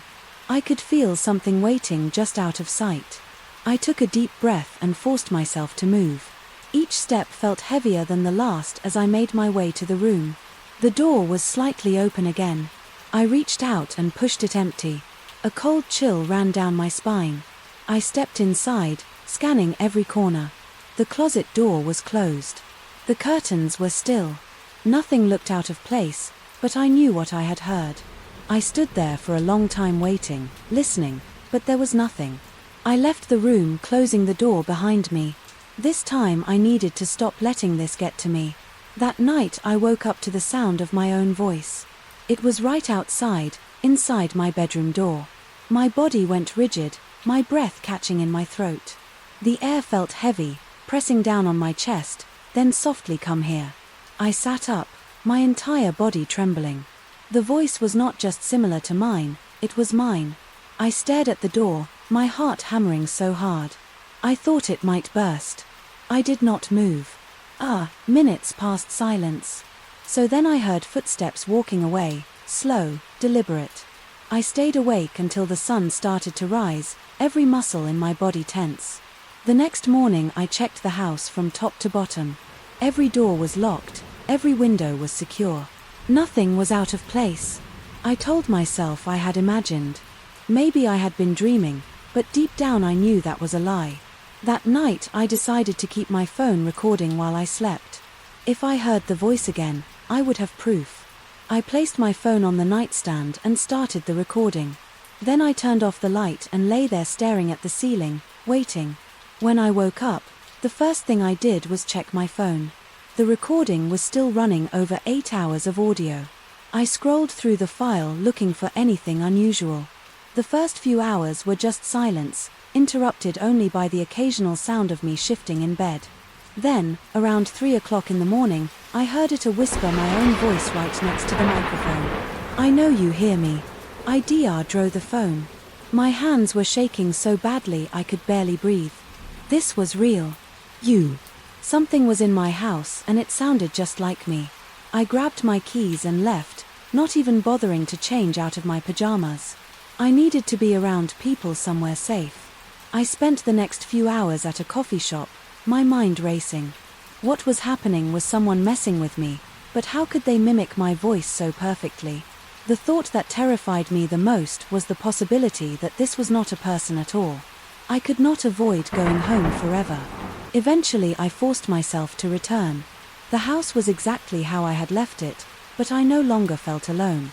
That night, I kept every light on. I locked my bedroom door and stayed awake as long as I could. At some point, exhaustion took over again. I woke up to the sound of my name, not from outside the door, from inside the room. I bolted upright, my chest tight with fear. My eyes dared around the room, searching for the source of the voice. Then, in the dim of the bedside lamp, I saw it. The closet door was open and inside, standing in the shadows, was me. I could not move, could not breathe. It was identical to me in every way, the same face, the same eyes, but the expression it wore was wrong. A slow, twisted smile stretched across its lips. It took a step forward. I scrambled back, nearly falling out of bed. Then, just as I reached for the lamp to grab anything to defend myself, it was gone. The closet was empty. The door was closed. I sat there for hours, too afraid to move. When morning came, I packed a bag and left. I did not know what was happening, but I knew one thing. The voice was not just calling my name, it was trying to take my place. Story 49. I was walking home from work.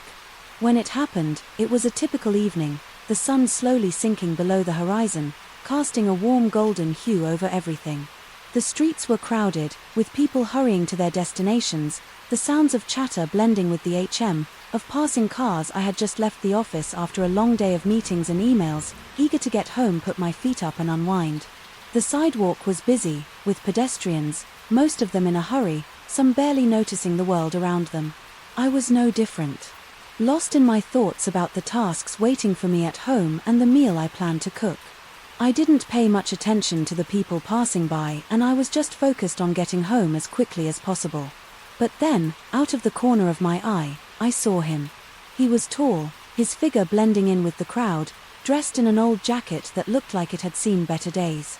His movements were swift and purposeful, almost as if he had somewhere important to be. For a moment I thought nothing of him, but then something strange happened. As he neared me, he suddenly slowed down his gaze, briefly meeting mine. There was something unsettling about the way he looked at me, almost as if he was trying to communicate something without saying a word before I could process it. He reached out and slipped something into my hand. At first I didn't understand what was happening. The action was so quick and smooth that I didn't have time to react. My fingers instinctively closed around the object, and for a split second I just stood there confused. I watched as the man continued walking, disappearing into the crowd as if nothing had happened. It was as though I had been given a message without a word being spoken. I looked down at my hand and found a small folded piece of paper resting in my palm. It was thin, the edges slightly worn, as if it had been folded and unfolded many times. I felt a wave of curiosity and unease wash over me. Who was this person, and why had they given me this note? I stood there for a moment, my heart pounding in my chest, as the world around me continued on as if nothing unusual had occurred. Slowly, I unfolded the paper, my hands trembling. There was only a short message written inside, scrolled and hurried, uneven handwriting. "Look behind you." The words hit me like a punch to the stomach. My breath caught in my throat as I stared at the paper, trying to process what it meant. Was this some kind of joke? Who would give me such a cryptic message, and why? I glanced around nervously, half expecting someone to be watching me, but the crowd was just as busy and oblivious as before. I felt a sudden chill run down my spine, the warmth of the evening air suddenly feeling cold and distant. The note seemed so out of place, and yet it felt so intentional. What was I supposed to do? I looked over my shoulder, my heart racing. There was nothing behind me, just the usual hustle and bustle of the street, people walking in every direction, cars zooming past. I felt ridiculous. It was probably just a prank, some kind of strange and random encounter that didn't mean anything at all. But the more I thought about it, the more it unsettled me, the way the stranger had slipped the note into my hand, the way he looked at me before walking away. It all felt deliberate. My mind raced with possibilities. Had I unknowingly been followed? Was someone watching me? I couldn't shake the feeling that I was being watched, that something was wrong. I turned back around and continued walking, my pace quickening as I tried to push the thought out of my head. I wasn't going to let this note scare me. It was probably just a silly prank, and I wasn't going to let it ruin my evening. But the further I walked, the more I couldn't shake the feeling that I wasn't alone. My eyes darted nervously around me, scanning the crowd for any signs of someone watching me. The street seemed more crowded now, the faces of strangers blurring together. As I walked faster, my footsteps quick and anxious, I finally reached the corner where I would normally turn to head home. My building was just a few blocks away, and I could finally get away from all the strange thoughts swirling in my mind. But before I could turn the corner, I felt a sharp tug in my chest as though something was pulling me back. I stopped in my tracks there across the street. Standing at the edge of the crowd was the same man, the one who had given me the note. He was watching me, his eyes fixed on me from across the street. I couldn't see his face clearly, but I could feel the weight of his gaze like a presence pressing against my chest. My breath caught in my throat. I quickly turned and walked in the opposite direction, trying to shake off the feeling that I was being followed. I didn't dare look back, but I could feel my heart pounding in my chest, my pulse quickening with every step. I kept walking faster, now, not stopping to look around or check if anyone was following me. I just wanted to get home. I needed to be somewhere familiar, somewhere safe, but as I neared my building, the thought kept gnawing at me. What did the note mean? Why had he given it to me, and why was he watching me? When I finally reached my apartment, I slammed the door shut behind me and leaned against it. Breathing heavily, I locked all the dead bolts, turned on every light in the apartment and checked every room, but nothing seemed out of place. The apartment was exactly as I had left it. I sat down on the couch, staring at the note still clutched tightly in my hand. It was impossible to ignore. The man had clearly meant for me to find it, but what did the message mean? Was it a warning, a sign of something to come?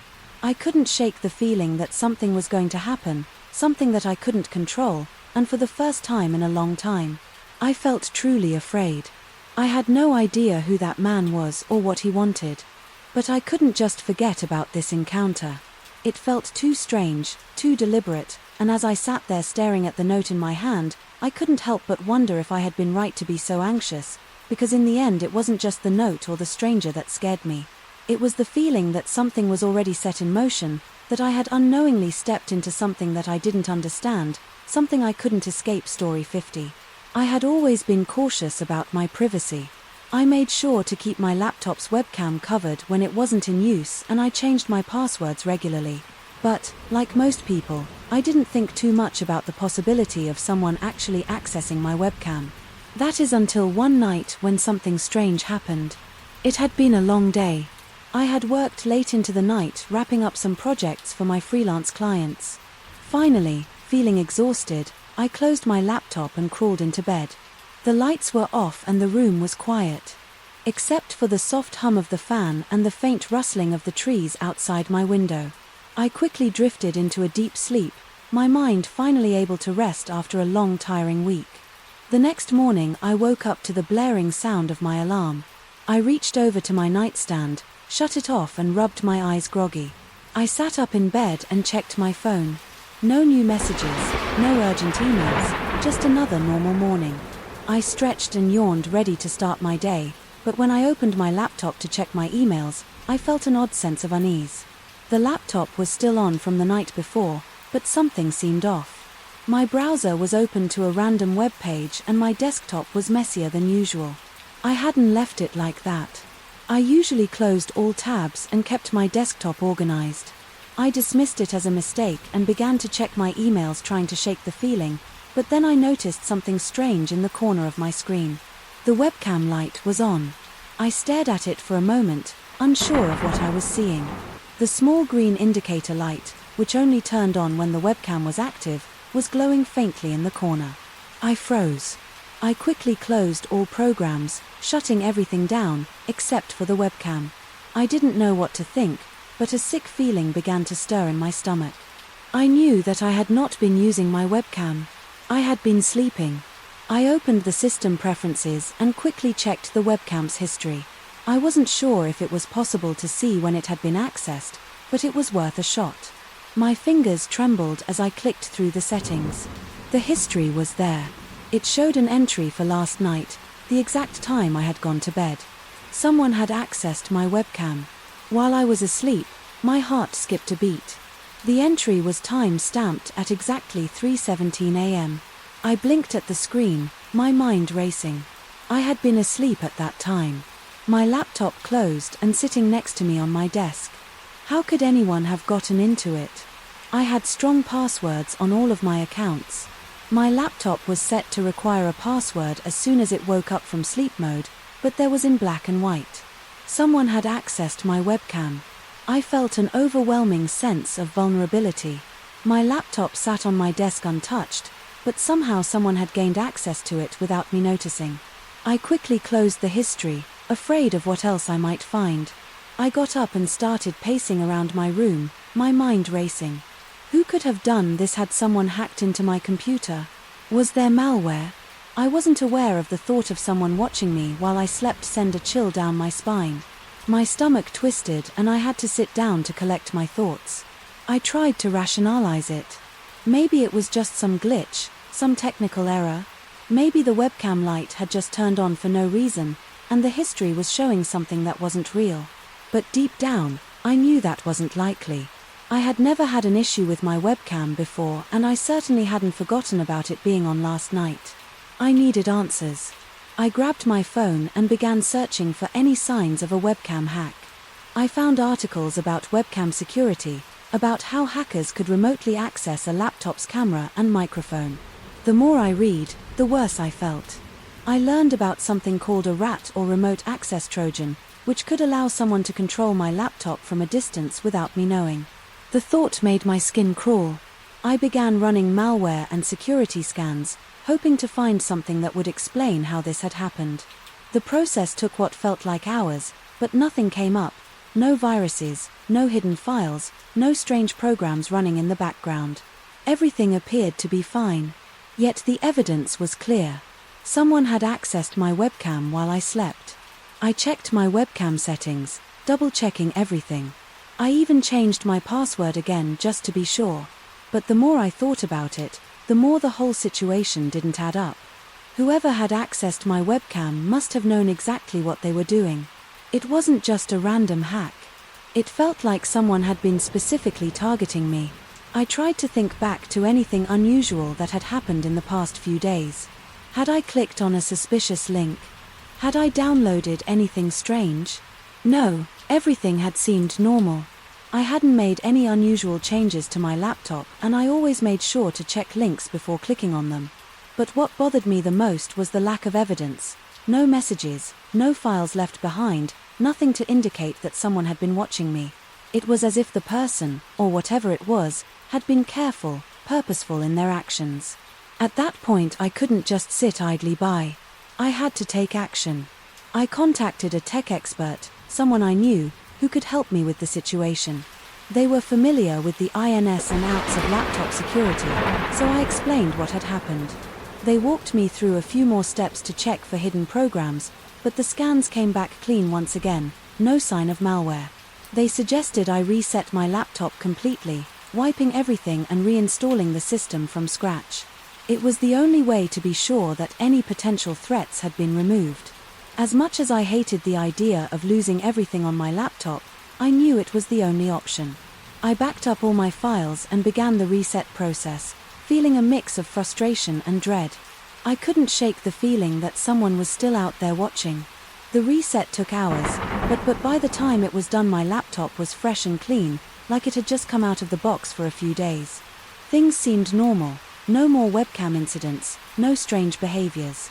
But the sense of unease never fully went away.